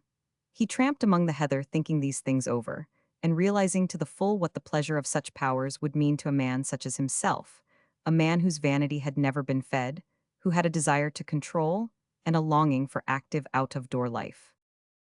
If it were mine, he would say to himself, "Oh, damn it all, if it were only mine." And there were other places as fine, and finer places he had never seen, Oswyth, Hurst, and Towers, all Walderhursts, all belonging to this one respectable, elderly muff. Thus he summed up the character of his relative. As for himself, he was young, strong, and with veins swelling with the insistent longing for joyful, exultant life. The sweating, panting drudgery of existence in India was a thought of hell to him. But there it was, looming up nearer and nearer with every heavenly English day that passed. There was nothing for it but to go back, thrust one's neck into the collar again, and sweat and be galled to the end. He had no ambitions connected with his profession. He realized loathingly in these days that he had always been waiting. The big, bright-faced woman who was always hanging about Hester, doing her favors, he actually began to watch feverishly. She was such a fool, she always looked so healthy, and she was specially such a fool over Walderhurst. When she had news of him, it was to be seen shining in her face. She had a sentimental schoolgirl fancy that during his absence she would apply herself to the task of learning to ride. She had been intending to do so before he went away. They had indeed spoken of it together, and Walderhurst had given her a handsome, gentle young mare. The creature was as kind as she was beautiful. Osborne, who was celebrated for his horsemanship, had promised to undertake to give the lessons. A few days after her return from London with her purchases, she asked the husband and wife to lunch with her at Palstrey, and during the meal broached the subject. "I should like to begin soon, if you can spare the time for me," she said. "I want to be able to go out with him when he comes back. Do you think I shall be slow in learning? Perhaps I ought to be lighter to ride well." "I think you will be pretty sure to have a first-class seat," Osborne answered. "You will be likely to look particularly well." "Do you think I shall? How good you are to encourage me. How soon could I begin?" She was quite agreeably excited. In fact, she was delighted by innocent visions of herself as Walderhurst's equestrian companion. Perhaps if she sat well and learned fine control of her horse, he might be pleased and turn to look at her, as they rode side by side, with that look of approval and dawning warmth which brought such secret joy to her soul. "When may I take my first lesson?" she said quite eagerly to Captain Osborne, for whom a footman was pouring out a glass of wine. "As soon," he answered, "as I have taken out the mare 2 or 3 times myself. I want to know her thoroughly. I would not let you mount her until I had learned her by heart." They went out to the stables after lunch and visited the mare in her loose box. She was a fine beast and seemed as gentle as a child. Captain Osborne asked questions of the head groom concerning her. She had a perfect reputation, but nevertheless she was to be taken over to the kennel stables a few days before Lady Walderhurst mounted her. "It is necessary to be more than careful," Osborne said to Hester that night. "There would be the devil and all to pay if anything went wrong." The mare was brought over the next morning. She was a shining bay, and her name was Faustine. In the afternoon, Captain Osborne took her out. He rode her far and learned her thoroughly before he brought her back. She was as lively as a kitten, but as kind as a dove. Nothing could have been better tempered and safer. She would pass anything. Even the unexpected appearance of a road-mending engine turning a corner did not perceptibly disturb her. "Is she well behaved?" Hester asked at dinner time. "Yes, apparently," was his answer, "but I shall take her out once or twice again." He did take her out again, and had only praise for her on each occasion. But the riding lessons did not begin at once. In fact, he was, for a number of reasons, in a sullen and unsociable humor which did not incline him towards the task he had undertaken. He made various excuses for not beginning the lessons, and took Faustine out almost every day. But Hester had an idea that he did not enjoy his rides. He used to return from them with a resentful, somber look, as if his reflections had not been pleasant company for him. In truth, they were not pleasant company. He was beset by thoughts he did not exactly care to be beset by, thoughts which led him farther than he really cared to go, which did not incline him to the close companionship of Lady Walderhurst. It was these thoughts which led him on his long rides. It was one of them which impelled him, one morning, as he was passing a heap of broken stone, piled for the mending of the ways by the roadside, to touch Faustine with heel and whip. The astonished young animal sprang aside curveting. She did not understand, and to horse nature the uncomprehended is alarming. She was more bewildered and also more fretted when, in passing the next stone heap, she felt the same stinging touches. What did it mean? Was she to avoid this thing, to leap at sight of it, to do what? She tossed her delicate head and snorted in her trouble. The country road was at some distance from Palstrey, and was little frequented. No one was in sight. Osborne glanced about him to make sure of this fact. A long stretch of road lay before him, with stone heaps piled at regular intervals. He had taken a big whiskey and soda at the last wayside inn he had passed, and drink did not make him drunk so much as mad. He pushed the mare ahead, feeling in just the humor to try experiments with her. "Alec is very determined that you shall be safe on Faustine," Hester said to Emily. "He takes her out every day." "It is very good of him," answered Emily. Hester thought she looked a trifle nervous and wondered why. She did not say anything about the riding lessons, and in fact had seemed of late less eager and interested. In the first place, it had been Alec who had postponed, now it was she. First one trifling thing and then another seemed to interpose. "The mare is as safe as a feather bed," Osborne said to her one afternoon when they were taking tea on the lawn at Palstrey. You had better begin now if you wish to accomplish anything before Lord Walderhurst comes back. What do you hear from him as to his return? Emily had heard that he was likely to be detained longer than he had expected. It seemed always to be the case that people were detained by such business. He was annoyed, but it could not be helped. There was a rather tired look in her eyes, and she was paler than usual. I am going up to town tomorrow, she said. The writing lessons might begin after I come back. Are you anxious about anything? Hester asked her as she was preparing for the drive back to the kennel farm. No, no, Emily answered, only. It's only what? I should be so glad if you were not away. Hester gazed reflectively at her suddenly quivering face. I don't think I ever saw a woman so fond of a man, she said. Emily stood still. She was quite silent. Her eyes slowly filled. She had never been able to say much about what she felt for Walderhurst. Hers was a large, dumb, primitive affection. She sat at her open bedroom window a long time that evening. She rested her chin upon her hand and looked up at the deeps of blue powdered with the diamond dust of stars. It seemed to her that she had never looked up and seen such myriads of stars before. She felt far away from earthly things and tremulously uplifted. During the last 2 weeks she had lived in a tumult of mind, of amazement, of awe, of hope and fear. No wonder that she looked pale and that her face was full of anxious yearning. There were such wonders in the world, and she, Emily Fox-Seton, no, Emily Walderhurst, seemed to have become part of them. She clasped her hands tight together and leaned forward into the night with her face turned upwards. Very large drops began to roll fast down her cheeks, one after the other. The argument of scientific observation might have said she was hysterical, and whether with or without reason is immaterial. She did not try to check her tears or wipe them away, because she did not know that she was crying. She began to pray, and heard herself saying the Lord's Prayer like a child. Our Father who art in heaven, our Father who art in heaven, hallowed be thy name, she murmured imploringly. She said the prayer to the end, and then began it over again. She said it 3 or 4 times, and her appeal for daily bread and the forgiveness of trespasses expressed what her inarticulate nature could not have put into words. Beneath the entire vault of heaven's dark blue that night, there was nowhere lifted to the unknown a prayer more humbly passionful and gratefully imploring than her final whisper. For thine is the kingdom, the power, and the glory forever and ever. Amen, amen.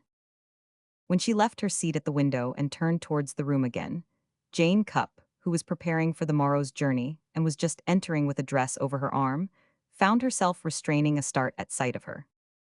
I hope you are quite well, my lady, she faltered. Yes, Lady Walderhurst answered. I think I am very well, Jane. You will be quite ready for the early train tomorrow morning.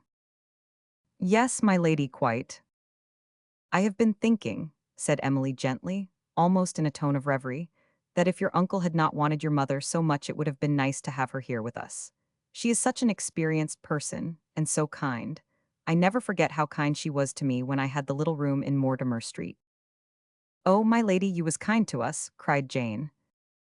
She recalled afterwards with tears how her ladyship moved nearer to her and took her hand with what Jane called her wonderful good look, which always brought a lump to her throat.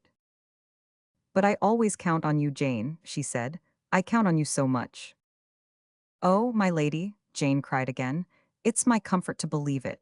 I'd lay down my life for your ladyship, I would indeed. Emily sat down, and on her face there was a soft, uplifted smile. Yes, she said, and Jane Cupp saw that she was reflective again, and the words were not addressed exactly to herself. One would be quite ready to lay down one's life for the person one loved. It seems even a little thing, doesn't it? Chapter 14.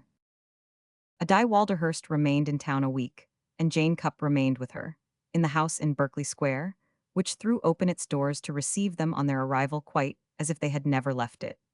The servants' hall brightened temporarily in its hope that livelier doings might begin to stir the establishment, but Jane Cupp was able to inform inquirers that the visit was only to be a brief one.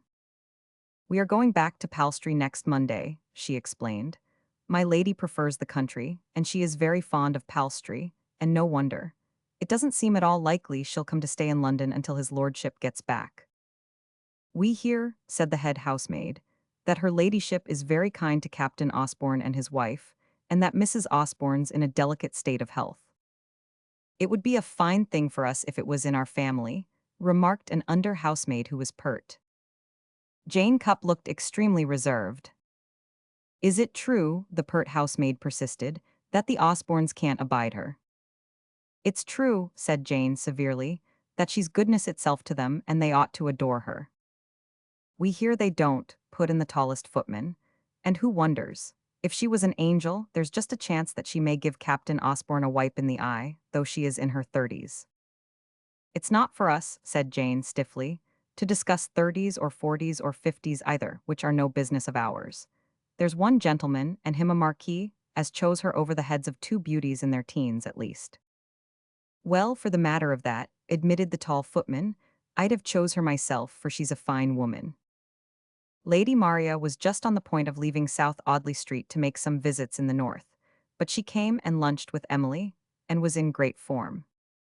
She had her own opinion of a number of matters, some of which she discussed, some of which she kept to herself. She lifted her gold lorgnette and looked Emily well over. Upon my word, Emily, she said, I am proud of you. You are one of my successes. Your looks are actually improving. There's something rather etherealized about your face today. I quite agree with Walderhurst in all the sentimental things he says about you. She said this last partly because she liked Emily and knew it would please her to hear that her husband went to the length of dwelling on her charms in his conversation with other people, partly because it entertained her to see the large creature's eyelids flutter and a big blush sweep her cheek. He really was in great luck when he discovered you, her ladyship went on briskly. As for that, I was in luck myself. Suppose you had been a girl who could not have been left. As Walderhurst is short of female relatives, it would have fallen to me to decently dry nurse you. And there would have been the complications arising from a girl being baby enough to want to dance about to places, and married enough to feel herself entitled to defy her chaperone. She couldn't have been trusted to chaperone herself. As it is, Walderhurst can go where duty calls, etc., and I can make my visits and run about. And you, dear thing, are quite happy at Palstrey playing Lady Bountiful and helping the little half-breed woman to expect her baby. I dare say you sit and make dolly shirts and christening robes hand in hand. We enjoy it all very much, Emily answered, adding imploringly, please don't call her a little half-breed woman. She's such a dear little thing, Lady Maria. Lady Maria indulged in the familiar chuckle and put up her lorgnette to examine her again. There's a certain kind of early Victorian saintliness about you, Emily Walderhurst, which makes my joy, she said. You remind me of Lady Castlewood, Helen Pendennis, and Amelia Sedley, with the spitefulness and priggishness and catty ways left out. You are as nice as Thackeray thought they were, poor mistaken man. I am not going to suffuse you with blushes by explaining to you that there is what my nephew would call a jolly good reason why. If you were not an early Victorian and improved Thackerayan saint, you would not be best pleased at finding yourself called upon to assist at this interesting occasion. Another kind of woman would probably feel like a cat towards the little Osborne. But even the mere reason itself, as a reason, has not once risen in your benign and pellucid mind. You have a pellucid mind, Emily. I should be rather proud of the word if I had invented it myself to describe you. But I didn't. It was Walderhurst. You have actually wakened up the man's intellects, such as they are. She evidently had a number of opinions of the Osbornes. She liked neither of them, but it was Captain Osborne she especially disliked. He is really an underbred person, she explained, and he hasn't the sharpness to know that is the reason Walderhurst detests him. He had vulgar, cheap sort of affairs, and nearly got into the kind of trouble people don't forgive. What a fool a creature in his position is to offend the taste of the man he may inherit from, and who, if he were not antagonistic to him, would regard him as a sort of duty. It wasn't his immorality particularly. Nobody is either moral or immoral in these days, but penniless persons must be decent. It's all a matter of taste and manners. I haven't any morals myself, my dear, but I have beautiful manners. A woman can have the kind of manners which keep her from breaking the commandments. As to the commandments, they are awfully easy things not to break. Who wants to break them, good Lord? Thou shalt do no murder, thou shalt not steal, thou shalt not commit, etc. Thou shalt not bear false witness.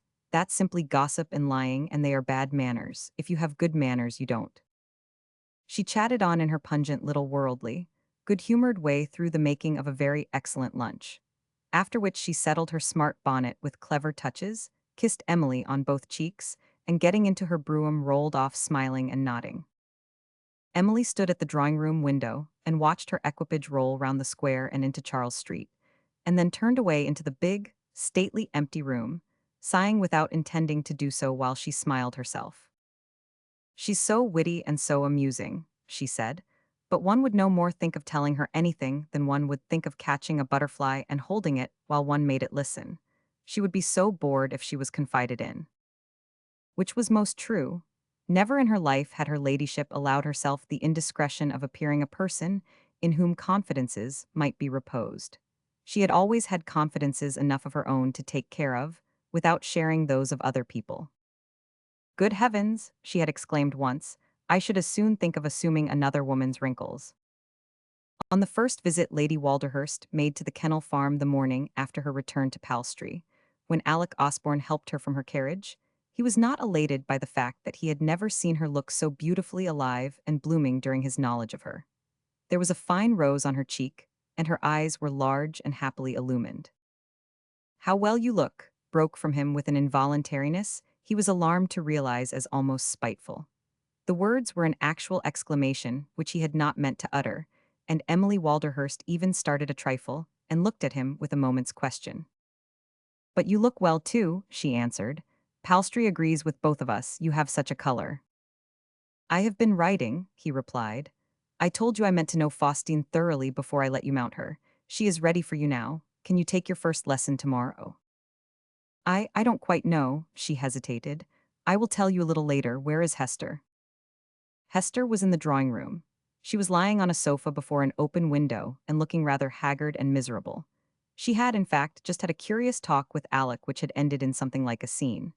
As Hester's health grew more frail, her temper became more fierce, and of late there had been times when a certain savagery, concealed with difficulty in her husband's moods, affected her horribly. This morning she felt a new character in Emily's manner. She was timid and shy, and a little awkward. Her childlike openness of speech and humor seemed obscured. She had less to say than usual, and at the same time there was a suggestion of restless unease about her. Hester Osborne, after a few minutes, began to have an odd feeling that the woman's eyes held a question or a desire in them. She had brought some superb roses from the manor gardens, and she moved about arranging them for Hester in vases. "It is beautiful to come back to the country," she said. "When I get into the carriage at the station and drive through the sweet air, I always feel as if I were beginning to live again, and as if in London I had not been quite alive. It seemed so heavenly in the rose garden at Palstrey today, to walk about among those thousands of blooming lovely things breathing scent and nodding their heavy, darling heads." "The roads are in a beautiful condition for riding," Hester said, "and Alex says that Faustine is perfect. You ought to begin tomorrow morning, shall you?" She spoke the words somewhat slowly, and her face did not look happy. But then, it never was a really happy face. The days of her youth had been too full of the ironies of disappointment. There was a second's silence, and then she said again, "Shall you, if it continues fine?" Emily's hands were full of roses, both hands, and Hester saw both hands and roses tremble. She turned round slowly and came towards her. She looked nervous, awkward, abashed, and as if for that moment she was a big girl of 16 appealing to her and overwhelmed with queer feelings, and yet the depths of her eyes held a kind of trembling, ecstatic light. She came and stood before her, holding the trembling roses as if she had been called up for confession.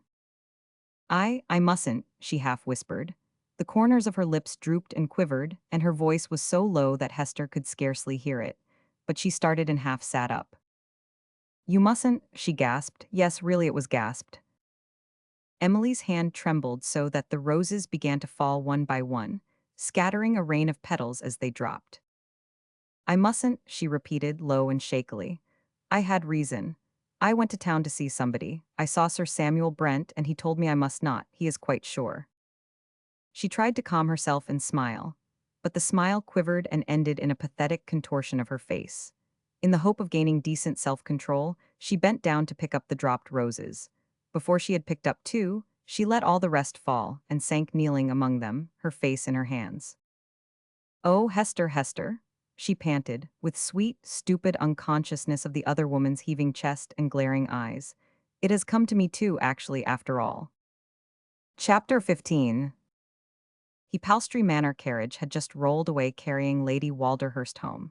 The big, low-ceilinged, oak-beamed farmhouse parlor was full of the deep golden sunlight of the late afternoon. The air was heavy with the scent of roses and sweet peas and mignonette, the adorable fragrance of English country house rooms. Captain Osborne inhaled it at each breath as he stood and looked out of the diamond-paned window, watching the landau out of sight. He felt the scent and the golden glow of the sunset light as intensely as he felt the dead silence which reigned between himself and Hester, almost with the effect of a physical presence. Hester was lying upon the sofa again, and he knew she was staring at his back with that sardonic widening of her long eyes, a thing he hated, and which always foreboded things not pleasant to face. He did not turn to face them until the footman's cockade had disappeared finally behind the tall hedge, and the tramp of the horse's feet was deadening itself in the lane. When he ceased watching and listening, he wheeled round suddenly. "What does it all mean?" he demanded. "Hang her foolish airs and graces. Why won't she ride, for she evidently does not intend to?" Hester laughed, a hard, short, savage little unmirthful sound it was. "No, she doesn't intend to," she answered. "For many a long day, at least for many a month. She has Sir Samuel Brent's orders to take the greatest care of herself." Brent's. Hester struck her lean little hands together, and laughed this time with a hint at hysteric shrillness. I told you so," she cried. "I knew it would be so, I knew it. By the time she reaches her 36th birthday there will be a new Marquis of Walderhurst, and he won't be either you or yours." And as she finished, she rolled over on the sofa and bit the cushions with her teeth as she lay face downwards on them. "He won't be you or belong to you," she reiterated, and then she struck the cushions with her clenched fist. He rushed over to her, and seizing her by the shoulders shook her to and fro. "You don't know what you are talking about," he said. "You don't know what you are saying." I do," she screamed under her breath and beat the cushions at every word. It's true. She's driveling about it, driveling." Alec Osborne threw back his head, drawing in a hard breath which was almost a snort of fury. "By God," he cried, "if she went out on Faustine now she would not come back." His rage had made him so far beside himself that he had said more than he intended, far more than he would have felt safe. But the girl was as far beside herself as he was, and she took him up. "Serve her right," she cried. "I shouldn't care, I hate her. I told you once I couldn't, but I do. She's the biggest fool that ever lived. She knew nothing of what I felt. I believe she thought I would rejoice with her. I didn't know whether I should shriek in her face or scream out laughing. Her eyes were as big as saucers, and she looked at me as if she felt like the Virgin Mary after the Annunciation. Oh, the stupid, inhuman fool." Her words rushed forth faster and faster. She caught her breath with gasps, and her voice grew more shrill at every sentence. Osborne shook her again. "Keep quiet," he ordered her. "You are going into hysterics, and it won't do. Get hold of yourself." "Go for Amira," she gasped, "or I'm afraid I can't. She knows what to do." He went for Amira, and the silently gliding creature came bringing her remedies with her. She looked at her mistress with stealthily questioning but affectionate eyes, and sat down on the floor rubbing her hands and feet in a sort of soothing massage. Osborne went out of the room, and the two women were left together. Amira knew many ways of calming her mistress's nerves, and perhaps one of the chief ones was to lead her by subtle powers to talk out her rages and anxieties. Hester never knew that she was revealing herself and her moods until after her interviews with the Ayah were over. Sometimes an hour or so had passed before she began to realize that she had let out things which she had meant to keep secret. It was never Amira who talked, and Hester was never conscious that she talked very much herself. But afterwards she saw that the few sentences she had uttered were such as would satisfy curiosity if the Ayah felt it. Also she was not, on the whole, at all sure that the woman felt it. She showed no outward sign of any interest other than the interest of a deep affection. She loved her young mistress today as passionately as she had loved her as a child, when she had held her in her bosom, as if she had been her own. By the time Emily Walderhurst had reached Palstrey, Amira knew many things. She understood that her mistress was as one who, standing upon the brink of a precipice, was being slowly but surely pushed over its edge, pushed by fate. This was the thing imaged in her mind when she shut herself up in her room and stood alone in the midst of the chamber, clenching her dark hands high above her white veiled head, and uttering curses which were spells, and spells which were curses. Emily was glad that she had elected to be alone as much as possible, and had not invited people to come and stay with her. She had not invited people, in honest truth, because she felt shy of the responsibility of entertainment while Walderhurst was not with her. It would have been proper to invite his friends, and his friends were all people she was too much in awe of, and too desirous to please to be able to enjoy frankly as society. She had told herself that, when she had been married a few years, she would be braver. And now her gladness was so devout that it was pure rejoicing. How could she have been calm? How could she have been conversational, while through her whole being there surged but one thought? She was sure that while she talked to people, she would have been guilty of looking as if she was thinking of something not in the least connected with themselves. If she had been less romantically sentimental in her desire to avoid all semblance of burdening her husband, she would have ordered him home at once, and demanded as a right the protection of his dignity and presence. If she had been less humble, she would have felt the importance of her position and the gravity of the claims it gave her to his consideration, instead of being lost in prayerful gratitude to heaven. She had been rather stupidly mistaken in not making a confidant of Lady Maria Bain, but she had been, in her big girl shyness, entirely like herself. In some remote part of her nature, she had shrunk from a certain look of delighted amusement which she had known would have betrayed itself, despite her ladyship's good intentions, in the eyes assisted by the smart gold lorgnette. She knew she was inclined to be hyper-emotional on this subject, and she felt that if she had seen the humor trying to conceal itself behind the eyeglasses, she might have been hysterical enough to cry even while she tried to laugh, and pass her feeling off lightly. Oh no, oh no. Somehow she knew that at such a moment, for some fantastic, if subtle, reason, Lady Maria would only see her as Emily Fox-Seton, that she would have actually figured before her for an instant as poor Emily Fox-Seton making an odd confession. She could not have endured it without doing something foolish. She felt that she would not, indeed. So Lady Maria went gaily away to make her round of visits, and be the amusing old life and soul of house party after house party, suspecting nothing of a possibility which would actually have sobered her for a moment. Emily passed her days at Palstrey in a state of happy exaltation. For a week or so, they were spent in wondering whether or not she should write a letter to Lord Walderhurst, which should convey the information to him, which even Lady Maria would have regarded as important. But the more she argued the question with herself, the less she wavered from her first intention. Lady Maria's frank congratulation of herself, and Lord Walderhurst in his wife's entire unexactingness, had indeed been the outcome of a half-formed intention to dissipate amiably even the vaguest inclination to verge on expecting things from people. While she thought Emily unlikely to allow herself to deteriorate into an encumbrance, her ladyship had seen women in her position before, whose marriages had made perfect fools of them, through causing them to lose their heads completely and require concessions and attentions from their newly acquired relations which bored everybody.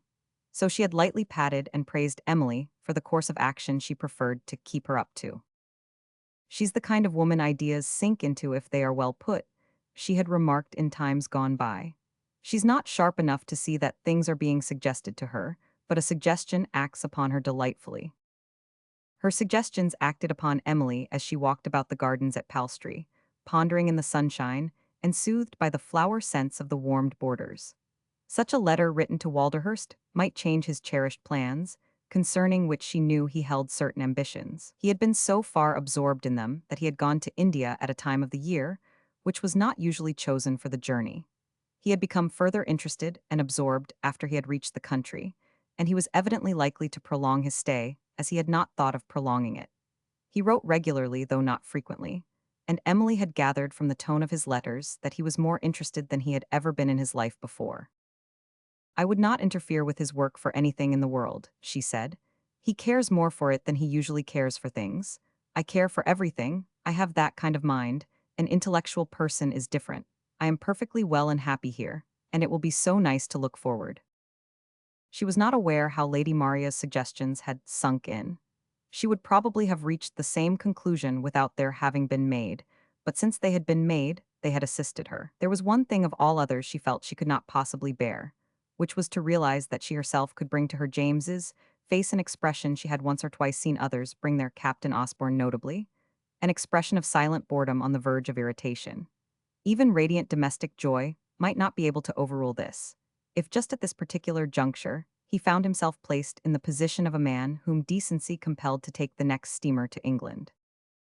If she had felt tenderly towards Hester Osborne before, the feeling was now increased tenfold.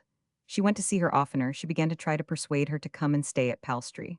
She was all the more kind because Hester seemed less well, and was in desperate ill spirits. Her small face had grown thin and yellow, She had dark rings under her eyes, and her little hands were hot and looked like birds' claws. She did not sleep and had lost her appetite. You must come and stay at Palstrey for a few days, Emily said to her. The mere change from one house to another may make you sleep better. But Hester was not inclined to avail herself of the invitation. She made obstacles and delayed acceptance for one reason and another. She was, in fact, all the more reluctant because her husband wished her to make the visit. Their opposed opinions had resulted in one of their scenes. I won't go, she had said at first. I tell you I won't. You will, he answered. It will be better for you. Will it be worse for me if I don't? She laughed feverishly. And how will it be better for you if I do? I know you are in it. He lost his temper and was indiscreet, as his temper continually betrayed him into being. Yes, I am in it, he said through his teeth, as you might have the sense to see. Everything is the better for us that throws us with them and makes them familiar with the thought of us and our rights. Our rights, the words were a shrill taunt. What rights have you, likely to be recognized unless you kill her? Are you going to kill her? He had a moment of insanity. I'd kill her and you too if it was safe to do it. You both deserve it. He flung across the room, having lost his wits as well as his temper. But a second later both came back to him, as in a revulsion of feeling. I talk like a melodramatic fool, he cried. Oh, Hester, forgive me? He knelt on the floor by her side, caressing her imploringly. We both take fire in the same way. We are both driven crazy by this damned blow. We're beaten, we may as well own it and take what we can get. She's a fool, but she's better than that pompous, stiff brute Walderhurst, and she has a lot of pull over him he knows nothing about. The smug animal is falling in love with her in his way. She can make him do the decent thing. Let us keep friends with her. The decent thing would be 1,000 a year, wailed Hester, giving in to his contrition in spite of herself, because she had once been in love with him, and because she was utterly helpless. 500 a year wouldn't be indecent. Let us keep on her good side, he said, fondling her with a relieved countenance. Tell her you will come and that she is an angel, and that you are sure a visit to the manor will save your life. They went to Palstrey a few days later. Amira accompanied them in attendance upon her mistress, and the three settled down into a life so regular that it scarcely seemed to wear the aspect of a visit. The Osbornes were given some of the most beautiful and convenient rooms in the house. No other visitors were impending, and the whole big place was at their disposal. Hester's boudoir overlooked the most perfect nooks of garden, and its sweet chintz draperies and cushions and books and flowers made it a luxurious abode of peace. What shall I do? She said on the first evening in it as she sat in a soft chair by the window, looking out at the twilight and talking to Emily. What shall I do when I must go away? I don't mean only from here, I mean away from England to loathly India. Do you dislike it so? Emily asked, roused to a new conception of her feeling by her tone. I could never describe to you how much, fiercely. It is like going to the place which is the opposite of heaven. I did not know that, pityingly. Perhaps, I wonder if something might not be done. I must talk to my husband. Amira seemed to develop an odd fancy for the society of Jane Cupp, which Jane was obliged to confess to her mistress had a tendency to produce in her system, the creeps. You must try to overcome it, Jane, Lady Walderhurst said. I'm afraid it's because of her color. I've felt a little silly and shy about her myself, but it isn't nice of us. You ought to read Uncle Tom's Cabin, and all about that poor religious Uncle Tom, and Legree, and Eliza crossing the river on the blocks of ice. I have read it twice, your ladyship, was Jane's earnestly regretful response.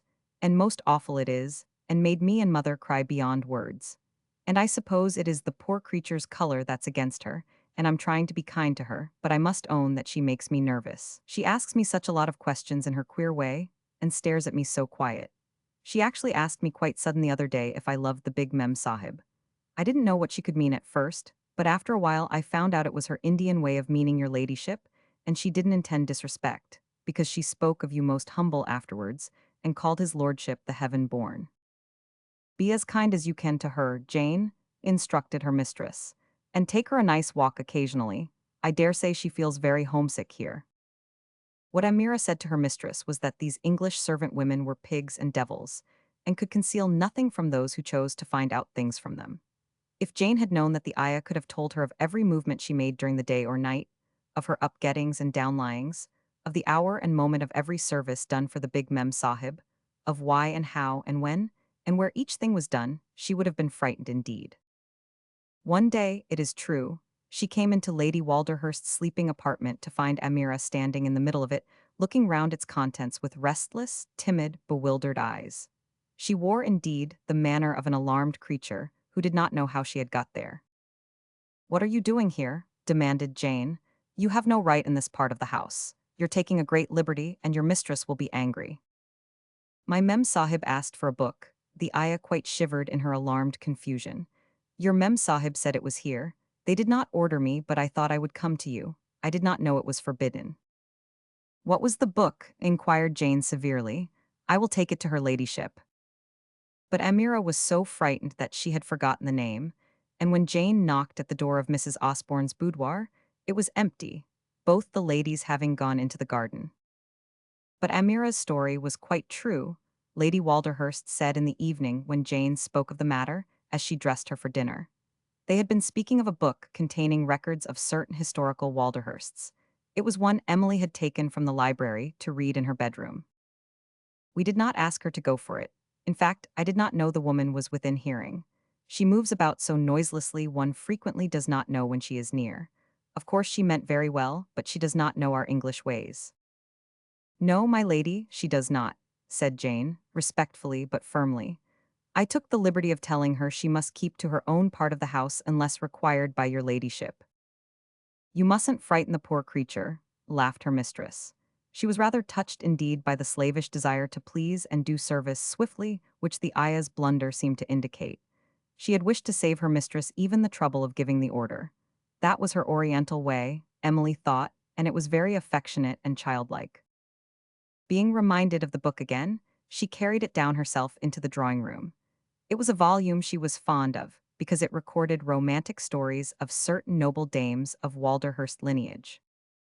Her special predilection was a Dame Elena, who, being left with but few servitors in attendance during her lord's absence from his castle, on a foraging journey into an enemy's country, had defended the stronghold boldly against the attack of a second enemy, who had adroitly seized the opportunity to forage for himself. In the cellars had been hidden treasure recently acquired by the usual means, and knowing this, Dame Elena had done splendid deeds, marshalling her small forces in such way as deceived the attacking party, and showing herself in scorn upon the battlements. A fierce, beauteous woman about to give her lord an heir, yet fearing naught, and only made more fierce and full of courage by this fact. The son, born but 3 weeks later, had been the most splendid and savage fighter of his name, and a giant in build and strength. "I suppose," Emily said when they discussed the legend after dinner, "I suppose she felt that she could do anything," with her italics. "I dare say nothing could make her afraid, but the thought that something might go wrong while her husband was away, and strength was given her."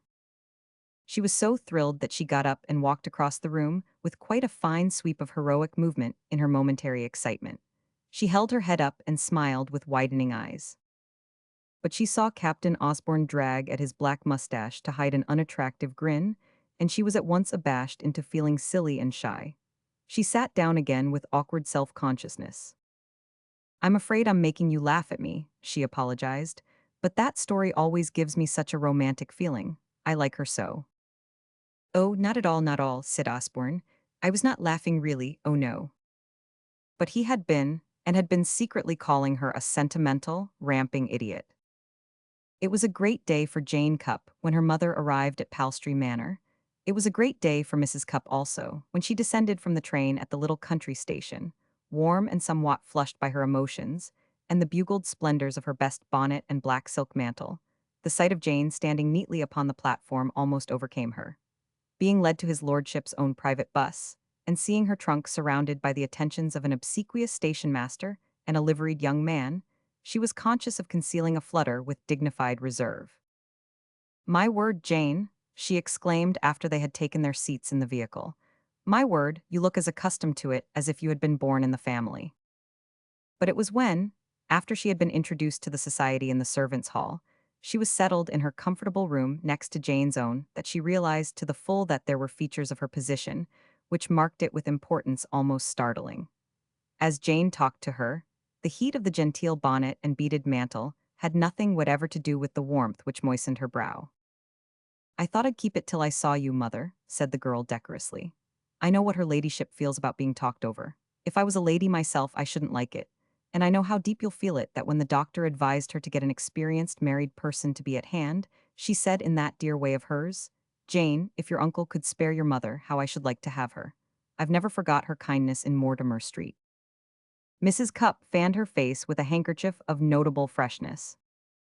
"If she was Her Majesty," she said, "she couldn't be more sacred to me, nor me more happy to be allowed the privilege."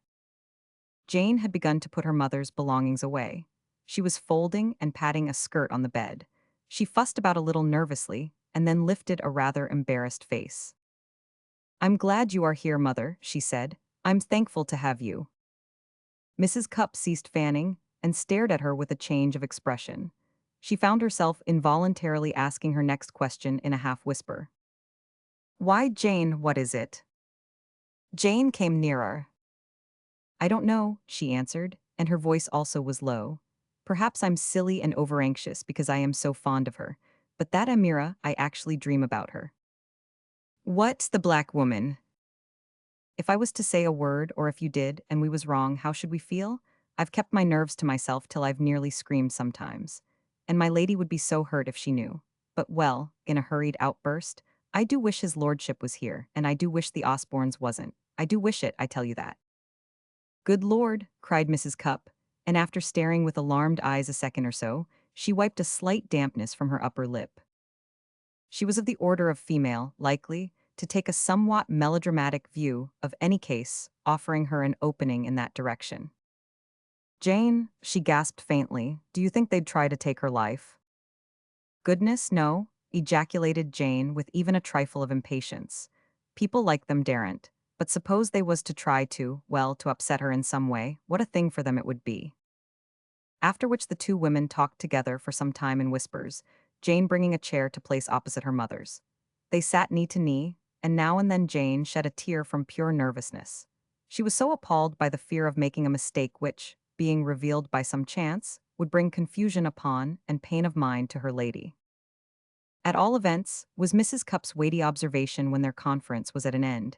"Here we both are, and two pairs of eyes and ears and hands and legs is a fat lot better than one, where there's things to be looked out for." Her training in the matter of subtlety had not been such as Amira's, and it may not be regarded as altogether improbable that her observation of the ayah was at times not too adroitly concealed.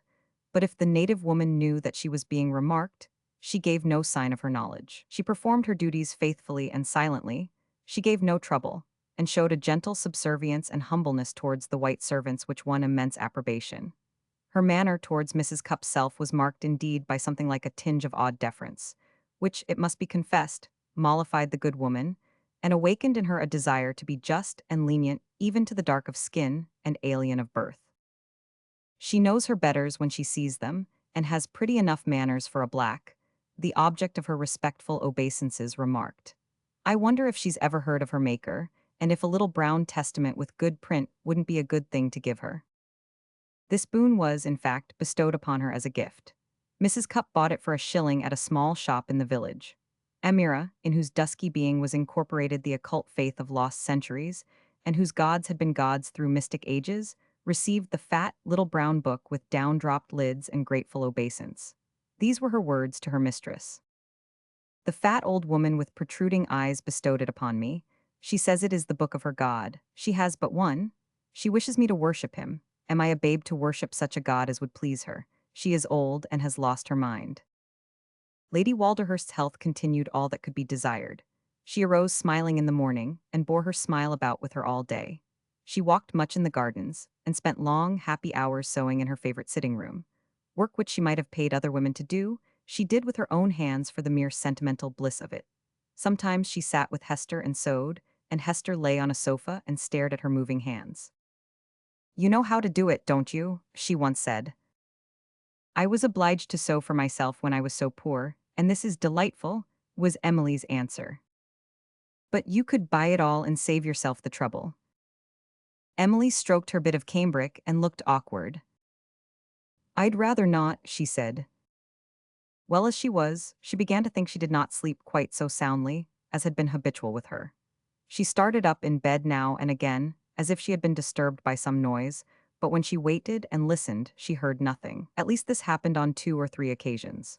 And then one night, having been lying folded in profound, sweet sleep, she sprang up in the black darkness, wakened by an actual physical reality of sensation, the soft laying of a hand upon her naked side, that and nothing else. "What is that? Who is there?" she cried. "Someone is in the room." Yes, someone was there. A few feet from her bed she heard a sobbing sigh, then a rustle, then followed silence. She struck a match and, getting up, lighted candles. Her hand shook, but she remembered that she must be firm with herself. "I must not be nervous," she said, and looked the room over from end to end. But it contained no living creature, nor any sign that living creature had entered it since she had lain down to rest. Gradually, the fast beating of her heart had slackened, and she passed her hand over her face in bewilderment. "It wasn't like a dream at all," she murmured. "It really wasn't, I felt it." Still as absolutely nothing was to be found, the sense of reality diminished somewhat, and being so healthy a creature, she regained her composure, and on going back to bed slept well until Jane brought her early tea. Under the influence of fresh morning air and sunlight, of ordinary breakfast and breakfast talk with the Osbornes, her first convictions receded so far that she laughed a little as she related the incident. "I never had such a real dream in my life," she said, "but it must have been a dream." "One's dreams are very real sometimes," said Hester. "Perhaps it was the Palstrey ghost," Osborne laughed. "It came to you because you ignore it." He broke off with a slight sudden start and stared at her a second questioningly. "Did you say it put its hand on your side?" he asked. "Don't tell her silly things that will frighten her." "How ridiculous of you!" exclaimed Hester sharply. "It's not proper." Emily looked at both of them wonderingly. "What do you mean?" she said. "I don't believe in ghosts. It won't frighten me, Hester. I never even heard of a Palstrey ghost."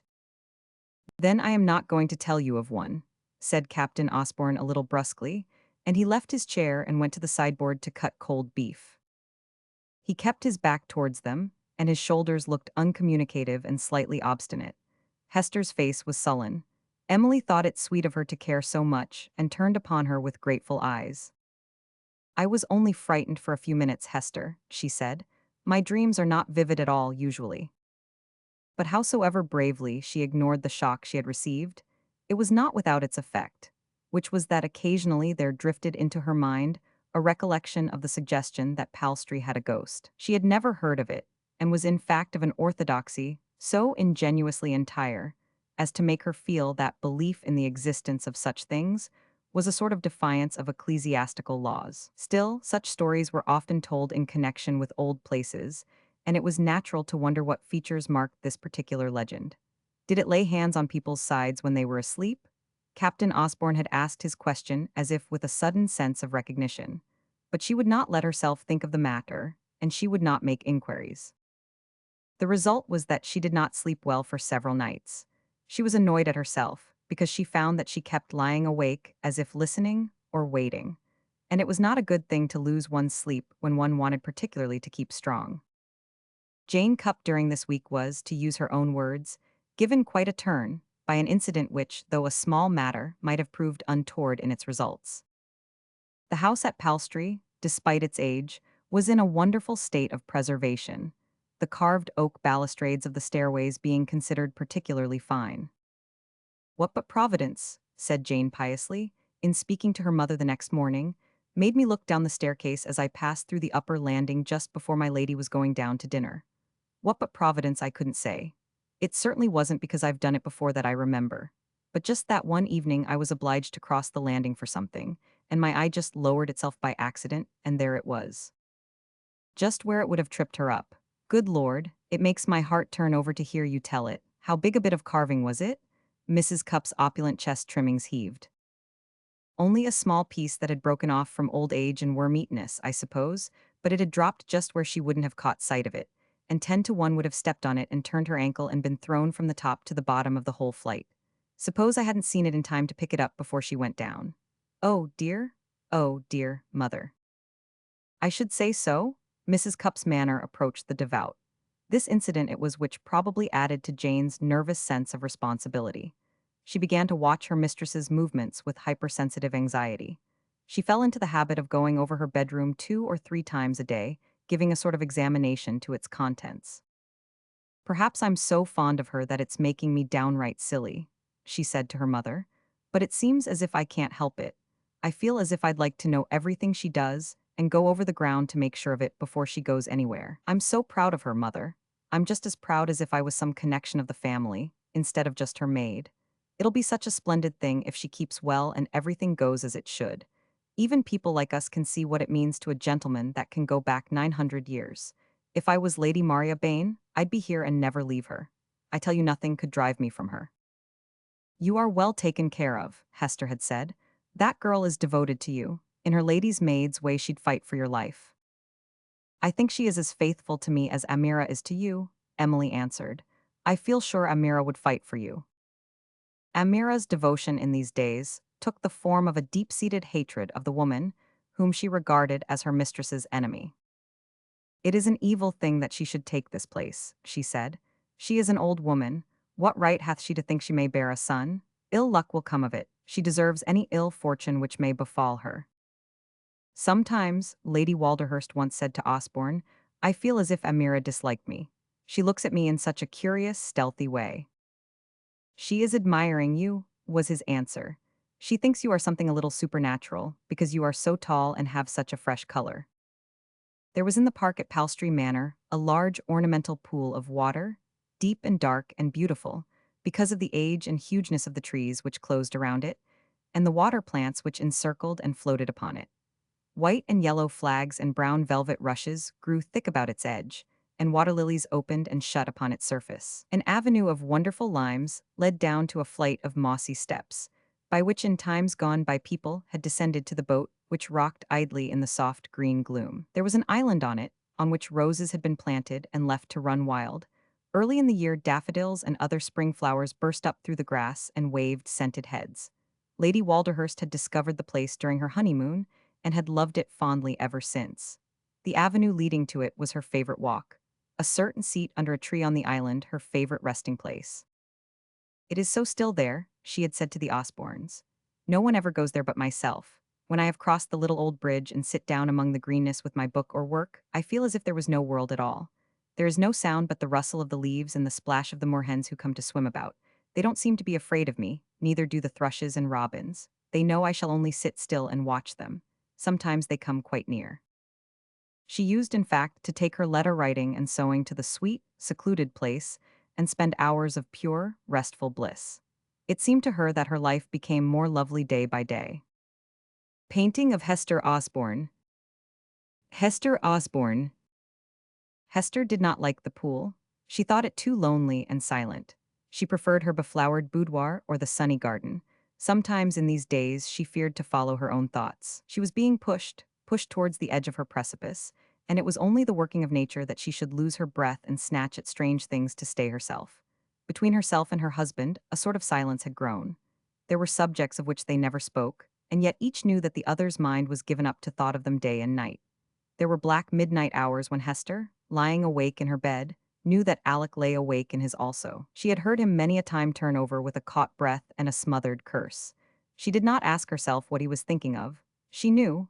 She knew because she was thinking of the same things herself. Of big, fresh, kind Emily Walderhurst lost in her dreams of exultant happiness, which never ceased to be amazed and grateful to prayerfulness. Of the broad lands and great, comfortable houses. Of all it implied to be the Marquis of Walderhurst or his son. Of the long, sickening voyage back to India. Of the hopeless muddle of life in an ill-kept bungalow. Of wretched native servants, at once servile and stubborn, and given to lies and thefts. More than once she was forced to turn on her face that she might smother her frenzied sobs in her pillow. It was on such a night, she had awakened from her sleep to notice such stillness in Osborne's adjoining room, that she thought him profoundly asleep, that she arose from her bed to go and sit at her open window. She had not been seated there many minutes before she became singularly conscious. She did not know how, of some presence near her among the bushes in the garden below. It had indeed scarcely seemed to be sound or movement which had attracted her attention, and yet it must have been one or both, for she involuntarily turned to a particular spot. Yes, someone was standing in a corner, hidden by shrubbery. It was the middle of the night and people were meeting. She sat still and almost breathless. She could hear nothing and saw nothing but between the leafage, a dim gleam of white. Only Amira wore white. After a few seconds waiting, she began to think a strange thing, though she presently realized that, taking all things into consideration, it was not strange at all. She got up very noiselessly and stole into her husband's room. He was not there, the bed was empty, though he had slept there earlier in the night. She went back to her own bed and got into it again. In 10 minutes' time, Captain Osborne crept upstairs and returned to bed also. Hester made no sign and did not ask any questions. She knew he would have told her nothing, and also she did not wish to hear. She had seen him speaking to Amira in the lane a few days before, and now that he was meeting her in the night, she knew that she need not ask herself what the subject of their consultation might be. But she looked haggard in the morning. Lady Walderhurst herself did not look well.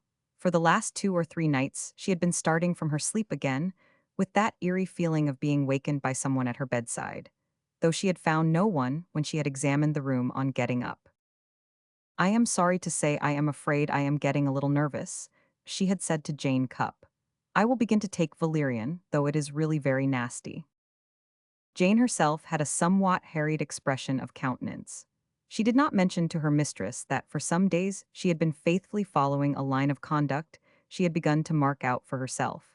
She had obtained a pair of list slippers and had been learning to go about softly. She had sat up late and risen from her bed early, though she had not been rewarded by any particularly marked discoveries. She had thought, however, that she observed that Amira did not look at her as much as had been her habit, and she imagined she rather avoided her. All she said to Lady Walderhurst was, "Yes, my lady, mother thinks a great deal of valerian to quiet the nerves. Will you have a light left in your room tonight, my lady?" "I am afraid I could not sleep with a light," her mistress answered. "I am not used to one." She continued to sleep, disturbedly some nights, in the dark. She was not aware that on some of the nights Jane Cupp either slept or laid awake in the room nearest to her. Jane's own bedroom was in another part of the house, but in her quiet goings about in the list shoes, she now and then saw things which made her nervously determined to be within immediate call.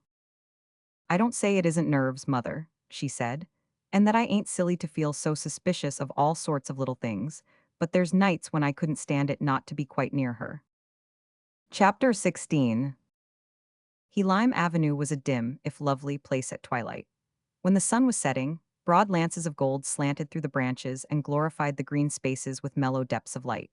But later, when the night was drawing in, the lines of gray tree trunks, shadowed and canopied by boughs, suggested to the mind the pillars of some ruined cathedral, desolate and ghostly.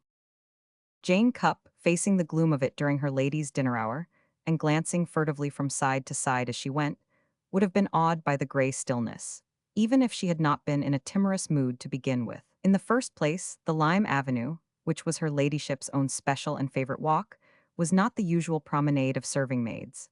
Even the gardeners seldom set foot in it unless to sweep away dead leaves and fallen wood. Jane herself had never been here before. This evening she had gone absolutely because she was following Amira. She was following Amira because, during the afternoon tea hour in the servants' hall, she had caught a sentence or so in the midst of a gossiping story, which had made her feel that she should be unhappy if she did not go down the walk and to the waterside. See the water, the boat, the steps, everything. "My word, mother," she had said, "it's a queer business for a respectable girl that's made in a great place to be feeling as if she had to watch black people, same as if she was in the police, and not daring to say a word. For if I did say a word, Captain Osborne's clever enough to have me sent away from here in a jiffy. And the worst of it is," twisting her hands together, "there mayn't be anything going on really. If they were as innocent as lambs, they couldn't act any different, and just the same, things might have happened by accident." "That's the worst of it," was Mrs. Cupp's fretted rejoinder. "Any old piece of carving might have dropped out of a balustrade, and any lady that wasn't well might have nightmare and be disturbed in her sleep." "Yes," admitted Jane anxiously, "that is the worst of it. Sometimes I feel so foolish I'm all upset with myself." The gossip in servants' halls embraces many topics. In country houses there is naturally much to be said of village incidents, of the scandals of cottages and the tragedies of farms. This afternoon, at one end of the table the talk had been of a cottage scandal which had verged on tragedy. A handsome, bouncing, flaunting village girl had got into that trouble, which had been anticipated for her by both friends and enemies for some time. Being the girl she was, much venomous village social stir had resulted. It had been predicted that she would go up to London, or that she would drown herself, having an impudent high spirit which brought upon her much scornful and derisive flouting on her evil day. The manor servants knew a good deal of her, because she had been for a while a servant at the kennel farm, and had had a great fancy for Amira, whom it had pleased her to make friends with. When she fell suddenly ill, and for days lay at the point of death, there was a stealthy general opinion that Amira, with her love spells and potions, could have said much which might have been enlightening, if she had chosen. The girl had been in appalling danger. The village doctor, who had been hastily called in, had at one moment declared that life had left her body. It was, in fact, only Amira who had insisted that she was not dead. After a period of prostration, during which she seemed a corpse, she had slowly come back to earthly existence. The graphic descriptions of the scenes by her bedside, of her apparent death, her cold and bloodless body, her lagging and ghastly revival to consciousness, aroused in the servants' hall a fevered interest. Amira was asked questions, and gave such answers as satisfied herself if not her interlocutors. She was perfectly aware of the opinions of her fellow servitors. She knew all about them while they knew nothing whatsoever about her. Her limited English could be used as a means of baffling them. She smiled and fell into Hindustani when she was pressed. Jane Cupp heard both questions and answers. Amira professed to know nothing but such things as the whole village knew. Towards the end of the discussion, however, in a mixture of broken English and Hindustani, she conveyed that she had believed that the girl would drown herself. Asked why, she shook her head, then said that she had seen her by the Mem Sahib's lake at the end of the trees. She had asked if the water was deep enough, near the bridge, to drown. Amira had answered that she did not know. There was a general exclamation. They all knew it was deep there. The women shuddered as they remembered how deep they had been told it was at that particular spot. It was said that there was no bottom to it. Everybody rather reveled in the gruesomeness of the idea of a bottomless piece of water. Someone remembered that there was a story about it. As much as 90 years ago, two young laborers on the place had quarreled about a young woman. One day, in the heat of jealous rage, one had seized the other and literally thrown him into the pond. He had never been found. No drags could reach his body. He had sunk into the blackness forever. Amira sat at the table with downcast eyes. She had a habit of sitting silent with dropped eyes, which Jane could not bear. As she drank her tea, she watched her in spite of herself. After a few minutes had passed, her appetite for bread and butter deserted her. She got up and left the hall, looking pale. The mental phases through which she went during the afternoon ended in her determination to go down the avenue and to the water's side this evening. It could be done while her ladyship and her guests were at dinner.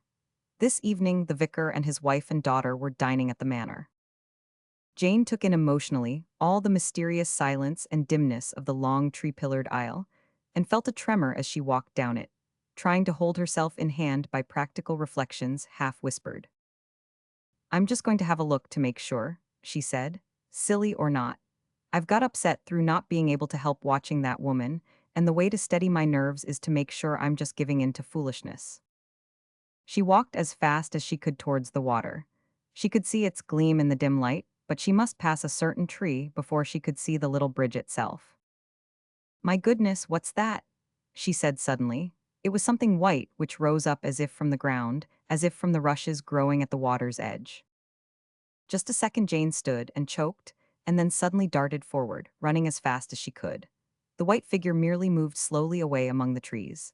It did not run or seem startled, and as Jane ran she caught it by its white drapery and found herself, as she had known she would, dragging at the garments of Amira.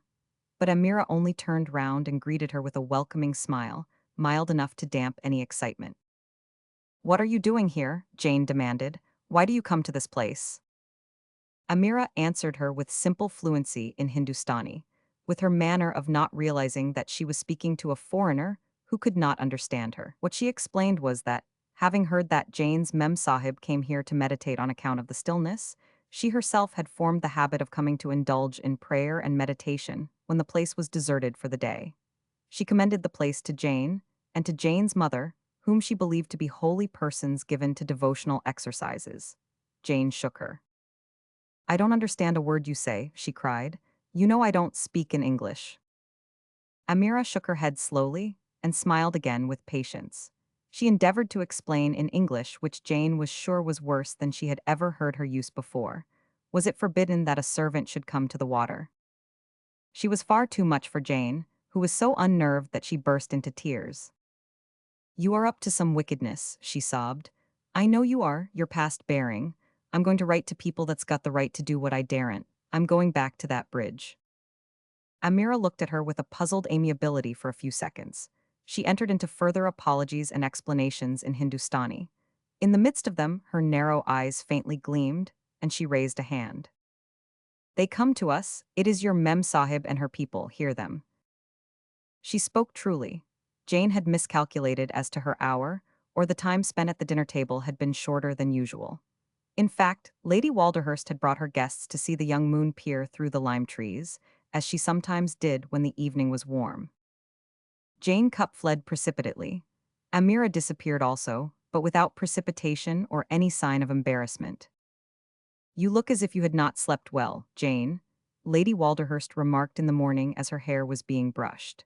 She had glanced into the glass and saw that it reflected a pale face above her own, and that the pale face had red rims to its eyes.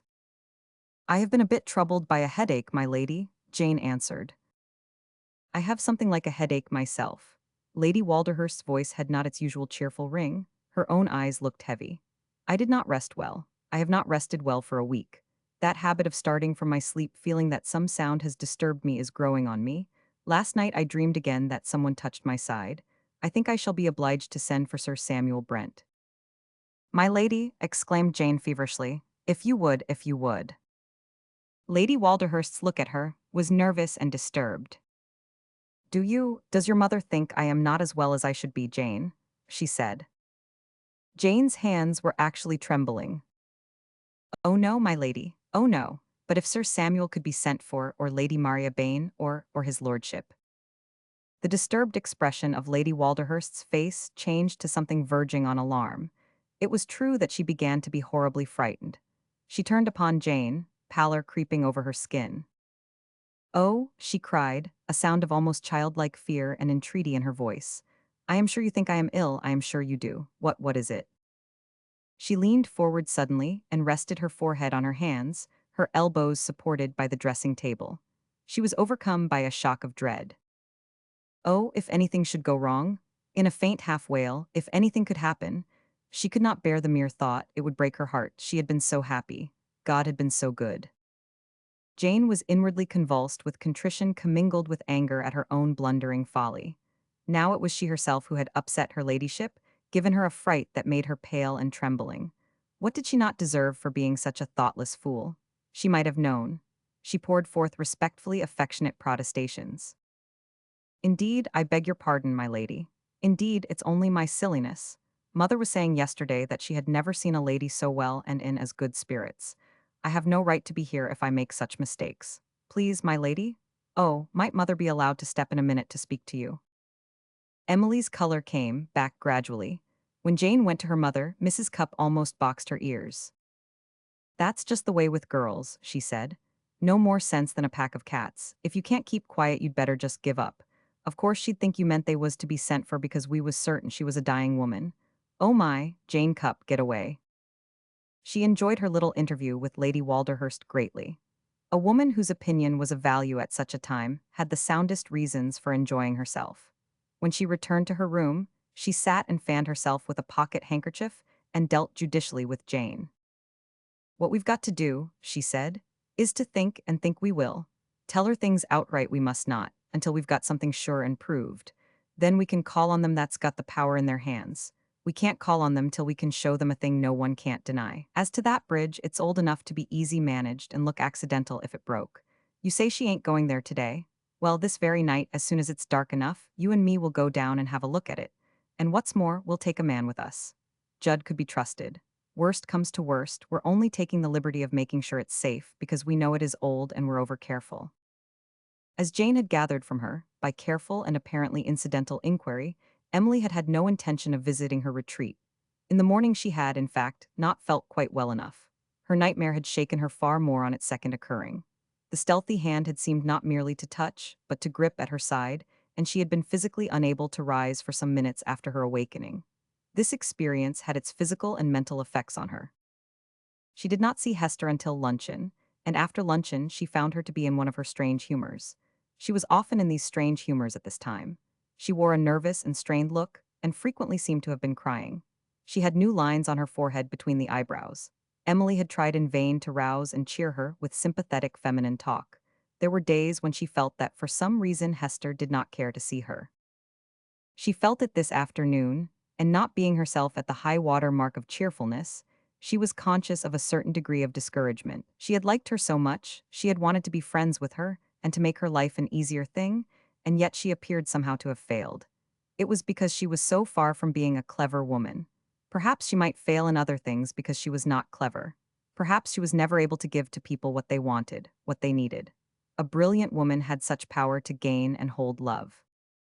After an hour or so spent in trying to raise the mental temperature of Mrs. Osborne's beflowered boudoir, she rose and picked up her little work basket. "Perhaps you would take a nap if I left you," she said. "I think I will stroll down to the lake." She quietly stole away, leaving Hester on her cushions. Chapter 17. Few minutes later, a knock at the door being replied to by Hester's curt "Come in," produced the modest entry of Jane Cupp, who had come to make a necessary inquiry of her mistress. "Her ladyship is not here, she has gone out." Jane made an altogether involuntary step forward. Her face became the color of her clean white apron. "Out," she gasped. Hester turned sharply round. "To the lake," she said. "What do you mean by staring in that way?" Jane did not tell her what she meant. She incontinently ran from the room without any shadow of a pretense at a lady's maid's decorum.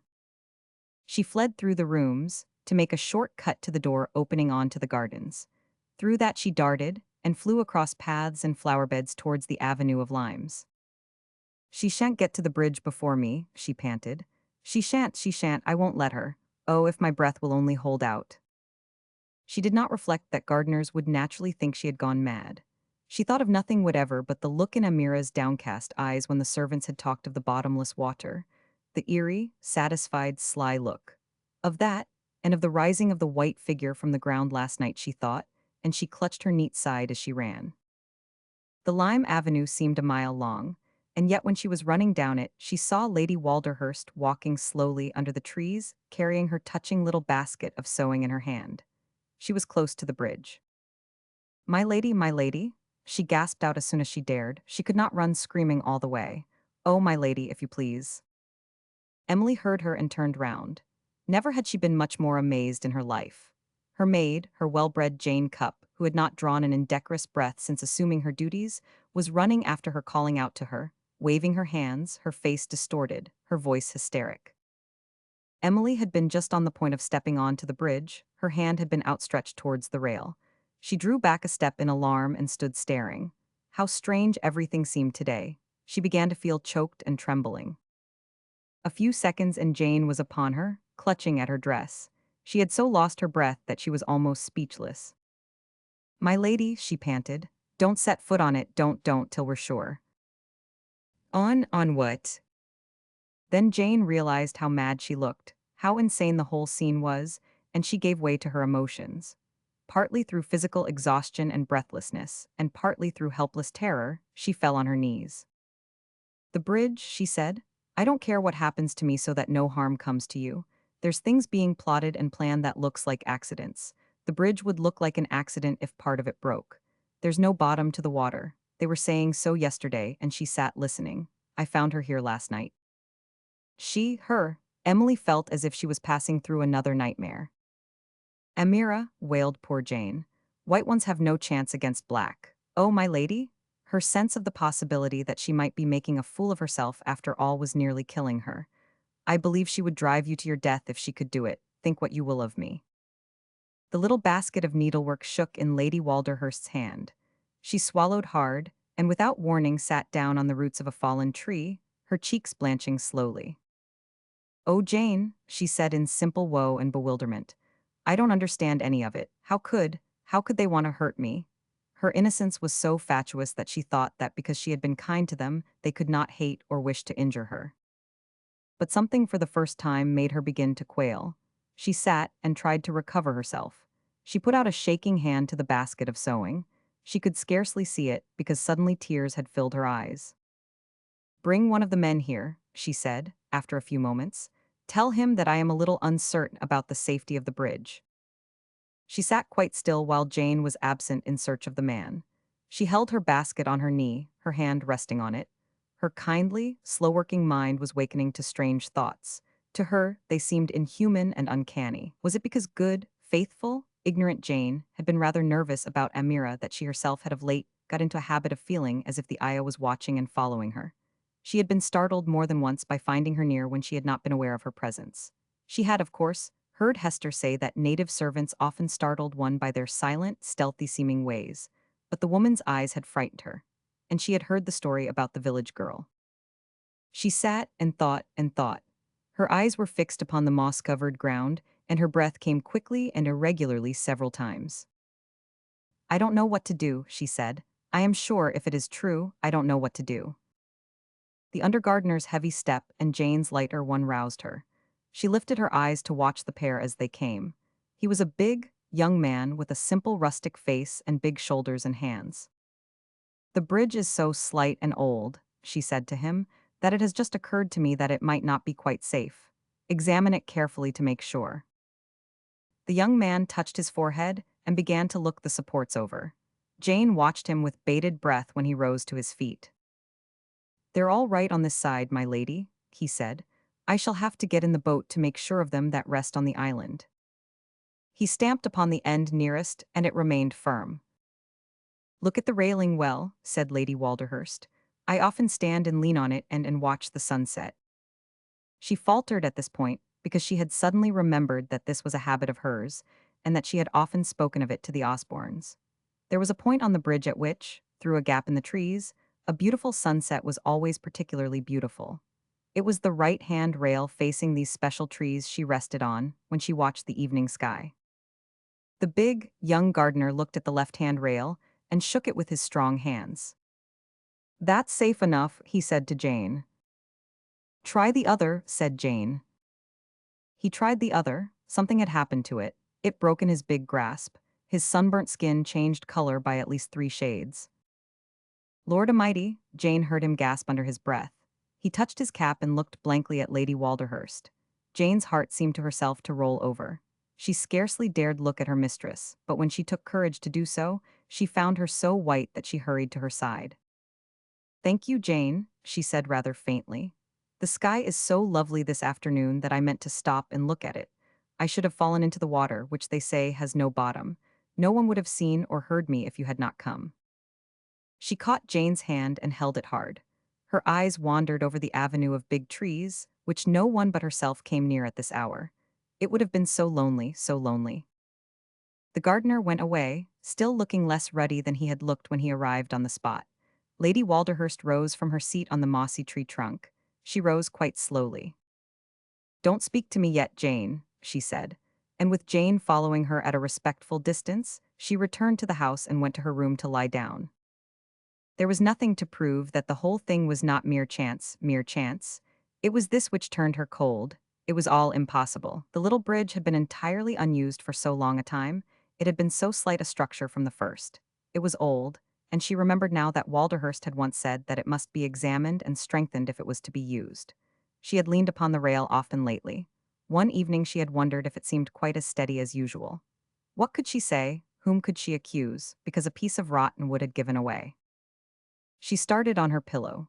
It was a piece of rotten wood which had fallen from the balustrade upon the stairs, to be seen and picked up by Jane just before she would have passed down on her way to dinner. And yet, what would she appear to her husband, to Lady Maria, to anyone in the decorous world, if she told them that she believed that in a dignified English household, an English gentleman, even a deposed heir presumptive, was working out a subtle plot against her such as might adorn a melodrama?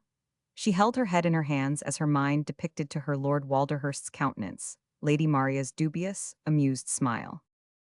"She would think I was hysterical," she cried under her breath. "He would think I was vulgar and stupid, that I was a fussy woman with foolish ideas which made him ridiculous. Captain Osborne is of his family.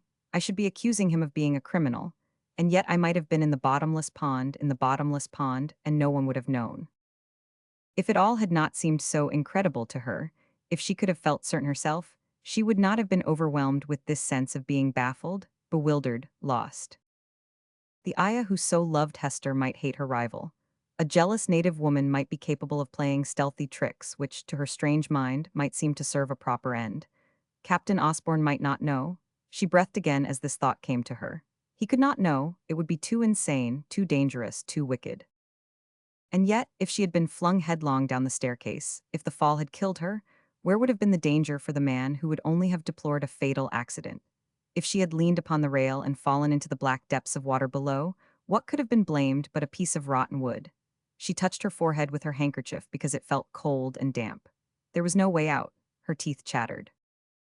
They may be as innocent as I am, and they may be murderers in their hearts. I can prove nothing, I can prevent nothing. Oh, do come home. There was but one thought which remained clear in her mind. She must keep herself safe. She must keep herself safe. In the anguish of her trouble she confessed, by putting it into words, a thing which she had not confessed before, and even as she spoke she did not realize that her words contained confession. If I were to die now, she said with a touching gravity, he would care very much. A few moments later she said, it does not matter what happens to me, how ridiculous or vulgar or foolish I seem, if I can keep myself safe, until after. I will write to him now and ask him to try to come back. It was the letter she wrote after this decision, which Osborne saw among others awaiting postal, and which he stopped to examine. Chapter 18. Esther sat at the open window of her boudoir in the dark. She had herself put out the wax candles, because she wanted to feel herself surrounded by the soft blackness. She had sat through the dinner, and heard her husband's anxious inquiries about the rotten handrail, and had watched his disturbed face and Emily's pale one.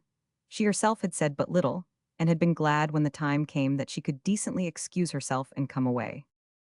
As she sat in the darkness and felt the night breath of the flowers in the garden, she was thinking of all the murderers she had ever heard of. She was reflecting that some of them had been quite respectable people, and that all of them must have lived through a period in which they gradually changed from respectable people to persons in whose brains a thought had worked which once they would have believed impossible to them, which they might have scouted the idea of their giving room to. She was sure the change must come about slowly.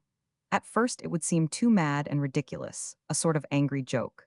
Then the angry joke would return again and again, until at last they let it stay and did not laugh at it but thought it over. Such things always happened because someone wanted, or did not want, something very much, something it drove them mad to think of being forced to live without or with. Men who hated a woman and could not rid themselves of her, who hated the sight of her face, her eyes, her hair, the sound of her voice and step, and were rendered insane by her nearness, and the thought that they never could be free from any of these things, had before now commonplace or comparatively agreeable men by degrees reached the point where a knife or a shot or a heavy blow seemed not only possible, but inevitable.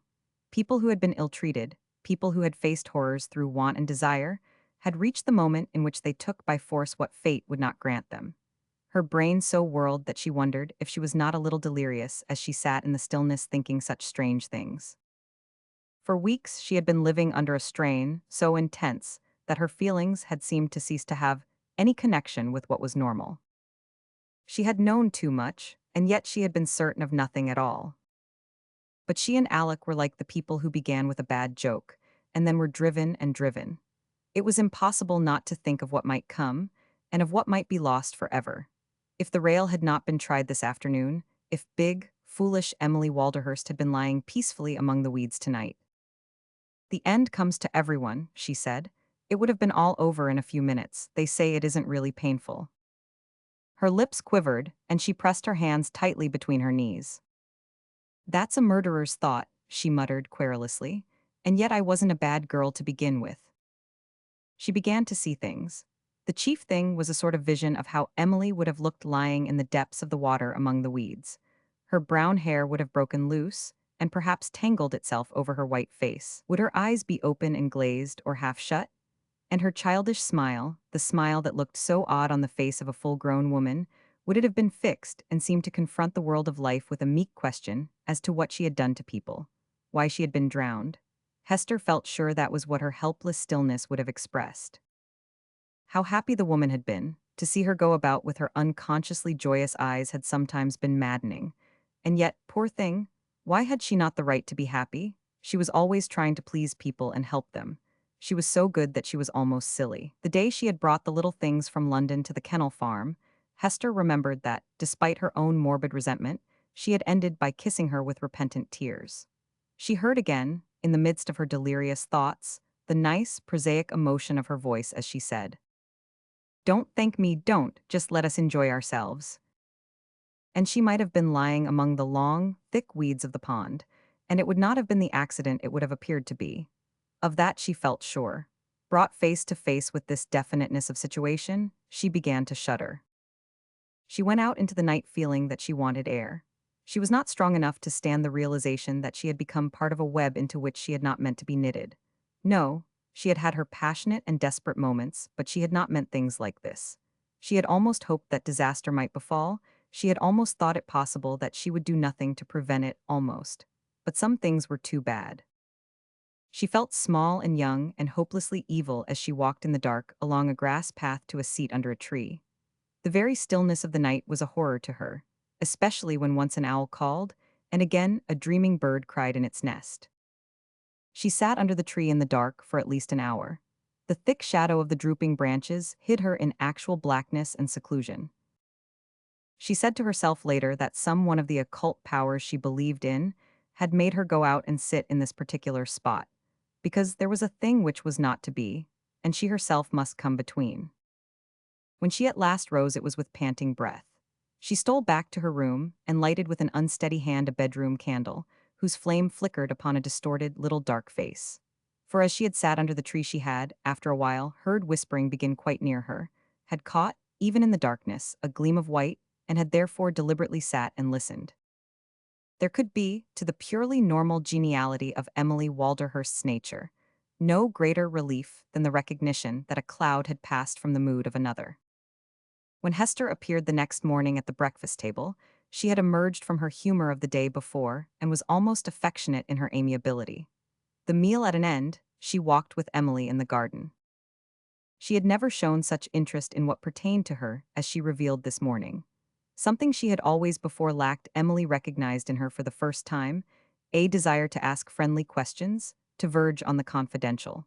They talked long and without reserve, and how pretty it was of the girl, Emily thought, to care so much about her health and her spirits, to be so interested in the details of her everyday life, even in the simple matter of the preparation and serving of her food, as if the merest trifle was of consequence. It had been unfair, too, to fancy that she felt no interest in Walderhurst's absence and return. She had noticed everything closely, and actually thought he ought to come back at once. "Send for him," she said quite suddenly. "Send for him now." There was an eagerness expressed in the dark thinness of her face which moved Emily. "It is dear of you to care so much, Hester," she said. "I didn't know you thought it mattered." "He must come," said Hester. "That's all, send for him." "I wrote a letter yesterday," was Lady Walderhurst's meek rejoinder. "I got nervous." "So did I get nervous," said Hester. "So did I." That she was disturbed, Emily could see. The little laugh she ended her words with had an excited ring in it. During the Osbornes' stay at Palstrey, the two women had naturally seen a good deal of each other, but for the next 2 days they were scarcely separated at all. Emily, feeling merely cheered and supported by the fact that Hester made herself so excellent a companion, was not aware of 2 or 3 things. One was that Mrs. Osborne did not lose sight of her unless, at such times, as she was in the hands of Jane Cupp. "I may as well make a clean breast of it," the young woman said. "I have a sense of responsibility about you that I haven't liked to speak of before. It's half hysterical, I suppose, but it has got the better of me."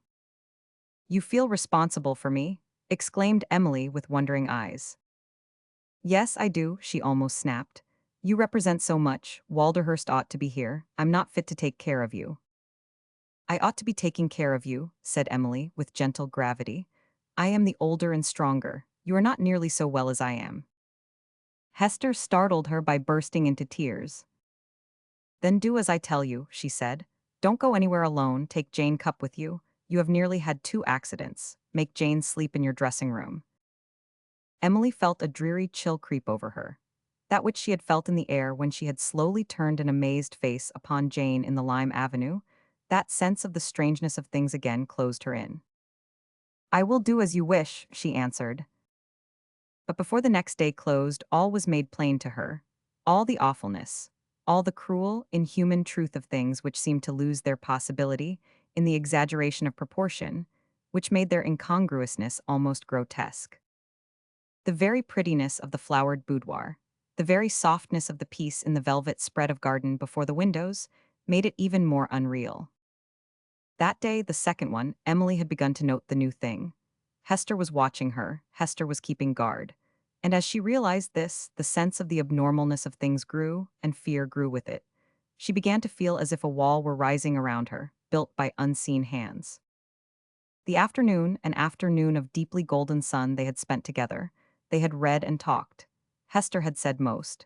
She had told stories of India, curious, vivid, interesting stories which seemed to excite her. At the time when the sunlight took its deepest gold, the tea tray was brought in. Hester had left the room a short time before the footman appeared with it, carrying it with the air of disproportionate solemnity with which certain male domestics are able to surround the smallest service. The tea had been frequently served in Hester's boudoir of late. During the last week, however, Lady Walderhurst's share of the meal had been a glass of milk. She had chosen to take it because Mrs. Cupp had suggested that tea was nervous. Emily sat down at the table and filled a cup for Hester. She knew she would return in a few moments, so set the cup before Mrs. Osborne's place and waited. She heard the young woman's footsteps outside, and as the door opened, she lifted the glass of milk to her lips. She was afterwards absolutely unable to describe to herself clearly what happened the next moment. In fact, it was the next moment that she saw Hester spring towards her, and the glass of milk had been knocked from her hand and rolled, emptying itself upon the floor. Mrs. Osborne stood before her, clenching and unclenching her hands. "Have you drunk any of it?" she demanded. "No," Emily answered, "I have not." Hester Osborne dropped into a chair and leaned forward, covering her face with her hands.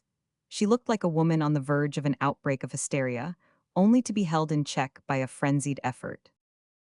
Lady Walderhurst, quite slowly, turned the color of the milk itself, but she did nothing but sit still and gaze at Hester. "Wait a minute," the girl was trying to recover her breath. "Wait till I can hold myself still. I am going to tell you now, I am going to tell you." "Yes," Emily answered faintly. It seemed to her that she waited 20 minutes before another word was spoken, that she sat quite that long looking at the thin hands which seemed to clutch the hidden face.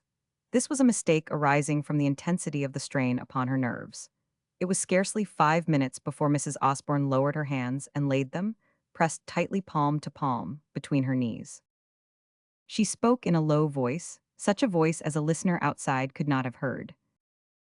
"Do you know," she demanded, "what you represent to us, to me, and to my husband as you sit there?" Emily shook her head. The movement of disclaimer was easier than speech. She felt a sort of exhaustion. "I don't believe you do," said Hester. "You don't seem to realize anything. Perhaps it's because you are so innocent, perhaps it's because you are so foolish. You represent the thing that we have the right to hate most on earth." "Do you hate me?" asked Emily, trying to adjust herself mentally to the mad extraordinariness of the situation, and at the same time scarcely understanding why she asked her question. "Sometimes I do. When I do not, I wonder at myself." The girl paused a second, looked down, as if questioningly at the carpet, and then, lifting her eyes again, went on in a dragging, half-bewildered voice. "When I do not, I actually believe it is because we are both women together. Before it was different." The look which Walderhurst had compared to that of some nice animal in the zoo came into Emily's eyes as two honest drops fell from them. "Would you hurt me?" she faltered. "Could you let other people hurt me?" Hester leaned further forward in her chair, widening upon her such hysterically insistent, terrible young eyes as made her shudder. "Don't you see?" she cried. "Can't you see? But for you my son would be what Walderhurst is, my son, not yours." "I understand," said Emily. "I understand." "Listen," Mrs. Osborne went on through her teeth. "Even for that there are things I haven't the nerve to stand. I have thought I could stand them. But I can't. It does not matter why. I am going to tell you the truth. You represent too much. You have been too great a temptation. Nobody meant anything or planned anything at first. It all came by degrees. To see you smiling and enjoying everything and adoring that stilted prig of a Walderhurst put ideas into people's heads, and they grew because every chance fed them. If Walderhurst would come home. Lady Walderhurst put out her hand to a letter which lay on the table. I heard from him this morning, she said, and he has been sent to the hills because he has a little fever. He must be quiet, so you see he cannot come yet. She was shivering, though she was determined to keep still. What was in the milk? She asked. In the milk there was the Indian root Amira gave the village girl. Last night as I sat under a tree in the dark, I heard it talked over. Only a few native women know it. There was a singular gravity in the words poor Lady Walderhurst spoke in reply. That, she said, would have been the cruelest thing of all. Mrs. Osborne got up and came close to her. If you had gone out on Fox-Seton, she said, you would have met with an accident. It might or might not have killed you, but it would have been an accident. If you had gone downstairs before Jane Cupp saw the bit of broken balustrade, you might have been killed, by accident again. If you had leaned upon the rail of the bridge, you would have been drowned, and no human being could have been accused or blamed. Emily gasped for breath, and lifted her head as if to raise it above the wall, which was being slowly built round her. Nothing will be done which can be proved, said Hester Osborne. I have lived among native people and know. If Amira hated me and I could not get rid of her, I should die, and it would all seem quite natural. She bent down and picked up the empty glass from the carpet. It is a good thing it did not break, she said as she put it on the tray. Amira will think you drank the milk and that nothing will hurt you. You escape them always, she will be frightened. As she said it, she began to cry a little, like a child. Nothing will save me, she said. I shall have to go back, I shall have to go back. No, no, cried Emily. The girl swept away her tears with the back of a clenched hand. At first, when I hated you, she was even petulant and plaintively resentful, I thought I could let it go on. I watched and bore it. But the strain was too great, I broke down. I think I broke down one night when something began to beat like a pulse against my side. Emily got up and stood before her. She looked perhaps rather as she had looked when she rose and stood before the Marquis of Walderhurst on a memorable occasion, the afternoon on the moor. She felt almost quiet and safe. What must I do? She asked, as if she was speaking to a friend. I am afraid, tell me. Little Mrs. Osborne stood still and stared at her. The most incongruous thought came to her mind. She found herself, at this weird moment, observing how well the woman held her stupid head, how finely it was set on her shoulders, and that in a modern Royal Academy way she was rather like the Venus of Milo.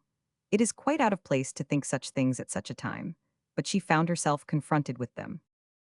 Go away, she answered. It is all like a thing in a play, but I know what I am talking about. Say you are ordered abroad, be cool and matter of fact. Simply go and hide yourself somewhere and call your husband home as soon as he can travel. Emily Walderhurst passed her hand over her forehead. It is like something in a play, she said with a baffled, wondering face. It isn't even respectable. Hester began to laugh. No, it isn't even respectable, she cried, and her laughter was just in time. The door opened and Alec Osborne came in. What isn't respectable? He asked. Something I have been telling Emily, she answered, laughing even a trifle wildly. You are too young to hear such things. You must be kept respectable at any cost. He grinned but faintly scowled at the same time. You've upset something, he remarked, looking at the carpet. I have indeed, said Hester. A cup of tea which was half milk. It will leave a grease spot on the carpet. That won't be respectable. When she had tumbled about among native servants as a child, she had learned to lie quickly, and she was very ready of resource. Chapter 19. As she heard the brougham draw up in the wet street before the door, Mrs. Warren allowed her book to fall closed upon her lap, and her attractive face awakened to an expression of agreeable expectation, in itself denoting the existence of interesting and desirable qualities in the husband, at the moment inserting his latchkey in the front door preparatory to mounting the stairs and joining her. The man who, after 25 years of marriage, can call, by his return to her side, this expression to the countenance of an intelligent woman, is, without question or argument, an individual whose life and occupations are as interesting as his character and points of view. Dr. Warren was of the mental build of the man whose life would be interesting and full of outlook if it were spent on a desert island or in the Bastille. He possessed the temperament which annexes incident and adventure, and the perceptiveness of imagination which turns a light upon the merest fragment of event. As a man whose days were filled with the work attendant upon the exercise of a profession from which can be withheld few secrets, and to which most mysteries explain themselves, his brain was the recording machine of impressions which might have stimulated to vividness of imagination a man duller than himself, and roused to feeling one of far less warm emotions. He came into the room smiling. He was a man of 50, of strong build and masculine. He had good shoulders and good color, and the eyes, nose, and chin of a man it would be a stupid thing to attempt to deal with in a blackguardly manner. He sat down in his chair by the fire and began to chat, as was his habit before he and his wife parted to dress for dinner. When he was out during the day, he often looked forward to these chats and made notes of things he would like to tell his Mary. During her day, which was given to feminine duties and pleasures, she frequently did the same thing. Between 7 and 8 in the evening, they had delightful conversational opportunities. He picked up her book and glanced it over. He asked her a few questions and answered a few, but she saw it was with a somewhat preoccupied manner. She knew a certain remote look in his eye, and she waited to see him get up from his chair and begin to walk to and fro, with his hands in his pockets and his head thrown back. When, after having done this, he began in addition to whistle softly and draw his eyebrows together, she broke in upon him in the manner of merely following an established custom.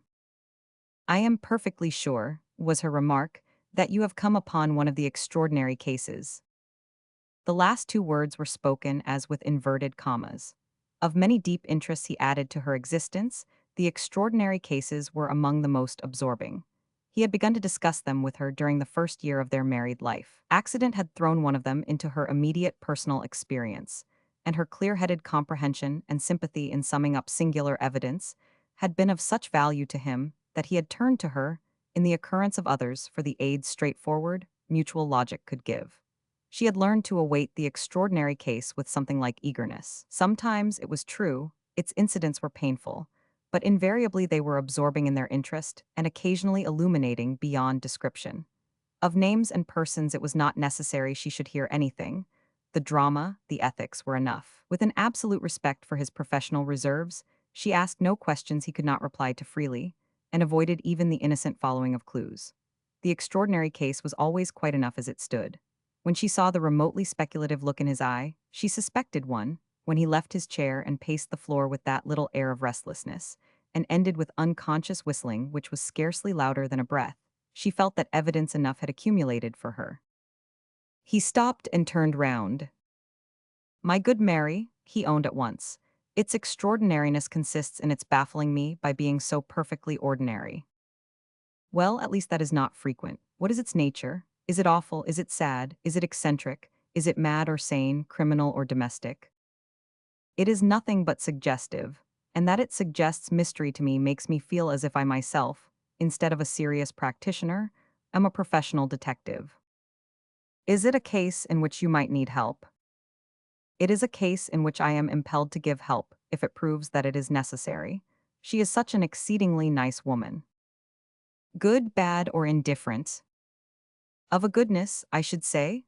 Of a goodness which might prevent the brain acting in the manner in which a brutal world requires at present that the human brain should act in self-defense. Of a goodness which may possibly have betrayed her into the most pathetic trouble." "Of the kind," was Mrs. Warren's suggestion. "Of that kind, with a troubled look, but she is a married woman." "She says she is a married woman." "No, she does not say so, but she looks it. That's the chief feature of the case. Any woman bearing more obviously the stamp of respectable British matrimony than this one does, it has not fallen to me to look upon." Mrs. Warren's expression was intriguey in the extreme. There was a freshness in this, at least. "But if she bears the stamp as well as the name, do tell me all it is possible to tell. Come and sit down, Harold." He sat down and entered into details.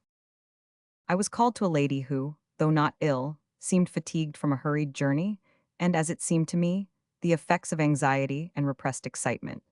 I found her in a third-class lodging-house in a third-class street.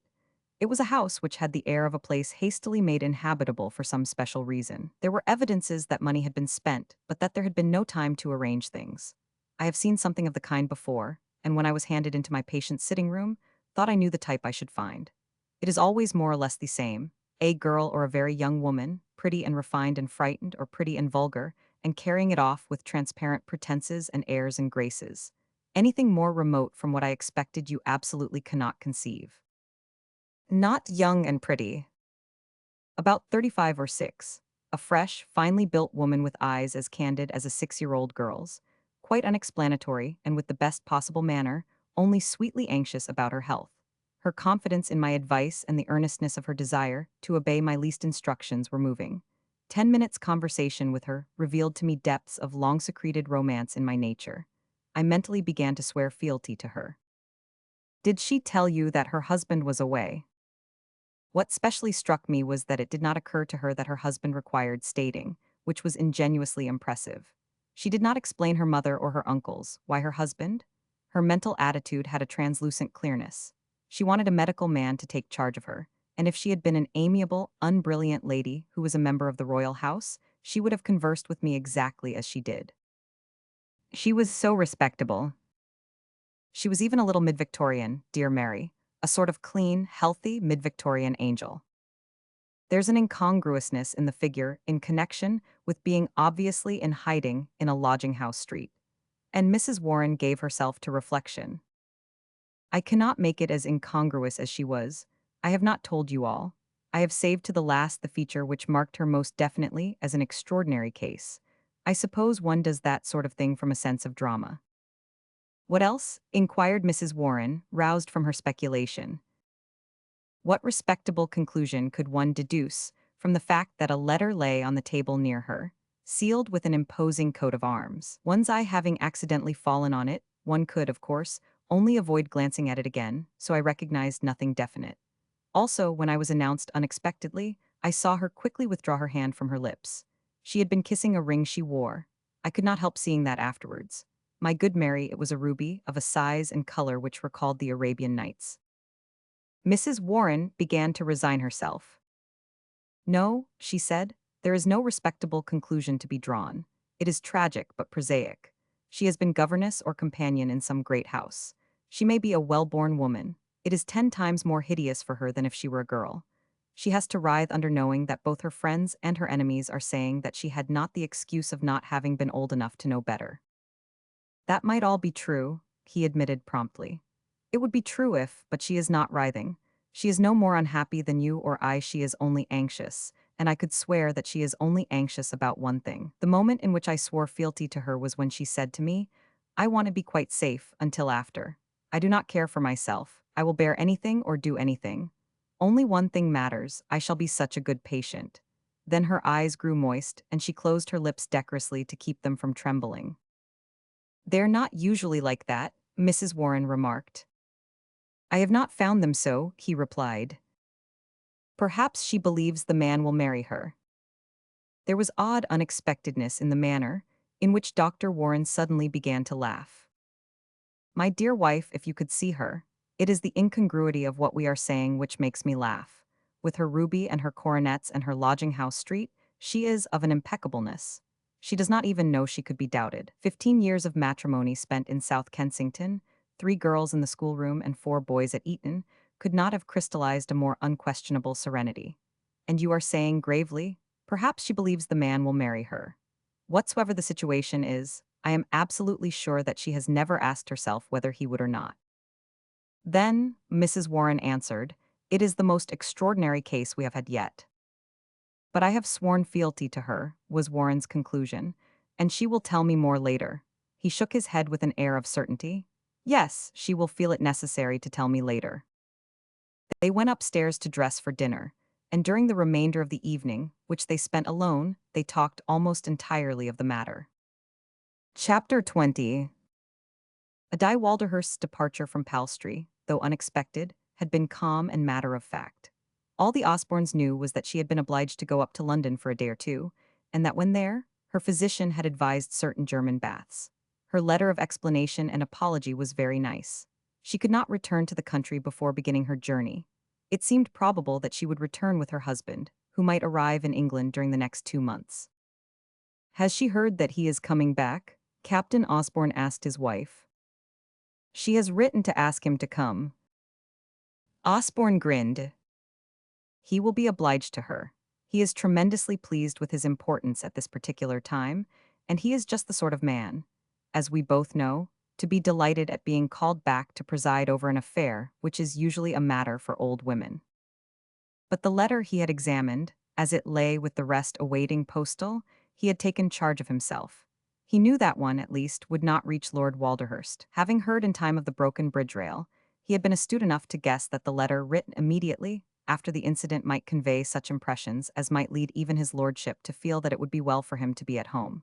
The woman had been frightened and would be sure to lose her head and play the fool. In a few days she would calm down, and the affair would assume smaller proportions. At any rate, he had chosen to take charge of this particular letter. What he did not know, however, was that chance had played into his hands in the matter of temporarily upsetting Lord Walderhurst's rather unreliable digestion, and in altering his plans by a smart, though not dangerous, attack of fever which had ended in his being ordered to a part of the hill country not faithfully reached by letters, as a result of which several communications from his wife went astray and were unduly delayed. At the time Captain Osborne was discussing him with Hester, he was taking annoyed care of himself with the aid of a doctor, irritated by the untoward disturbance of his arrangements, and giving, it is true, comparatively little thought to his wife, who, being comfortably installed at Palstrey Manor, was doubtless enjoyably absorbed in little Mrs. Osborne. "What German baths does she intend going to?" Alec Osborne inquired. Hester consulted the letter, with a manner denoting but languid interest. "It's rather like her that she doesn't go to the length of explaining," was her reply. "She has a way of telling you a great many things you don't care to know, and forgetting to mention those you are interested in.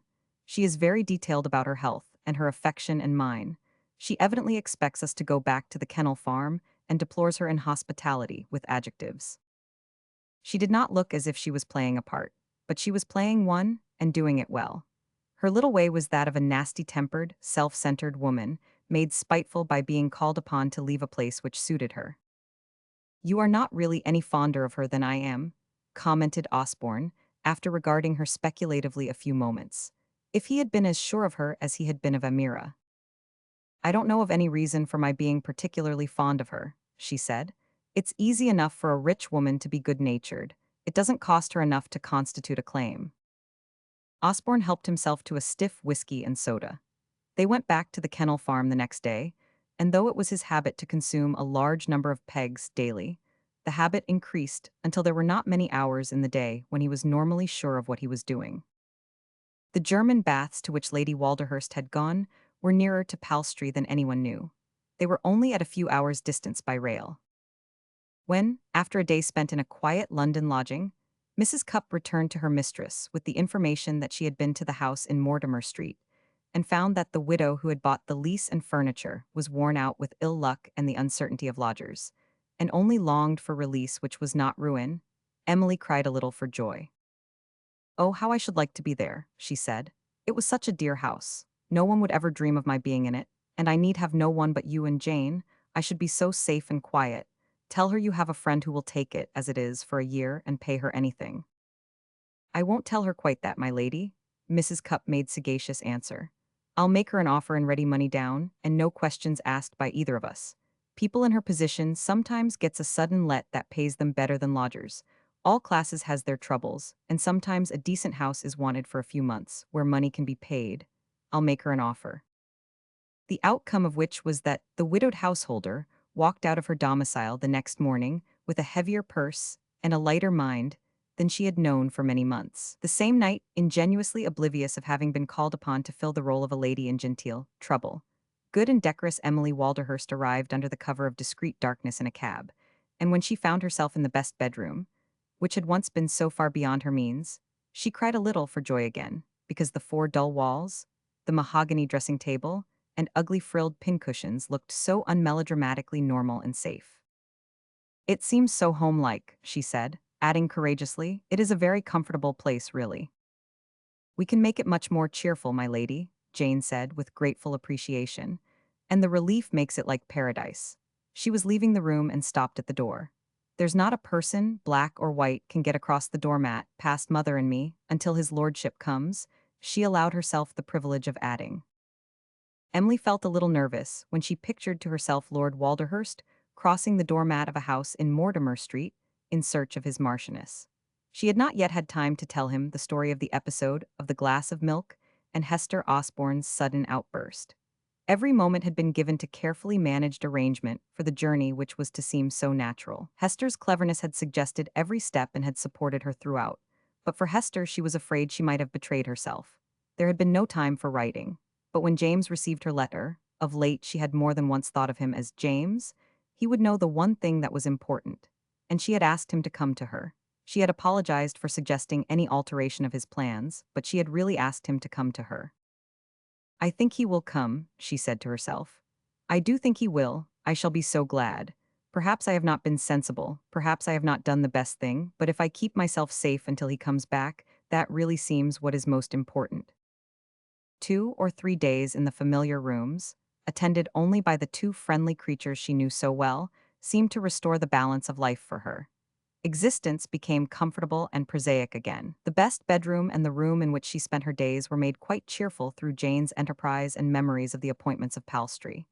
Jane brought her tea in the morning. Mrs. Cupp presided over the kitchen. The agreeable doctor, whose reputation they had heard so much of, came and went, leaving his patient feeling that she might establish a friendship. He looked so clever and so kind. She began to smile her childlike smile again. Mrs. Cupp and Jane told each other in private that if she had not been a married lady, they would have felt that she was Miss Fox-Seton again. She looked so like herself, with her fresh color and her nice, cheerful eyes. And yet to think of the changes there had been, and what they had gone through. People in London know nothing, or everything of their neighbors. The people who lived in Mortimer Street were of the hard-worked lodging-house keeping class, and had too many anxieties connected with butcher's bills, rent, and taxes, to be able to give much time to their neighbors. The life in the house which had changed hands had nothing noticeable about it. It looked from the outside as it had always looked. The doorsteps were kept clean, milk was taken in twice a day, and local tradesmen's carts left things in the ordinary manner. A doctor occasionally called to see someone, and the only person who had inquired about the patient, she was a friendly creature, who met Mrs. Cupp at the grocer's and exchanged a few neighborly words, was told that ladies who lived in furnished apartments and had nothing to do seemed to find an interest in seeing a doctor about things working women had no time to bother about. Mrs. Cupp's view seemed to be that doctors' visits and medicine bottles furnished entertainment. Mrs. Jameson had as good a color and as good an appetite as you or me, but she was one who thought she caught cold easy, and she was afraid of fresh air.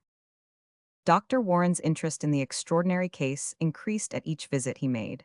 He did not see the ruby ring again. When he had left the house after his first call, Mrs. Cupp had called Lady Walderhurst's attention to the fact that the ring was on her hand, and could not be considered compatible with even a first-floor front in Mortimer Street. Emily had been frightened and had removed it. But the thing that upsets me when I hand him in, Jane said to her mother anxiously in private, is the way she can't help looking. You know what I mean, mother, her nice, free, good look. And we never could talk to her about it. We should have to let her know that it's more than likely he thinks she's just what she isn't. It makes me mad to think of it. But as it had to be, if she only looked a little awkward, or not such a lady, or a bit uppish and fretful, she would seem so much more real. And then there's another thing. You know, she always did carry her head well, even when she was nothing but poor Miss Fox-Seton tramping about shopping with muddy feet. And now, having been a marchioness till she's got used to it, and knowing that she is one, gives her an innocent, stately look sometimes. It's a thing she doesn't know of herself, but I do declare that sometimes as she sat there talking just as sweet as could be, I've felt as if I ought to say, "Oh, if you please, my lady, if you could look not quite so much as if you'd got on a tiara." Ah, and Mrs. Cupp shook her head, but that's what her Maker did for her. She was born just what she looks, and she looks just what she was born, a respectable female. Whereby Dr. Warren continued to feel himself baffled. She only goes out for exercise after dark, Mary, he said. Also in the course of conversation, I have discovered that she believes every word of the Bible literally, and would be alarmed if one could not accept the Athanasian Creed. She is rather wounded and puzzled by the curses it contains, but she feels sure that it would be wrong to question anything in the church service.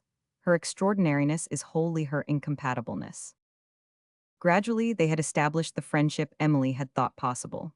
Once or twice, Dr. Warren took tea with her. Her unabashed and accustomed readiness of hospitality was as incompatible with her circumstances as all the rest. She had the ease of a woman who had amiably poured out tea for afternoon callers all her life. Women who were uncertain of themselves were not amiably at ease with small social amenities. Her ingenuous talk and her fervent italics were an absolute delight to the man who was studying her. He, too, had noticed the carriage of her head Jane Cupp had deplored. "I should say she was well born," he commented to his wife. "She holds herself as no common woman could." "Ah, I haven't a doubt that she is well born, poor soul." "No, not poor soul. No woman who is as happy as she is needs pity. Since she has had time to rest, she looks radiant." In course of time, however, she was less radiant. Most people know something of waiting for answers to letters written to foreign lands. It seems impossible to calculate correctly as to what length of time must elapse before the reply to the letter one sent by the last mail can reach one. He who waits is always premature in the calculation he makes. The mail should be due at a certain date, one is so sure. The letter could be written on such a day and posted at once. But the date calculated for arrives, passes, the answer has not come. Who does not remember? Emily Walderhurst had passed through the experience and knew it well. But previously the letters she had sent had been of less vital importance. When the replies to them had lingered on their way she had, it is true, watched eagerly for the postman, and had lived restlessly between the arrivals of the mails, but she had taught herself resignation to the inevitable. Now life had altered its aspect and its significance. She had tried, with the aid of an untried imagination, to paint to herself the moments in which her husband would read the letter which told him what she had told. She had wondered if he would start, if he would look amazed, if his gray-brown eyes would light with pleasure. Might he not want to see her? Might he not perhaps write at once? She never could advance farther in her imagined reading of this reply than the first lines. "My dear Emily, the unexpected good news your letter contains has given me the greatest satisfaction. You do not perhaps know how strong my desire has been." She used to sit and flush with happiness when she reached this point. She so wished that she was capable of depicting to herself what the rest would be. She calculated with the utmost care the probable date of the epistle's arrival. She thought she made sure of allowing plenty of time for all possible delays. The safety of her letters she had managed, with Hester's aid, to arrange for. They were forwarded to her bankers and called for. Only the letters from India were of any importance, and they were not frequent. She told herself that she must be even more than usually patient this time. When the letter arrived, if he told her he felt it proper that he should return, no part of the strange experience she had passed through would be of moment. When she saw his decorous, well-bred face and heard his correctly modulated voice, all else would seem like an unnatural dream. In her relief at the decent composure of the first-floor front in Mortimer Street, the days did not seem at first to pass slowly. But as the date she had counted on drew near, she could not restrain a natural restlessness. She looked at the clock and walked up and down the room a good deal. She was also very glad when night came and she could go to bed. Then she was glad when the morning arrived, because she was a day nearer to the end. On a certain evening Dr. Warren said to his wife, "She is not so well today. When I called I found her looking pale and anxious. When I commented on the fact and asked how she was, she said that she had had a disappointment. She had been expecting an important letter by a mail arriving yesterday, and it had not come. She was evidently in low spirits. Perhaps she has kept up her spirits before because she believed the letter would come," Mrs. Warren speculated. "She has certainly believed it would come." "Do you think it will, Harold?" "She thinks it will yet." She was pathetically anxious, not to be impatient. She said she knew there were so many reasons for delay when people were in foreign countries and very much occupied. "There are many reasons, I dare say," said Mrs. Warren with a touch of bitterness, "but they are not usually the ones given to waiting, desperate women." Dr. Warren stood upon the hearthrug and gazed into the fire, knitting his brows. "She wanted to tell or ask me something this afternoon," he said, "but she was afraid. She looked like a good child in great trouble. I think she will speak before long." She looked more and more like a good child in trouble as time passed. Mail after mail came in, and she received no letter. She did not understand, and her fresh color died away. She spent her time now in inventing reasons for the non-arrival of her letter. None of them comprised explanations which could be disparaging in any sense to Walderhurst. Chiefly she clung to the fact that he had not been well. Anything could be considered a reason for neglecting letter writing if a man was not well. If his illness had become serious, she would, of course, have heard from his doctor. She would not allow herself to contemplate that. but if he was languid and feverish, he might so easily put off writing from day to day. This was all the more plausible as a reason, since he had not been a profuse correspondent. He had only written when he had found he had leisure, with decent irregularity, so to speak. At last, however, on a day when she had felt the strain of waiting greater than she had courage for, and had counted every moment of the hour which must elapse before Jane could return from her mission of inquiry, as she rested on the sofa, she heard the girl mount the stairs with a step whose hastened lightness wakened in her an excited hopefulness. She sat up with brightened face and eager eyes. How foolish she had been to fret. Now everything would be different. Ah, how thankful she was to God for being so good to her. "I think you must have a letter, Jane," she said the moment the door opened. "I felt it when I heard your footstep." Jane was touching in her glow of relief and affection. "Yes, my lady, I have, indeed." And they said at the bank that it had come by a steamer that was delayed by bad weather. Emily took the letter, her hand shook, but it was with pleasure. She forgot Jane and actually kissed the envelope before she opened it. It looked like a beautiful, long letter. It was quite thick. But when she had opened it, she saw that the letter itself was not very long. Several extra sheets of notes or instructions, it did not matter what, seemed to be enclosed. Her hand shook so that she let them fall on the floor. She looked so agitated that Jane was afraid to do more than retire discreetly and stand outside the door. In a few minutes, she congratulated herself on the wisdom of not having gone downstairs. She heard a troubled exclamation of wonder, and then a call for herself. "Jane, please, Jane." Lady Walderhurst was still sitting upon the sofa, but she looked pale and unsteady. The letter was in her hand, which rested weakly in her lap. It seemed as if she was so bewildered that she felt helpless. She spoke in a tired voice. "Jane," she said, "I think you will have to get me a glass of wine. I don't think I am going to faint, but I do feel so upset." Jane was at her side, kneeling by her. "Please, my lady, lie down," she begged. "Please do." But she did not lie down. She sat trembling and looking at the girl in a pathetic, puzzled fashion. "I don't think," she quavered, "that his lordship can have received my letter. He can't have received it. He doesn't say anything. He doesn't say one word." She had been too healthy a woman to be subject to attacks of nerves. She had never fainted before in her life, and as she spoke, she did not at all understand why Jane seemed to move up and down, and darkness came on suddenly in the middle of the morning. Jane managed by main strength to keep her from falling from the sofa, and thanked Providence for the power vouchsafed to her. She reached the bell and rang it violently, and hearing it, Mrs. Cupp came upstairs with heavy swiftness. Chapter 21. Naturally a perceptive and closely reasoning woman, Mrs. Warren's close intellectual intimacy with her husband had, in giving her the benefit of intercourse with a wide experience, added greatly to her power of reasoning by deduction. Warren frequently felt that his talk with her was something like consultation with a specially clever and sympathetic professional conferrer. Her suggestions or conclusions were invariably worth consideration. More than once his reflection upon them had led him to excellent results. She made one night a suggestion with regard to the extraordinary case, which struck him as being more than usually astute. "Is she an intellectual woman?" she inquired. "Not in the least. An unsparingly brilliant person might feel himself entitled to the right to call her stupid." "Is she talkative?" "Far from it. One of her charms is the nice respect she seems to feel for the remarks of others." "And she is not excitable?" "Rather the reverse. If excitability is liveliness, she is dull."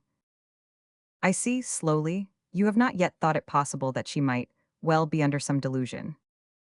Warren turned quickly and looked at her.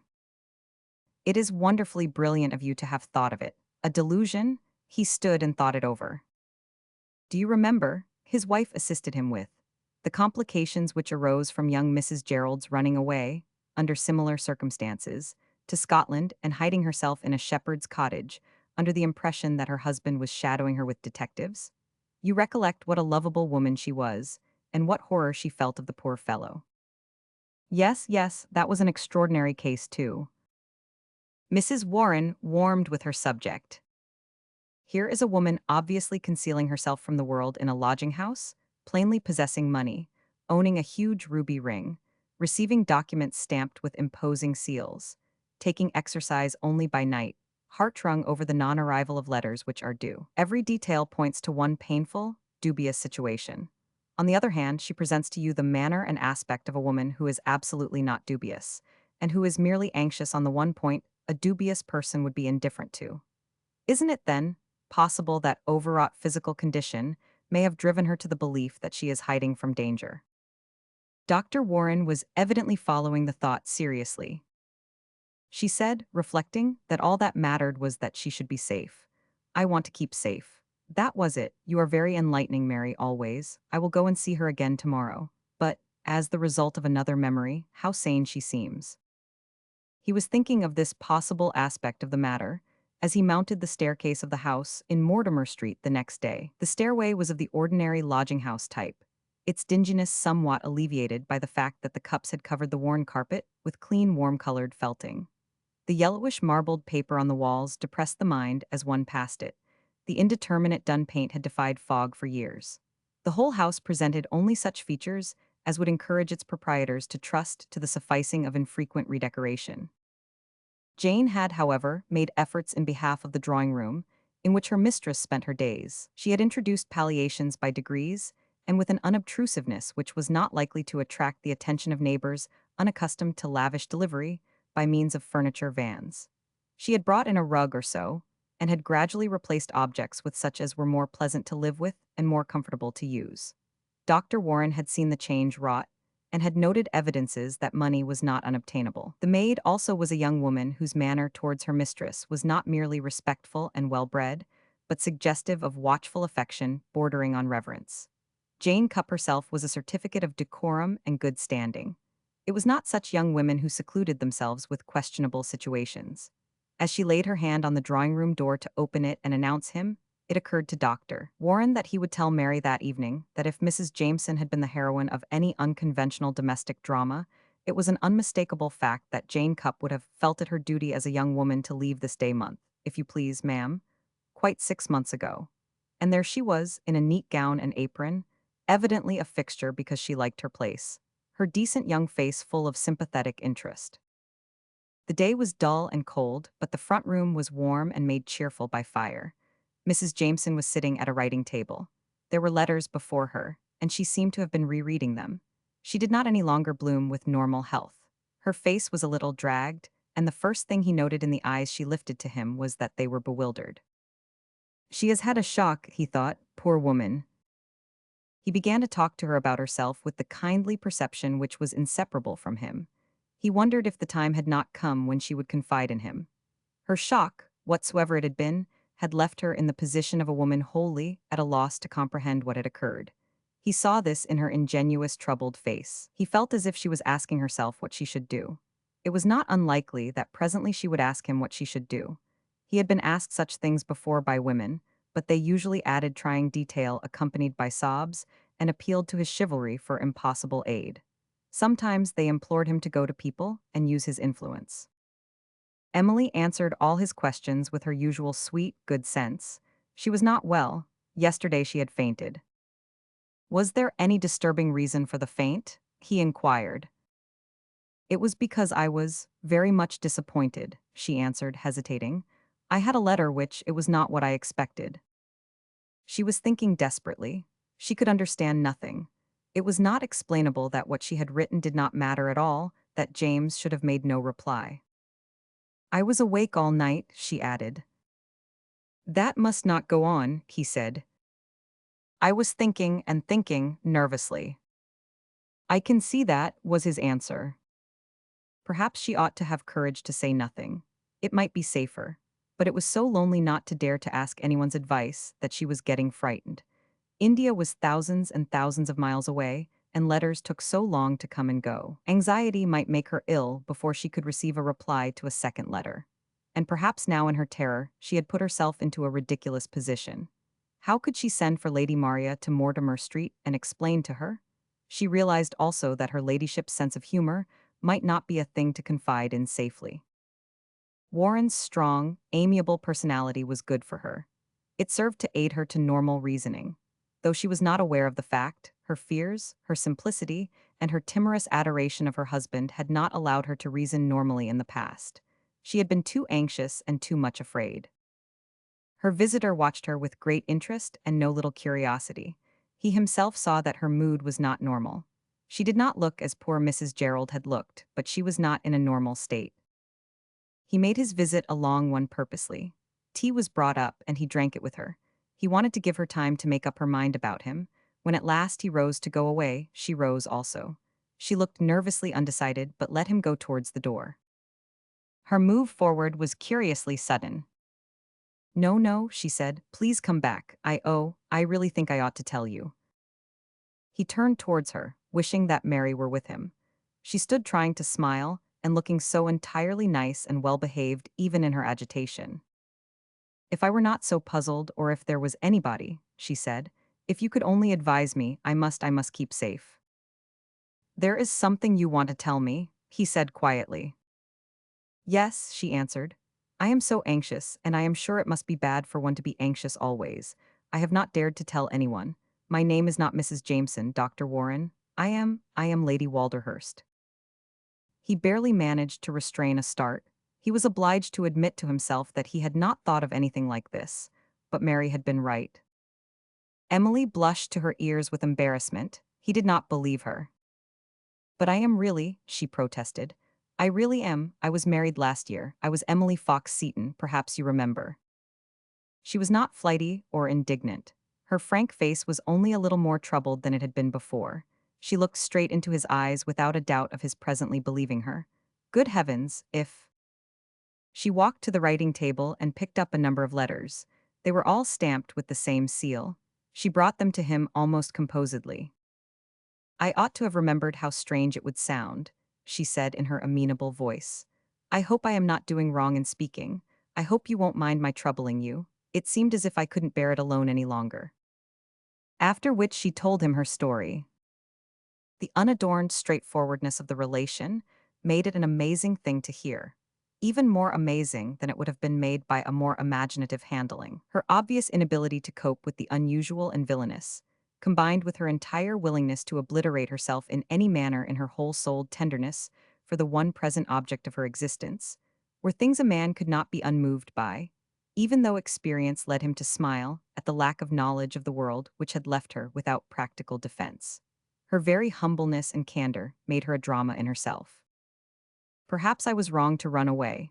Perhaps only a silly woman would have done such a queer, unconventional thing, but I could think of nothing else so likely to be quite safe, until Lord Walderhurst could advise me. And when his letter came yesterday, and he did not speak of what I had said, her voice quite failed her. "Captain Osborne has detained your letter. Lord Walderhurst has not seen it." Life began to come back to her. She had been so horribly bewildered as to think at moments that perhaps it might be that a man who was very much absorbed in affairs. "The information you sent him is the most important, and moving, a man in his position could receive."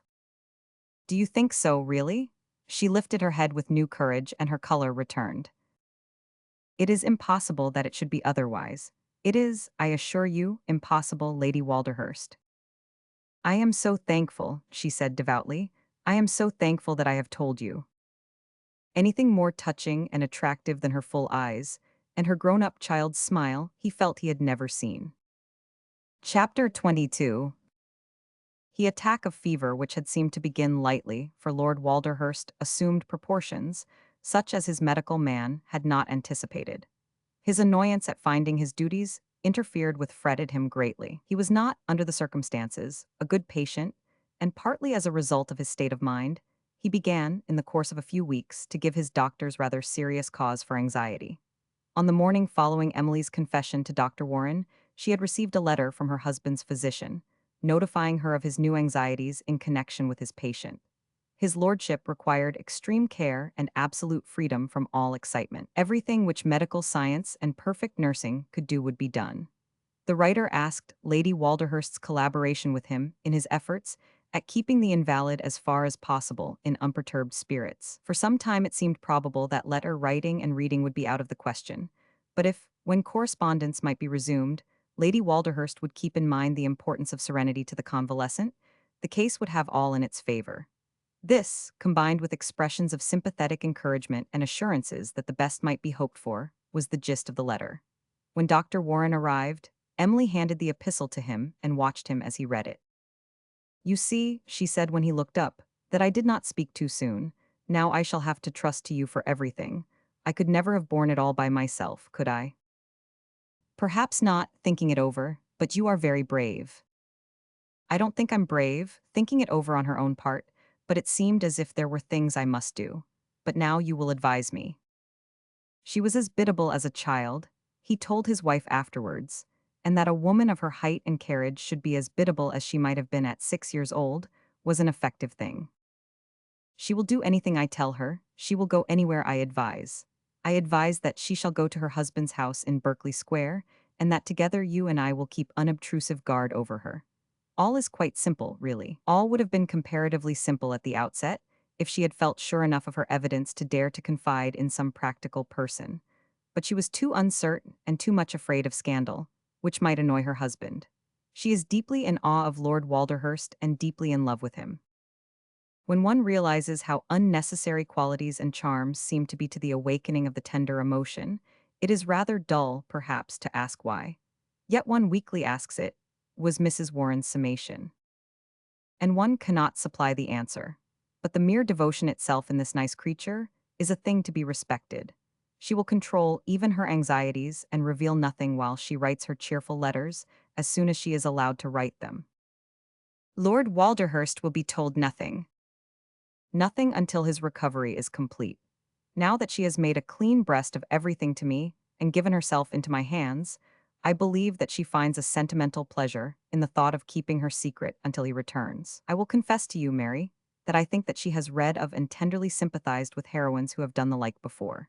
She does not pose to herself as a heroine, but she dwells affectionately on ingenuous mental pictures of what Lord Walderhurst will say. It is just as well that it should be so. It is better for her than fretting would be. Experience helped me to gather from the medical man's letter that his patient is in no condition to be told news of any kind, good or bad. The house in Berkeley Square was reopened. Lady Walderhurst returned to it, as it was understood below stairs, from a visit to some German health resort. Mrs. Cupp and Jane returned with her. The wife of her physician in attendance was with her a great deal. It was most unfortunate for her ladyship that my lord was detained in India by illness. The great household, having presented open shutters to the world, went on in the even tenor of its way. There brooded over it, however, a sort of hushed dignity of atmosphere. The very housemaids wore an air of grave discretion. Their labors assumed the proportions of confidential interested service, in which they felt a private pride. Not one among them had escaped becoming attached to Lady Walderhurst. Away from Palstrey, away from Mortimer Street, Emily began to find reality in the fact that everything had already become quite simple, after all. The fine rooms looked so well ordered and decent in a stately way. Melodramatic plotting ceased to exist as she looked at certain dignified sofas and impressive candelabra. Such things became even more impossible than they had become before the convincingness of the first-floor front bedroom in Mortimer Street. She began to give a good deal of thought to the summer at Mallow. There was an extraordinary luxury in living again each day of it. The morning when she had taken the third-class carriage, which provided her with hot, laboring men in corduroys as companions. That fleeting moment when the tall man with the square face had passed the carriage and looked straight through her without seeming to see her at all. She sat and smiled tenderly at the mere reminiscent thought, and then the glimpse of him as he got into the high phaeton at the station, and the moment when Lady Maria had exclaimed, "There's Walderhurst," and he had come swinging with his leisurely step across the lawn. And he had scarcely seemed to see her then, or notice her really when they met, until the morning he had joined her as she gathered the roses and had talked to her about Lady Agatha. But he had actually been noticing her, a little even from the first. He had been thinking about her a little all the time, and how far she had been from guessing it when she had talked to Lady Agatha, how pleased she had been the morning of the rose gathering, when he had seemed interested only in Agatha's self. She always liked to recall, however, the way in which he had asked the few questions about her own affairs. Her simplicity never wearied of the fascination of the way in which he had looked at her, standing on the pathway, with that delightful non-committal fixing of her, with the monocle when she had said, "People are kind, you see, I have nothing to give, and I always seem to be receiving." And he had gazed at her quite unmovedly, and answered only, "What luck!" But since then, he had mentioned this moment as one of those in which he had felt that he might want to marry her. because she was so unconscious of the fact that she gave much more to everybody than she received, that she had so much to give, and was totally unaware of the value of her gifts. His thoughts of me are so beautiful very often, was her favorite reflection, though he always has that composed way of saying things. What he says seems more valuable because he is like that. In truth, his composed way of saying things it was which seemed to her incomparable, even when, without understanding its own longing for a thing it lacked, her heart had felt itself a little unsustained. She had never ceased to feel the fascination of his entire freedom from any shadow of interest in the mental attitude of others towards himself. When he stood and gazed at people through the glass neatly screwed into his eye, one felt that it was he whose opinion was of importance, not the other person's. Through sheer chill imperviousness, he seemed entirely detached from the powers of criticism. What people said or thought of his fixed opinion on a subject was not of the least consequence, in fact did not exist. The entities of the persons who cavilled at such opinions themselves ceased to exist, so far as he was concerned. His was the immovable temperament. He did not snub people. He cut the cord of mental communication with them and dropped them into space. Emily thought this firmness and reserved dignity, and quailed before the thought of erring in such a manner as would cause him to so send her soul adrift. Her greatest terror during the past months had been the fear of making him ridiculous, of putting him in some position which might annoy him by objectionable publicity. But now she had no further fears, and could wait in safety and dwell in peace upon her memories and her hopes. She even began to gain a kind of courage in her thoughts of him. The atmosphere of the Berkeley Square mansion was good for her. She had never felt so much its mistress before the staff of servants of whose existence she was the center, who so plainly served her with careful pleasure, who considered her least wish or inclination as a royal command, increased her realization of her security and power. The Warrens, who understood the dignity and meaning of mere, worldly facts her nature did not grasp, added subtly to her support. Gradually she learned to reveal herself in simple talk to Mrs. Warren, who found her, when so revealed, a case more extraordinary than she had been when enshrouded in dubious mystery. "She is absolutely delicious," Mrs. Warren said to her husband. "That an adoration such as hers could exist in the 19th century is almost degenerate," he laughed. "Perhaps it is regenerate," reflecting. "Who knows? Nothing earthly or heavenly would induce me to cast a doubt upon it. Seated opposite to a portrait of her James, I hear her opinions of him when she is not in the least aware of what her simplest observation conveys. She does not know that she is including him when she is talking of other things, that one sees that, while she is too shy to openly use his name much, the very breath of her life is a reference to him. Her greatest bliss at present is to go unobtrusively into his special rooms and sit there dwelling upon his goodness to her."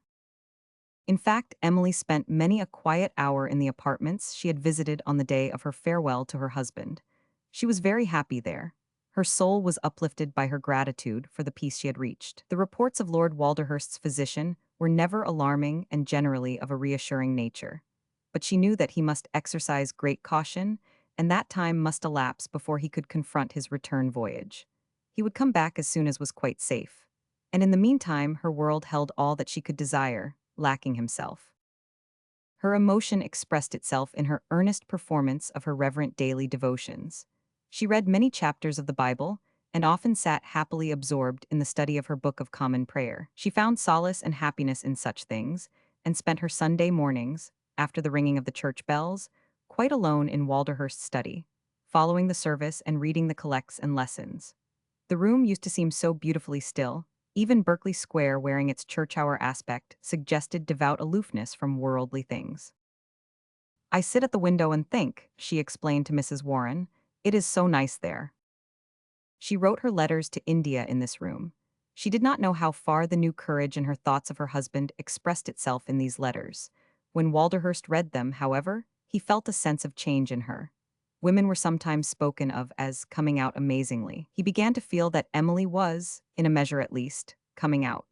Perhaps her gradually increasing feeling of accustomedness to the change in her life was doing it for her.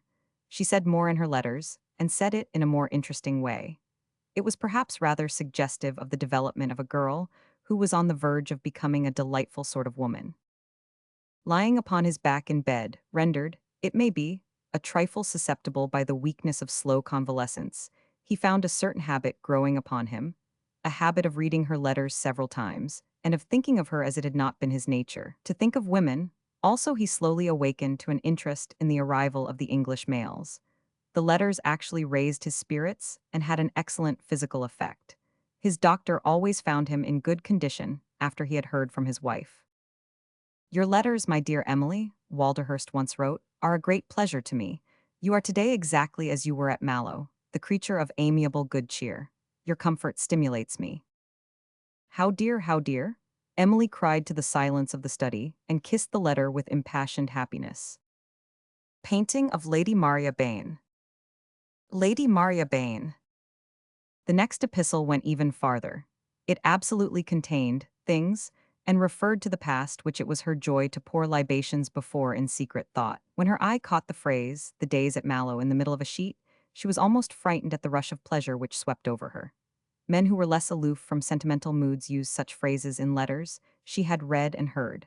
It was almost as if he had said, "the dear old days at Mallow," or "the happy days at Mallow," and the rapture of it was as much as she could bear. I cannot help remembering as I lie here, she read in actual letters as she went on, of the many thoughts which passed through my mind as I drove over the heath to pick you up. I had been watching you for days. I always liked particularly your clear, large eyes. I recall trying to describe them to myself and finding it difficult. They seemed to me then to resemble something between the eyes of a very nice boy and the eyes of a delightful sheepdog. This may not appear so romantic a comparison as it really is. Emily began most softly and sweetly to cry. Nothing more romantic could she possibly have imagined. I thought of them in spite of myself as I drove across the moor, and I could scarcely express to you how angry I was at Maria. It seemed to me that she had brutally imposed on you only because she had known she might impose on a woman with such a pair of eyes. I was angry and sentimental at one and the same time, and to find you sitting by the wayside, absolutely worn out with fatigue and in tears, moved me really more than I had anticipated being moved. And when you mistook my meaning and stood up, your nice eyes looking into mine in such ingenuous appeal and fear and trouble, I have never forgotten it, my dear, and I never shall. His mood of sentiment did not sit easily upon him, but it meant a real and interesting, quite human thing. Emily sat alone in the room and brooded over it as a mother might brood over a newborn child. She was full of tremulous bliss, and, dwelling with reverent awe upon the wonder of great things drawing nearer to her every hour, wept for happiness as she sat. The same afternoon Lady Maria Bain arrived. She had been abroad taking, in no dull fashion, various cures, which involved drinking mineral waters while promenading to the sounds of strains of outdoor music, and comparing symptoms wittily with friends equal to amazing repartee in connection with all subjects. Dr. Warren was an old acquaintance, and as he was on the point of leaving the house as she entered it, she stopped to shake hands with him. It's rather unfortunate for a man when one can only be glad to see him in the house of an enemy. She greeted him with, "I must know what you are doing here. It's not possible that Lady Walderhurst is fretting herself into fiddle strings because her husband chooses to have a fever in India. No, she is behaving beautifully in all respects. May I have a few minutes' talk with you, Lady Maria, before you see her?" A few minutes' talk with me means something either amusing or portentous. Let us walk into the morning room. She led the way with a rustle of silk petticoats and a suggestion of lifted eyebrows. She was inclined to think that the thing sounded more portentous than amusing. Thank heaven, it was not possible for Emily to have involved herself in annoying muddles. She was not that kind of woman. When she came out of the room some 20 minutes later, she did not look quite like herself. Her smart bonnet set less well upon her delicate little old face, and she was agitated and cross and pleased. It was ridiculous of Walderhurst to leave her, she was saying. It was ridiculous of her not to order him home at once. It was exactly like her, dear and ridiculous. In spite of her agitation, she felt a little grotesque as she went upstairs to see Emily. Grotesque, because she was obliged to admit to herself that she had never felt so curiously excited in her life. She felt as she supposed women did when they allowed themselves to shed tears through excitement. Not that she was shedding tears, but she was upset. That was what she called it. As the door opened, Emily rose from a chair near the fire and came slowly towards her, with an awkward but lovely smile. Lady Maria made a quick movement forward and caught hold of both her hands.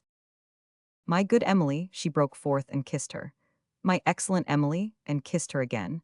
I am completely turned upside down. I never heard such an insane story in my life. I have seen Dr. Warren, the creatures were mad. It is all over, said Emily. I scarcely believe it was true now. Lady Maria, being led to a sofa, settled herself upon it, still wearing her complex expression of crossness, agitation, and pleasure. I am going to stay here, she said obstinately. There shall be no more folly, but I will tell you that they have gone back to India. The child was a girl. It was a girl. Yes, absurdly enough. Oh, sighed Emily sorrowfully, I'm sure Hester was afraid to write to me. Rubbish, said Lady Maria. At any rate, as I remarked before, I am going to stay here until Walderhurst comes back. The man will be quite mad with gratified vanity. Chapter 23. Tea was a damp and depressing day on which Lord Walderhurst arrived in London.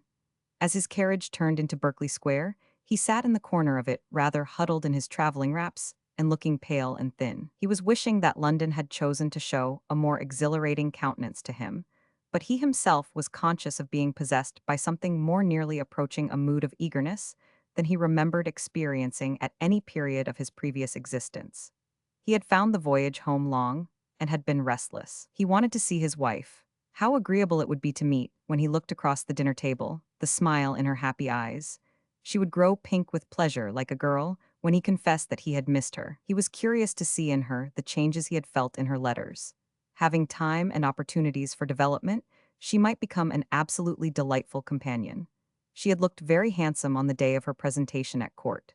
Her height and carriage had made her even impressive. She was a woman, after all, to be counted on in one's plans. But he was most conscious that his affection for her had warmed. A slight embarrassment was commingled with the knowledge, but that was the natural result of his dislike to the sentimental. He had never felt a shadow of sentiment for Audrey, who had been an extremely light, dry, empty-headed person, and he had always felt she had been adroitly thrust upon him by their united families. He had not liked her, and she had not liked him. It had been very stupidly trying, and the child had not lived an hour. He had liked Emily from the first, and now, it was an absolute truth that he felt a slight movement in the cardiac region when the carriage turned into Berkeley Square.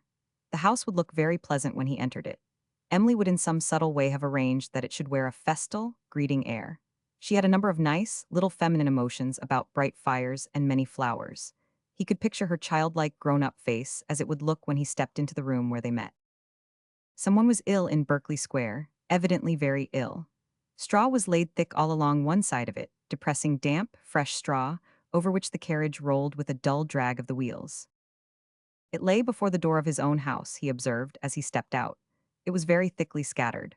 The door swung open as the carriage stopped.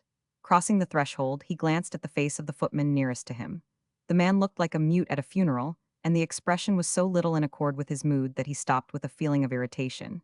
He had not time to speak, however, before a new sensation arrested his attention, a faint odor which filled the place. "The house smells like a hospital," he exclaimed in great annoyance. "What does it mean?" The man he addressed did not answer. He turned a perturbed, awkward face to his superior in rank, an older man who was house steward. In the house of mortal pain or death there is but one thing more full of suggestion than the faint smell of antiseptics: the gruesome, cleanly, unpleasant odor. That is, the unnatural sound of the whispering of hushed voices. Lord Walderhurst turned cold, and felt it necessary to stiffen his spine when he heard his servant's answer, and the tone in which it was made. "Her ladyship, my lord, her ladyship is very low. The doctors do not leave her." "Her ladyship." The man stepped back deferentially. The door of the morning room had been opened, and old Lady Maria Baines stood on the threshold. Her worldly air of elderly gaiety had disappeared. She looked 100. She was almost dilapidated. She had allowed to relax themselves the springs which held her together and ordinarily supplied her with sprightly movement. "Come here," she said. When he entered the room, aghast, she shut the door. "I suppose I ought to break it to you gently," she said shakily, "but I shall do no such thing. It's too much to expect of any woman who has gone through what I have during these last 3 days. The creature is dying, she may be dead now." She sank on the sofa and began to wipe away pouring tears. Her old cheeks were pale, and her handkerchief showed touches of rose pink on its dampness. She was aware of their presence, but was utterly indifferent. Walderhurst stared at her haggard disorder and cleared his throat, finding himself unable to speak without doing so. "Will you have the goodness to tell me," he said with weird stiffness, "what you are talking about?" "About Emily Walderhurst," she answered. "The boy was born yesterday, and she has been sinking ever since. She cannot possibly last much longer." He gasped, turning lead color. "Cannot possibly last, Emily." The wrench and shock were so unnatural that they reached that part of his being where human feeling was buried under selfishness and inhuman conventionality. He spoke, and actually thought, of Emily first. Lady Maria continued to weep shamelessly. "I am over 70, she said, "and the last 3 days have punished me quite enough for anything I may have done since I was born. I have been in hell, too, James. And when she could think at all, she has only thought of you and your miserable child. I can't imagine what is the matter with a woman when she can care for a man to such an extent. Now she has what she wants. She's dying for you." "Why wasn't I told?" he asked, still with the weird and slow stiffness. "Because she was a sentimental fool and was afraid of disturbing you. She ought to have ordered you home and kept you dancing attendance and treated you to hysterics. No one would have resented such a course of action more derisively than Lady Maria herself. But the last 3 days had reduced her to something like hysteria, and she had entirely lost her head. She has been writing cheerfully to me." "She would have written cheerfully to you if she had been seated in a cauldron of boiling oil, it is my impression," broke in her ladyship. "She has been monstrously treated, people trying to murder her, and she afraid to accuse them for fear that you would disapprove. You know you have a nasty manner, James, when you think your dignity is interfered with." Lord Walderhurst stood clenching and unclenching his hands as they hung by his sides. He did not like to believe that his fever had touched his brain, but he doubted his senses hideously. "My good Maria," he said, "I do not understand a word you say, but I must go and see her. And kill her if she has a breath left. You will not stir from here. Thank heaven, here is Dr. Warren." The door had opened, and Dr. Warren came in. He had just laid down upon the coverlet of a bed upstairs what seemed to be the hand of a dying woman, and no man like himself can do such a thing and enter a room without a singular look on his face. People in a house of death inevitably whisper, whatsoever their remoteness from the sick room. Lady Maria cried out in a whisper, "Is she still alive?" "Yes," was the response. Walderhurst went to him. "May I see her?" "No, Lord Walderhurst, not yet." "Does that mean that it is not yet the last moment?" "If that moment had obviously arrived, you would be called." "What must I do?" "There is absolutely nothing to be done but to wait. Brent, Forsyth, and Blount are with her." "I am in the position of knowing nothing. I must be told. Have you time to tell me?" They went to Walderhurst's study, the room which had been Emily's holy of holies. "Lady Walderhurst was very fond of sitting here alone," Dr. Warren remarked. Walderhurst saw that she must have written letters at his desk. Her own pen and writing tablet lay on it. She had probably had a fancy for writing her letters to himself in his own chair. It would be like her to have done it. It gave him a shock to see on a small table a thimble and a pair of scissors. "I ought to have been told," he said to Dr. Warren. Dr. Warren sat down and explained why he had not been told. As he spoke, interest was awakened in his mind by the fact that Lord Walderhurst drew towards him the feminine writing tablet and opened and shut it mechanically. "What I want to know," he said, "is if I shall be able to speak to her. I should like to speak to her." "That is what one most wants," was Dr. Warren's noncommittal answer, at such a time. "You think I may not be able to make her understand?" "I am very sorry, it is impossible to know. This, slowly, is very hard on me. There is something I feel I must tell you, Lord Walderhurst." Dr. Warren kept a keen eye on him, having, in fact, felt far from attracted by the man in the past, and wondering how much he would be moved by certain truths, or if he would be moved at all. "Before Lady Walderhurst's illness, she was very explicit with me in her expression of her one desire. She begged me to give her my word, which I could not have done without your permission, that whatsoever the circumstances, if life must be sacrificed, it should be hers." A dusky red shot through Walderhurst's leaden pallor. She asked you that, he said. Yes, and at the worst she did not forget. When she became delirious and we heard that she was praying, I gathered that she seemed to be praying to me, as to a deity whom she implored to remember her fervent pleading. When her brain was clear, she was wonderful. She saved your son by supernatural endurance. You mean to say that if she had cared more for herself, and less for the safety of the child, she need not have been as she is now?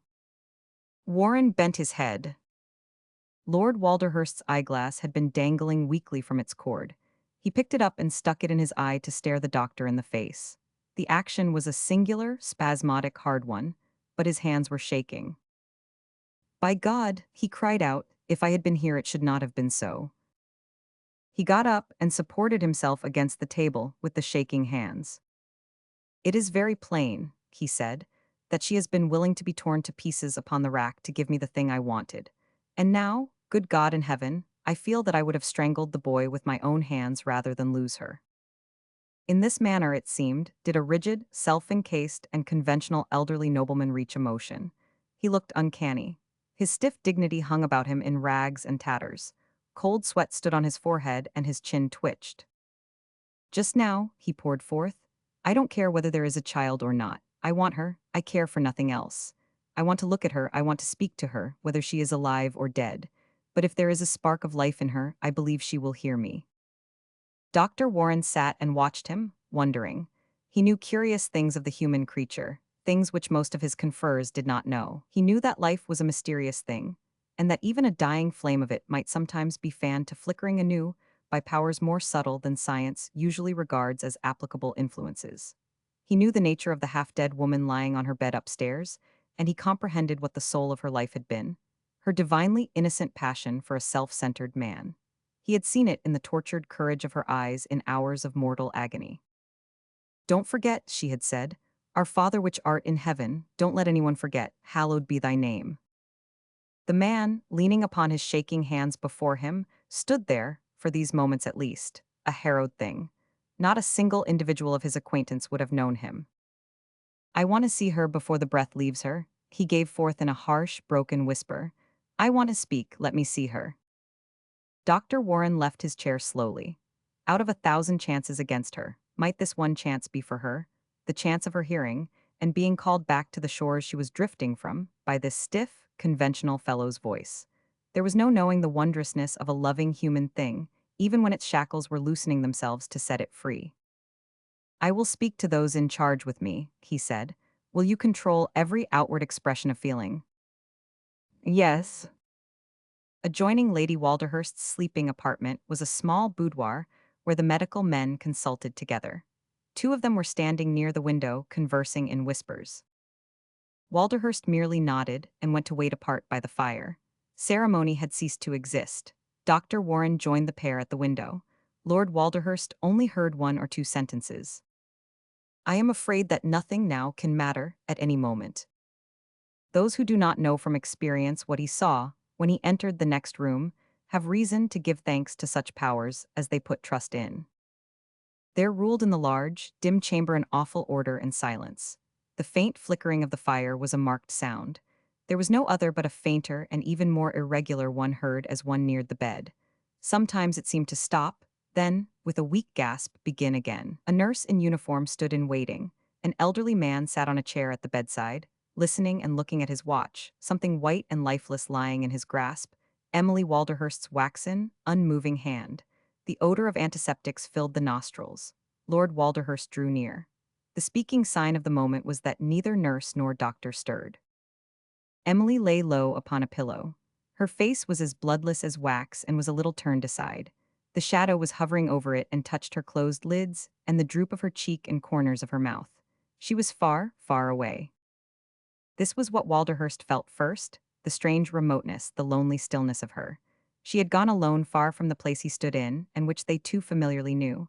She was going, alone, farther still. As he stood and watched her closed eyes, the nice, easily pleased eyes, it was they themselves, closed on him and all prosaic things and pleasures, which filled him most strangely with that sense of her loneliness, weirdly enough, hers, not his.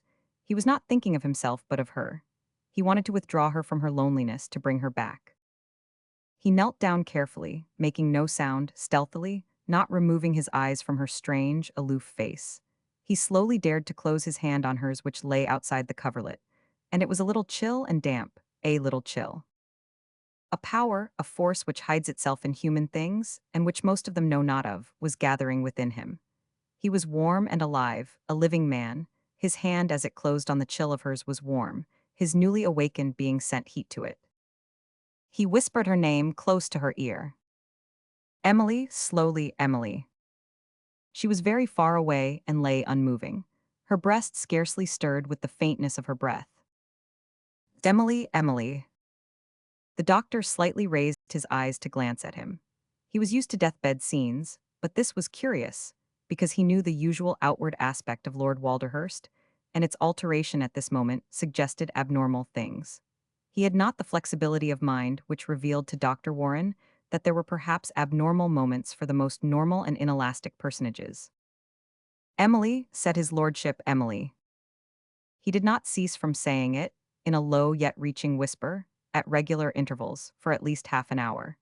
He did not move from his knees, and so intense was his absorption that the presence of those who came near was as nothing. What he hoped or intended to do he did not explain to himself. He was of the order of man who coldly waves aside all wanderings on the subjects of occult claims. He believed in proven facts, in professional aid, in the abolition of absurdities. But his whole narrow being concentrated itself on one thing. He wanted this woman back. He wanted to speak to her. What power he unknowingly drew from the depths of him, what exquisite answering thing he reached at, could not be said. Perhaps it was only some remote and subtle turn of the tide of life and death which chanced to come to his aid. Emily, he said again after many times. Dr. Warren at this moment met the lifted eyes of the doctor, who was counting her pulse, and in response to his look went to him. It seems slightly stronger, Dr. Forsyth whispered. The slow, faint breathing changed a shade. There was heard a breath slightly, very slightly deeper, less flickering than another. Lady Walderhurst slightly stirred. Remain where you are, whispered Dr. Warren to her husband, and continue to speak to her.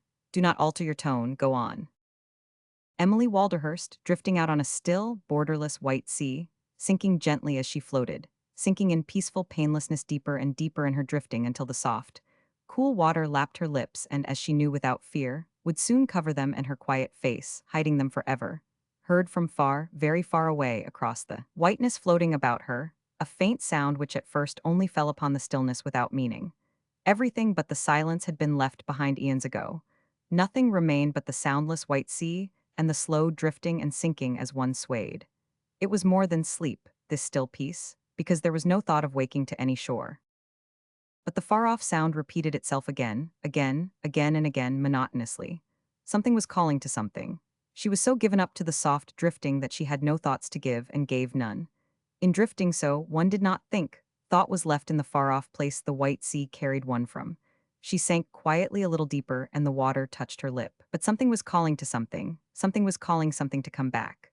The call was low, low and strange, so regular and so unbroken and insistent that it arrested, she knew not what. Did it arrest the floating and the swaying in the enfolding sea? Was the drifting slower? She could not rouse herself to think she wanted to go on. Did she no longer feel the water lapping against her lip? Something was calling to something still. Once, eons ago, before the white sea had borne her away, she would have understood. Emily, Emily, Emily. Yes, once she would have known what the sound meant. Once it had meant something, a long time ago. It had even now disturbed the water and made it cease to lap so near her lip. It was at this moment that one doctor had raised his eyes to the other, and Lady Walderhurst had stirred.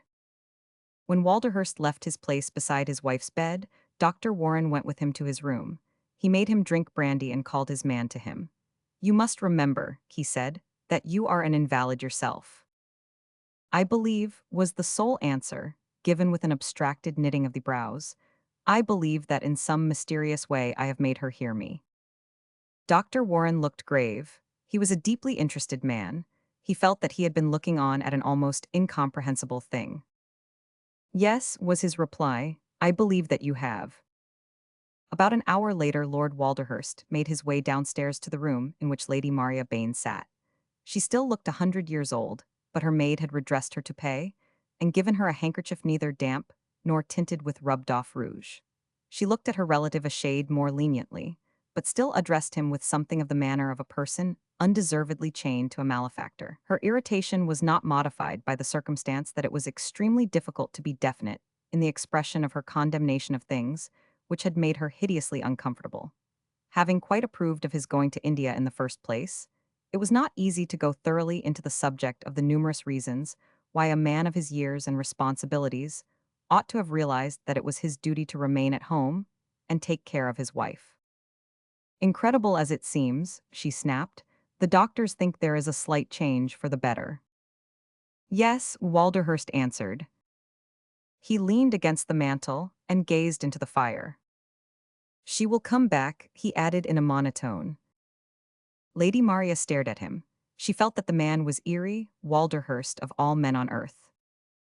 Where do you think she has been? She professed to make the inquiry with an air of reproof.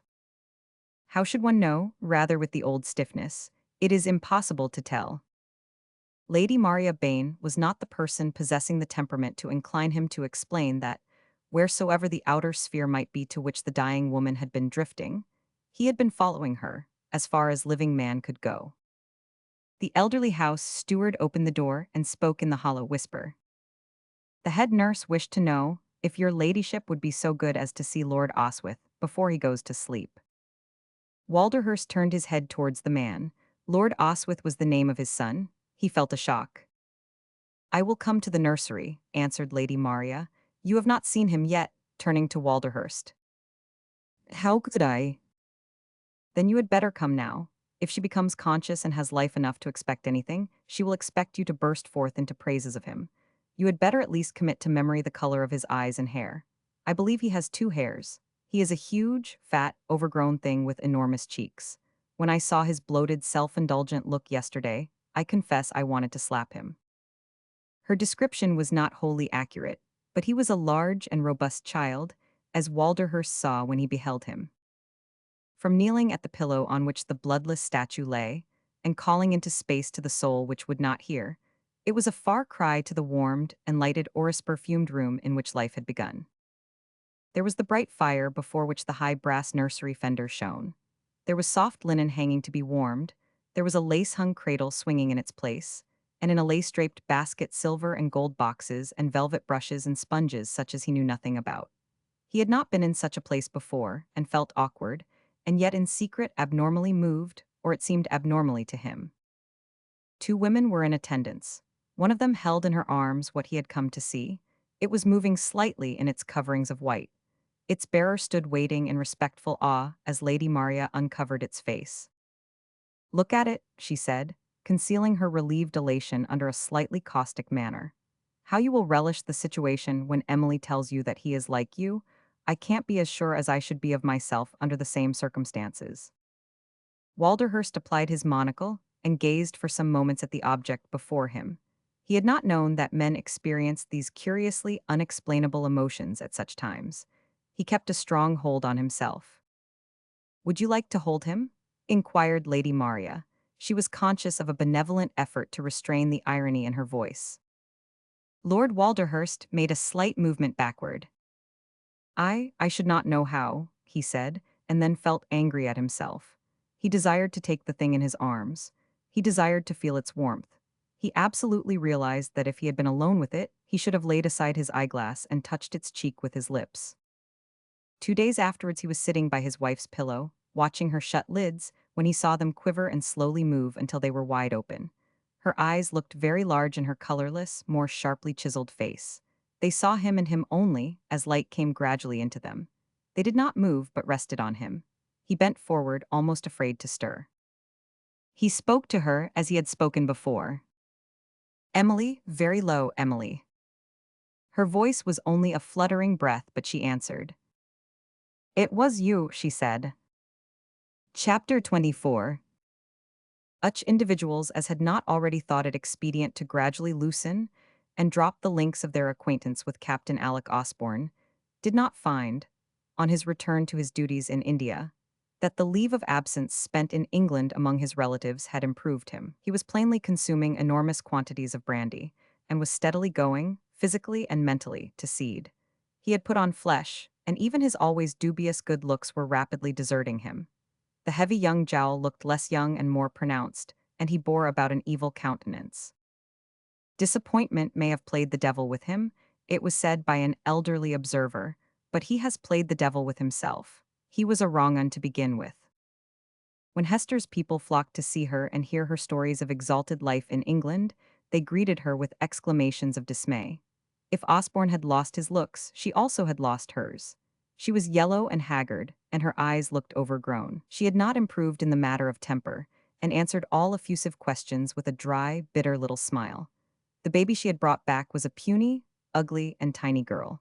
Hester's dry, little smile when she exhibited her to her relations was not pretty. She saved herself disappointment by being a girl, she remarked. At all events, she knows from the outset that no one can rob her of the chance of being the Marquis of Walderhurst. It was rumored that ugly things went on in the Osborne bungalow. It was known that scenes occurred between the husband and wife, which were not of the order admitted as among the methods of polite society.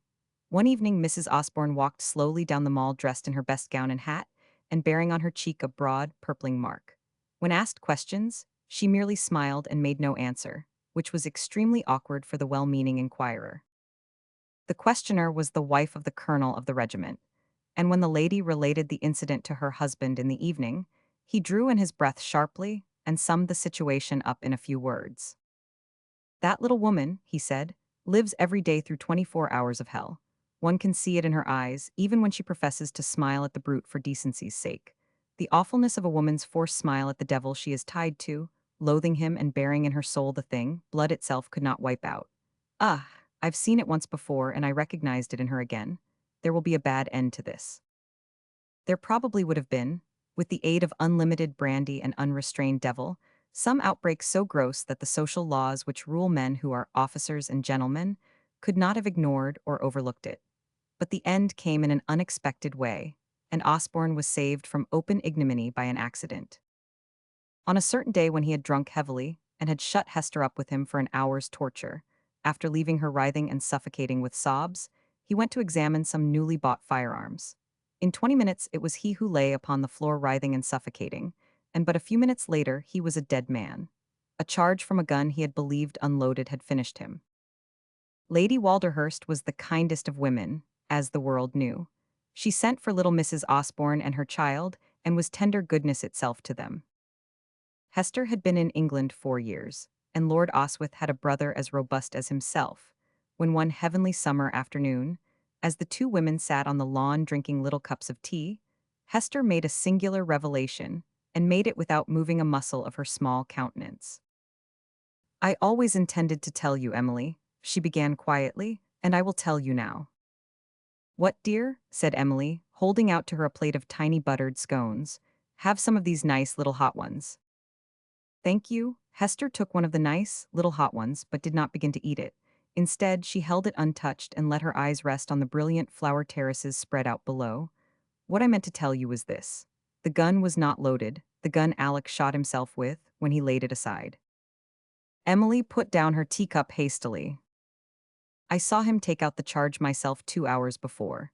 When he came in, mad with drink, and made me go into the room with him, Amira saw him. She always listened outside. Before we left the kennel farm, the day he tortured and taunted me until I lost my head and shrieked out to him that I had told you what I knew and had helped you to go away, he struck me again and again. Amira heard that. He did it several times afterwards, and she always knew. She always intended to end it in some way. She knew how drunk he was that last day, and it was she who went in and loaded the gun while he was having his scene with me. She knew he would go and begin to pull the things about without having the sense to know what he was doing. She had seen him do it before. I know it was she who put the load in. We have never uttered a word to each other about it, but I know she did it, and that she knows I know. Before I married Alec, I did not understand how one human being could kill another. He taught me to understand quite, but I had not the courage to do it myself. Amira had. And while Lady Walderhurst sat gazing at her with a paling face, she began quietly to eat the little buttered scone.